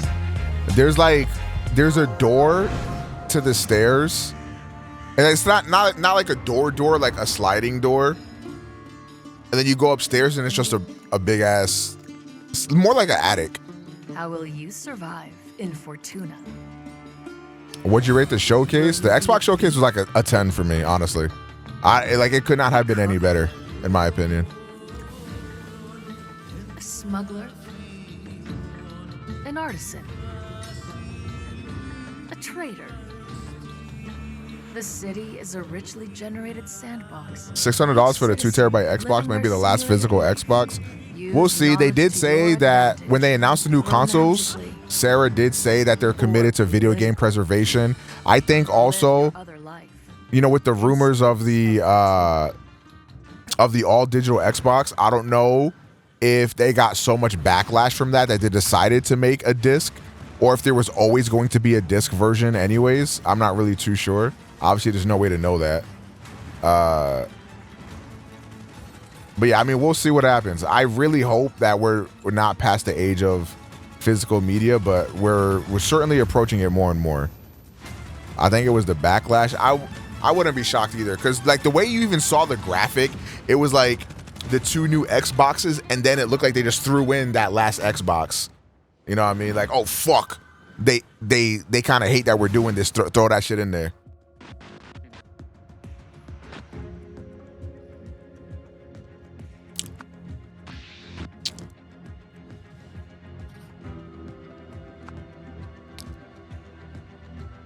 Paying $6 for digital items? Yeah, I agree with you.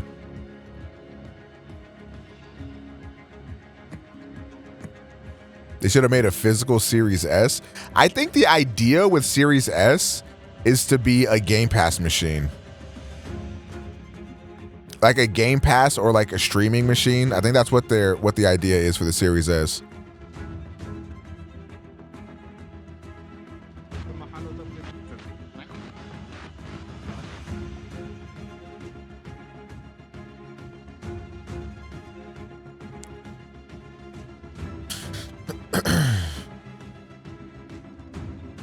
Bro, you could get a Series S for like $250.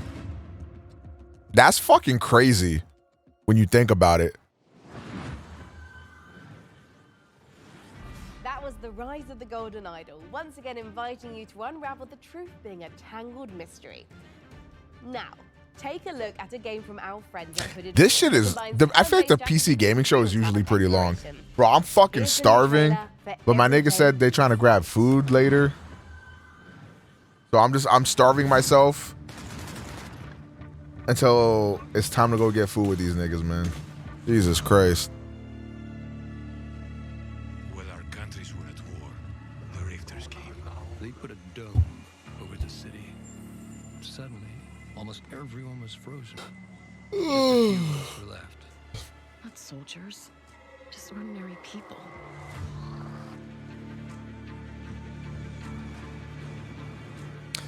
Nah, I think we're trying to link up at like 7, so it's only an hour wait anyways. It's probably gonna take like 30 minutes for my food to get here, so.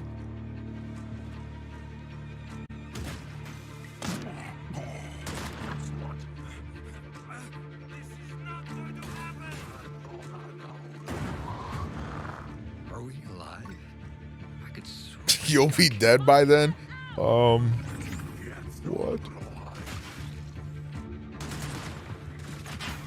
I think we jumped back in time.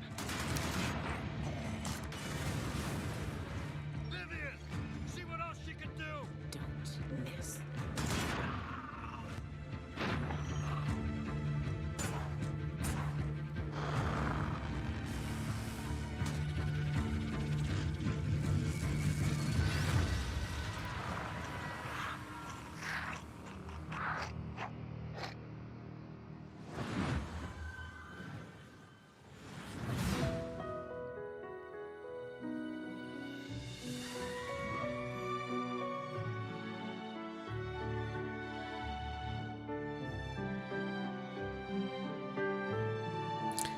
Dude, so many farm sims, bro. The only farm sim I'm interested in is the one from Bloomhouse Games, because it's like a farm sim, but then you're getting stalked by a monster, and that shit seems kind of gas.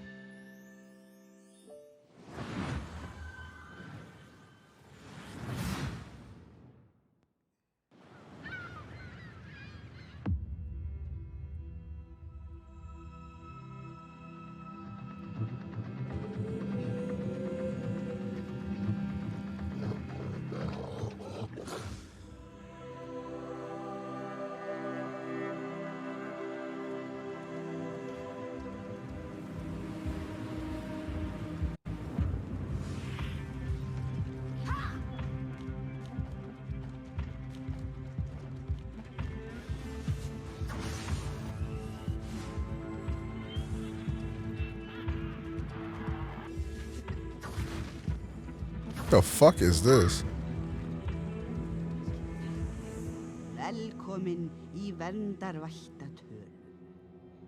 A code. Hopefully that does happen.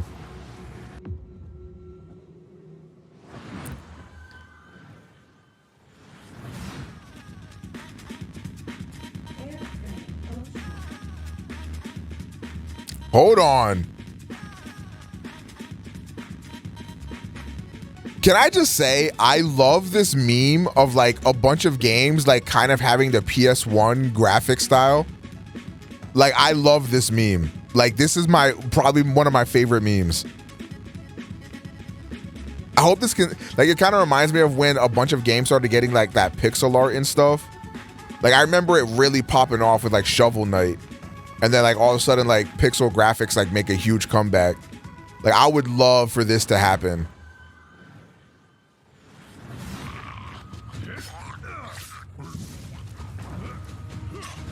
Like, legit, if this game looked like a PS1 game, it would look infinitely better.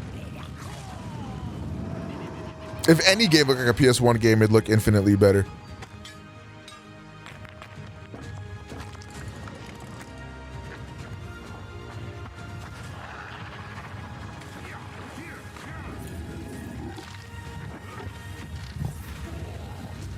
There's a game about cooking eggs? You didn't really sell it, bro. I'm not gonna lie.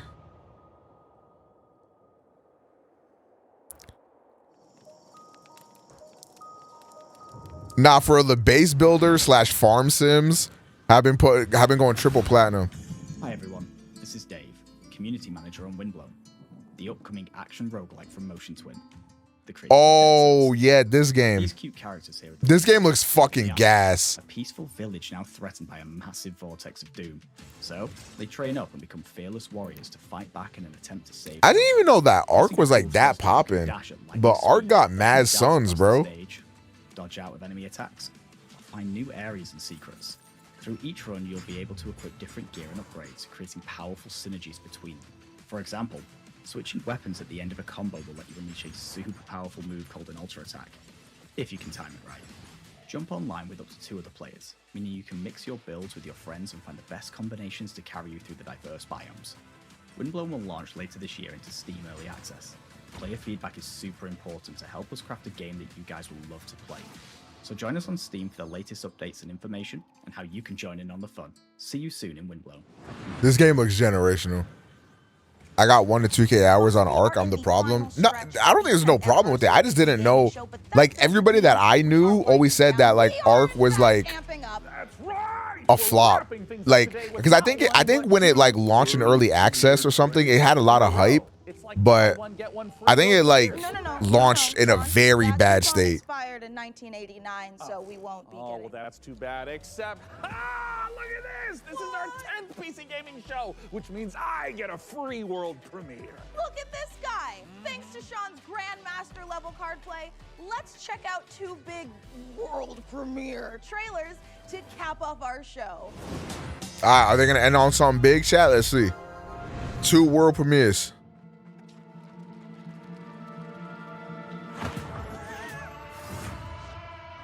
Wait a minute. Wait a minute, chat.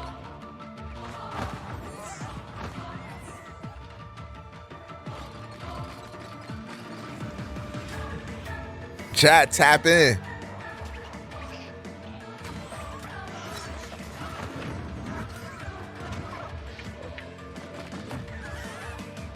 Omega Stream Simulator. If there wasn't so much like white on the screen, I feel like this shit would hurt your eyes.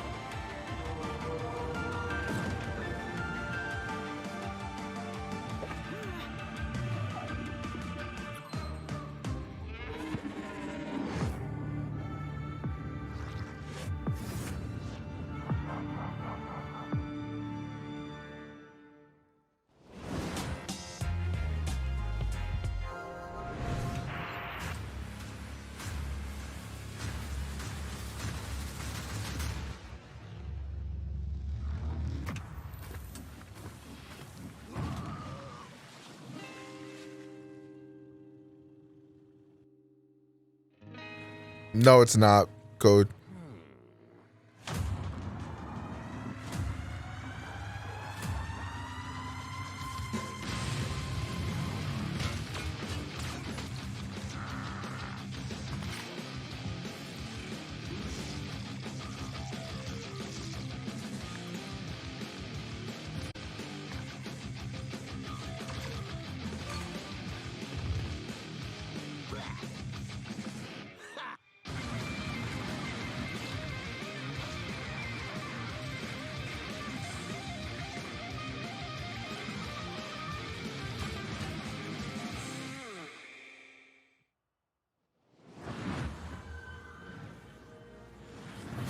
And that is a wrap on the PC Gaming Show 2024. We had such a great time showing you all the exciting PC games headed your way, and we're especially thrilled that you could join us for our 10th anniversary show. And I mean, if you've been tuning in to watch our show for 10 years straight, thank you so much. We couldn't have done it without you.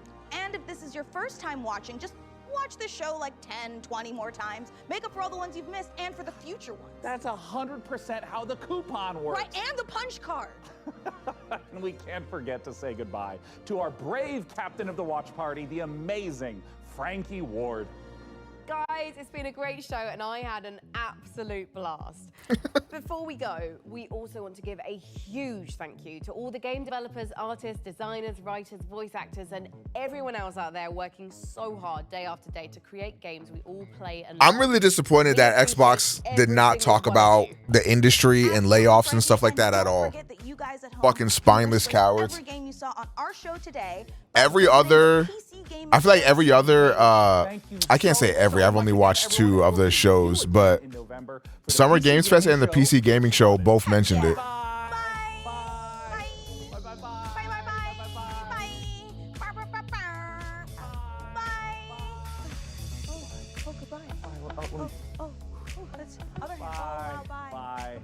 Yeah, it's probably harder to mention all the layoffs and shit when you're the one that's fucking laying everybody off. You can't say, oh, it's like a horrible time in the industry. Like, you know, a lot of people are losing their jobs when you're the one that fucking fired everybody.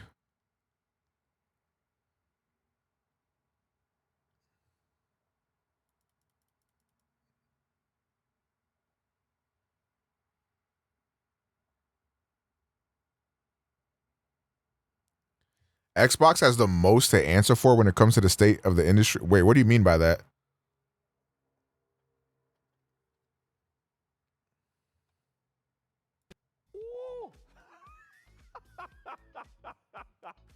I don't know why that's the noise I chose to make. They got a bleeper, blooper reel. Surviving. I know, I just tripped it. All right, I can do it again. Cue the upbeat soundtrack. I was drooling all over my face for some reason. So how about you, good fella? Are you gonna get your? I'm gonna go piss while you guys watch these outtakes. Oh, Mika, I prefer. Oh. How about you, Sean? Do you want to play Windows loading screen? That was dumb enough for me. I'm ready for the next one. All right. Bye. I thought you were gonna say, until then, go f yourself. And I was like, oh, that's a sign off.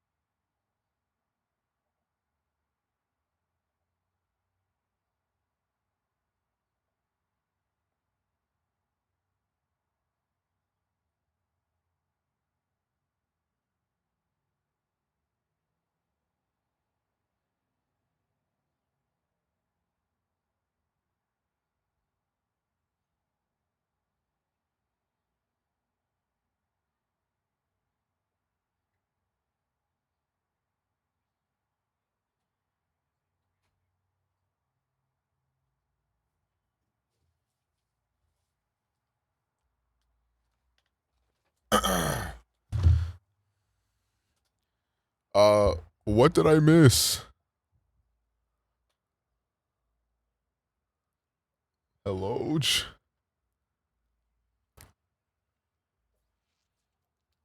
Why did you summon me, boy? I had to change my shirt, bro. I came all over it.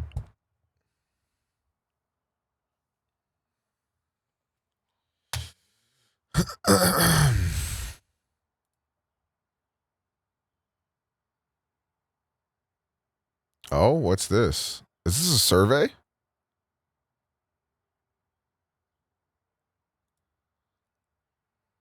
What is your name?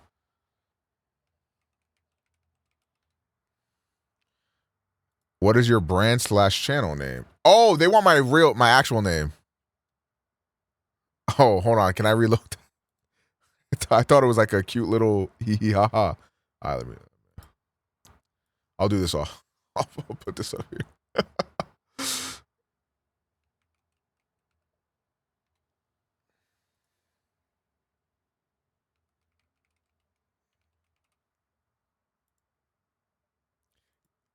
My brand/channel name is OmegaPro, and when they Google it, they're gonna see a Forex trading site. Fucking wallahi, I'm cooked.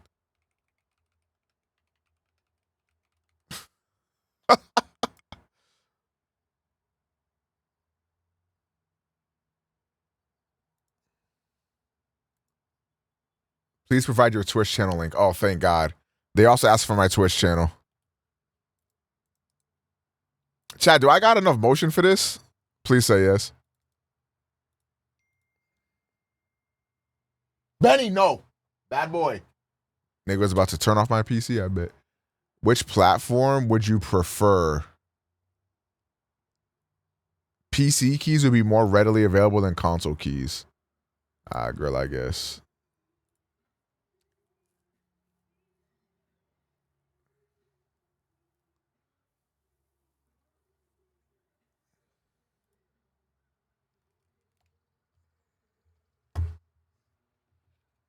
I sent you my parlay. Give thoughts. All right, hold on.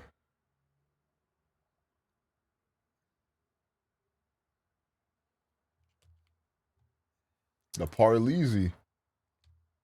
Oh, I just realized y'all got infinite Tsukiyomi, bro. Okay.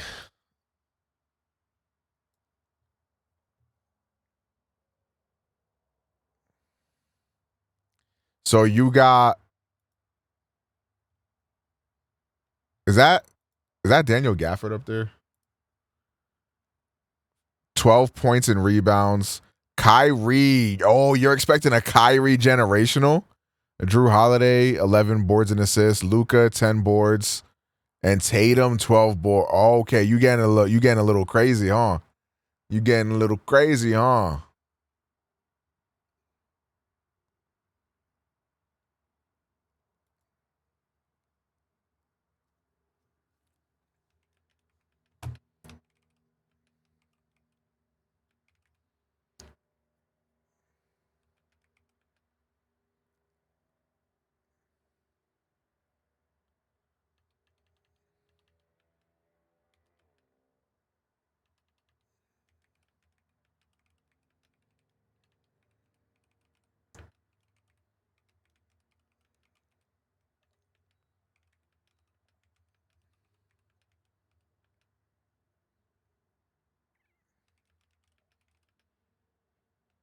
Hold on, chat. I'm typing something up so that way Expedition 33 will fall in love with me and then fly me out to go play Expedition 33 early and then give me an early copy of the game.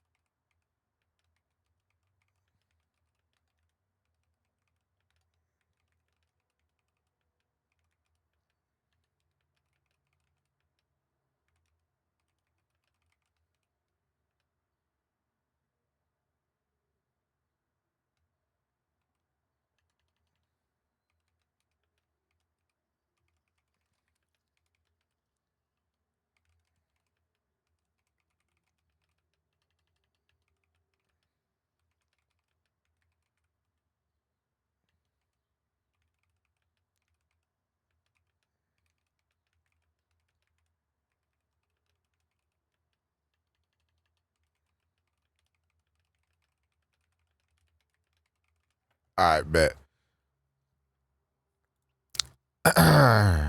Chat, are you excited for when Expedition 33 and me wait, this nigga played Black Ops 6 early?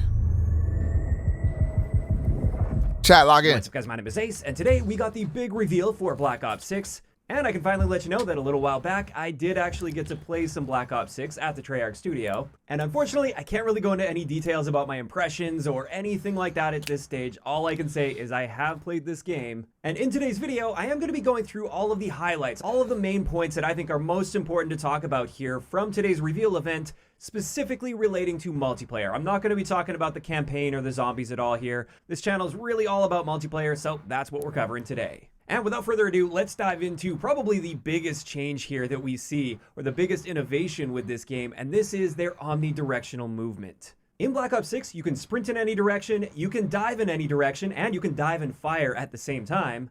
And they have this new prone system as well, where if you try to spin while in prone, instead of doing that really awkward slow turn where your whole body spins very slowly, now you'll actually roll onto your back, which just looks a lot more natural and what you would expect if somebody were trying to roll over and look behind them while prone. But that also means you can do some pretty cool moves like a diving 180, for instance, and you'll spin around in the air. Then That shit looks gas, I'm not gonna lie. I think that's a pretty cool move. Next, something I noticed in these gameplay clips is it looks like in multiplayer, you'll also be able to take an enemy player hostage. You'll be able to get behind them and use them as a shield, as it's showing here. Then on top of that, they've worked out a new intelligent movement system that limits the number of button presses required for certain actions while moving around the map. And they do show the settings for this, and it shows this as something you can toggle on and off for all of the different options. So we have sprint assist, mantle assist, and crouch assist. According to this, we'll be able to customize that however we want, and if you don't like this intelligent movement system, it appears we can just turn them all off entirely. After that, sticking with new movement tech here, we also have corner slicing in the game, and this is something that happens automatically as you approach a corner. Your character will automatically lean on that corner, just like you would see operators do. And this looks pretty cool as well. It looks a lot more fluid and dynamic than like the leaning system from COD Ghosts back in the day where you had to activate that. It's also very different from mounting, so you're not attaching to the wall or anything. You'll simply see a subtle lean as you strafe around the corner if you are close to that corner. They also say this is tied to your movement speed, so the slower you approach that corner, the more you're going to see that lean take place, whereas if you come around really quickly, it's not going to lean for you nearly as much.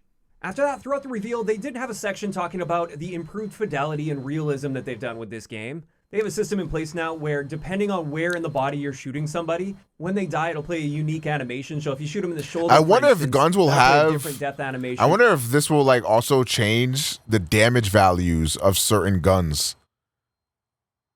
So, like if you hit them on certain body parts, congratulations! Like I wonder how that would work. Oh my god! I think that was Xbox's best showcase ever.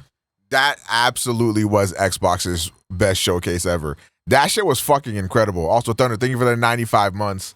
Yeah, it was fucking great. And then if you shot them in the leg or the head, for instance. On top of that, it looks like we see some pretty drastic graphics improvements from Cold War. This is now running on the modern branch of the Call of Duty engine, although it still seems to have a very Black Ops look to it, which I'm happy to see that. This is something I was a little bit concerned about, is this would look just like Modern Warfare, for instance, with them transferring over to the new engine, but it still seems to have a very distinct Black Ops look and feel to it. Next, let's talk about our heads-up display in multiplayer. With Black Ops 6, they're bringing a ton of options into play, so you can customize your heads-up display however you want. So if you want to move your minimap around, you can do that. Or if you want to just turn it off, even in core game modes, you can do that. So you're not necessarily stuck with that minimap on the top left of your screen. And if you prefer it on the top right of your screen, you can do that. If you want it on the bottom center of your screen, it looks like you can do that as well. And I think this is pretty cool. For me, I'm probably just going to be sticking to the standard layout, just because that's what I've been used to for all of these years of Call of Duty, and it is my preferred layout in an FPS game. But the fact that they're providing those options is excellent. Then let's talk a little bit about Prestige. They had a section talking about this, and while they didn't go into every single detail of how the Prestige works, I'm sure we'll find out more information about this as time goes on. What they did mention is we are going to be seeing a more traditional Call of Duty Prestige system. Yes, sir! And it's going to be fully available from day one. And to me, that sounds like we aren't getting seasonal additions to our Prestige or anything. Prestige is our Prestige, and this is what's going to be taking place throughout the entire game. And then I think it's pretty safe to assume here, since No, I have my window open and somebody's using a leaf blower outside right set up now. in a way where when you prestige, you have to re-unlock all your items again, hopefully with some permanent unlock tokens and other advancements that they made with the prestige system over all those years of our traditional prestige. In either case, I'm definitely excited to see more information when it comes to prestige, and this is something I'm personally really looking forward to. I know it's a little bit polarizing. Some people don't like the traditional prestige system. Other people love it. For me, I think this is going to increase my playtime quite a bit. I agree with that. Call of Duty. Next up, I had a little section where Matt was talking about. I just don't know why you would prefer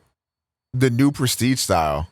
Like, if you don't want to like start over, then just don't. Like, I don't understand why that's a problem.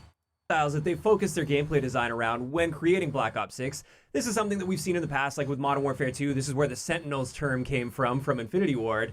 This time, no Sentinels, I'm glad to see. It looks like they focus it around Enforcers, who are going to be the Slayers that like to kill and stay on the move. Then they've got Recon, which is all about intel and counter-intel play. And then finally, they have these Strategists, who are the support players that are all about objective play. And I mean, when it comes to this stuff, we really just have to wait to see how it ends up playing out once we get it in the hands of the community. But it is refreshing to see that they don't have a dedicated role that they focused on for Sentinel play, because we all know how that worked out with Modern Warfare 2. Next up, just wanted to make a quick note that's different from Black Ops Cold War. They are going to have a traditional score streak system in this game, not the Cold War style score streak system, but a true streak system where if you die, it resets and you have to start your streak over again. I forgot that was a thing. That was one of my least favorite things about Black Ops Cold War. Oh my God, I actually forgot that was a thing. After that, something a lot of people are going to be very happy to see, theater mode is finally coming back to Call of Duty. It's been a very long time since we've had access to theater mode, so we will be able to go in, watch our matches again, watch them from other players' perspectives as well, or from a third-person perspective. You can get some cool cinematic shots. I'm really, really looking forward to having that back in the game as well. And now let's talk a little bit about content for multiplayer at launch. The theater mode is going to be so gas. 12 6v6 maps at launch, and then I never use theater mode. Maps, Bro, I like using theater mode to like watch my games back or some shit like that. I don't know. I always use that shit and like to save replays of some of my good games type. Smaller maps, like 2v2 gunfight style maps. However, they also mentioned you'll be able to play 6v6 on those maps, so it looks like Face-Off is returning, and I know a lot of people will be happy to see Blorpy, that. thank you for the prompt for 14 months. Welcome back, Gengi. I hope they keep it similar, where we hey, don't Ben. have score streaks in those Face-Off playlists, so it's just all about fast-paced gun-on-gun action, and you don't have to worry about streaks just constantly raining down on you with nowhere to hide since the map is so small. Another note on map design, they did mention 3-lane maps, so it appears that's going to be a big focus, which is no surprise. It's a Treyarch game. Treyarch loves their 3-lane maps. In my opinion, 3-lane maps are by far the best for Call of Duty with a 6v6 experience. It just makes the most sense. And Treyarch maps is something I'm really looking forward to, as well as Treyarch spawns. Hopefully the spawns are in a good state for launch. Next, that is the gunsmith. Flash at our first look at Gunsmith in Black Ops 6. And it appears it's going to be quite similar to what we're seeing in many ways. Like, you can see the list of attachments toward the bottom. That's a very familiar looking layout. But with this screenshot, it does appear we can have up to 8 attachments on the gun. Although I'm assuming that's going to be through wildcards. Apparently we're going to have 3 tiers of perks as well as wildcards available. And another thing with the perks is, according to Charlie Intel, perks are divided into perk 1, 2, and 3. And if you equip the same category of perks across all 3, which I'm sure we'll get a lot more information about as time goes on, then you get a specialty, which is like an additional perk added to your character. And with that, that is going to wrap it up for the primary things that I wanted to talk about in today's video. I agree with that, Balvin. The the fact that like that shit got introduced so long ago and then started getting removed was just dumb. And I feel like with how like, I feel like in this era of social media and stuff, like, and clips being shareable and all that stuff, I think that's really important. So like that shit, I don't even know when they got rid of that, but I noticed it, I think with MW2, because I was getting like some good ass gameplays and shit that I wanted to like just save on a file share browser or whatever the fuck. So that way like I could record it later, but there was just no way to do that. However, I noticed there's also a bunch of just little things that I picked out here or there that aren't really deserving of their own entire section in this video, and instead, I think I'll make another video throughout the week this week, pulling out all of these little details that you can find throughout this as well. Just a hint on one of them, for instance, it looks like Newtown is returning. So with that, that is going to wrap it up for the primary things that we learned today when it comes to multiplayer. A Treyarch game's going to have Nuketown in it? Like, no way. And a lot of people thinking this. With this reveal, there was obviously no mention of matchmaking or persistent lobbies or anything like that. And I know for many people, that's the big elephant in the room. This is something where I hope they talk about this more as time goes on. They did mention Call of Duty Next is coming. I think if you are expecting them to change the matchmaking system, you're going to be in for a bad time. I mean, I'm with y'all. I hope they do it. But at this point, I do not expect that. And I don't know why you would.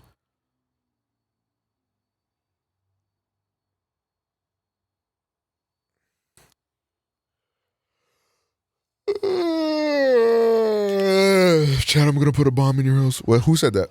Toward the end of August, which honestly, I'm not sure if I'm going to be able to attend that since I probably won't want to be leaving my wife alone with a newborn baby at that stage. But in either case, since I am anticipating damn, I ain't gonna lie, Call of Duty Next or being with my wife and a baby, I don't know, bruh. I haven't cared about SBMM for a while. I think it sucks, but I've also just come to accept it. I don't, whatever.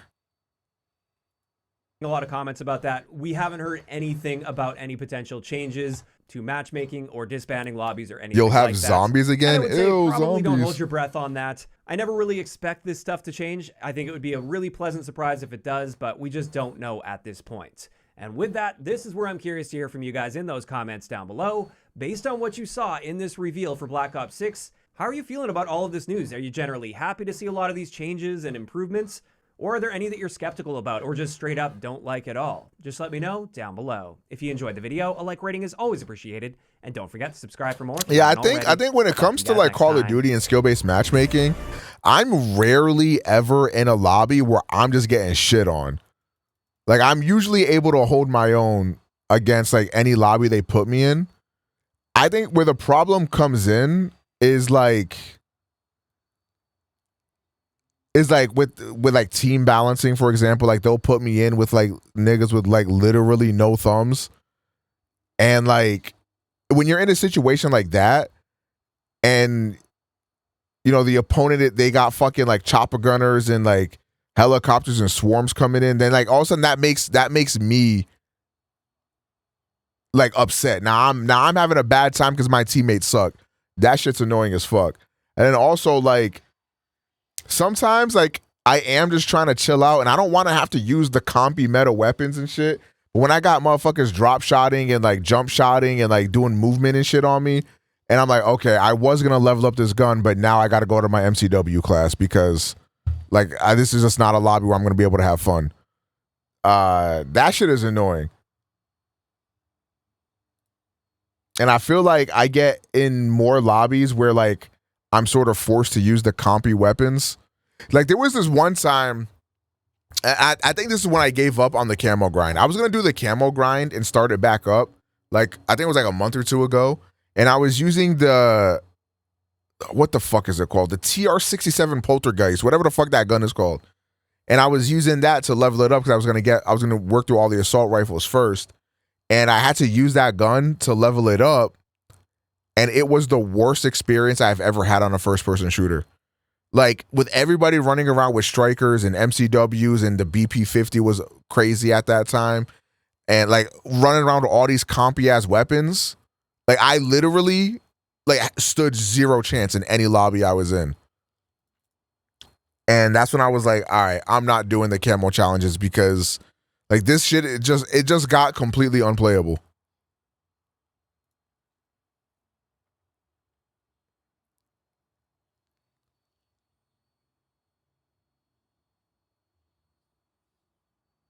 All right, well, it is what it is. I think my boy's about to be over soon, and then I'm gonna go watch this.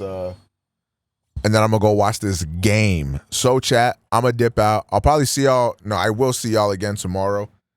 So thank y'all for chilling. Thank y'all for watching the stuff with me. W Day, you feel me? W Scream, you feel me? W Box, you feel me? Chat, let me know, do you got a W Box? You feel me?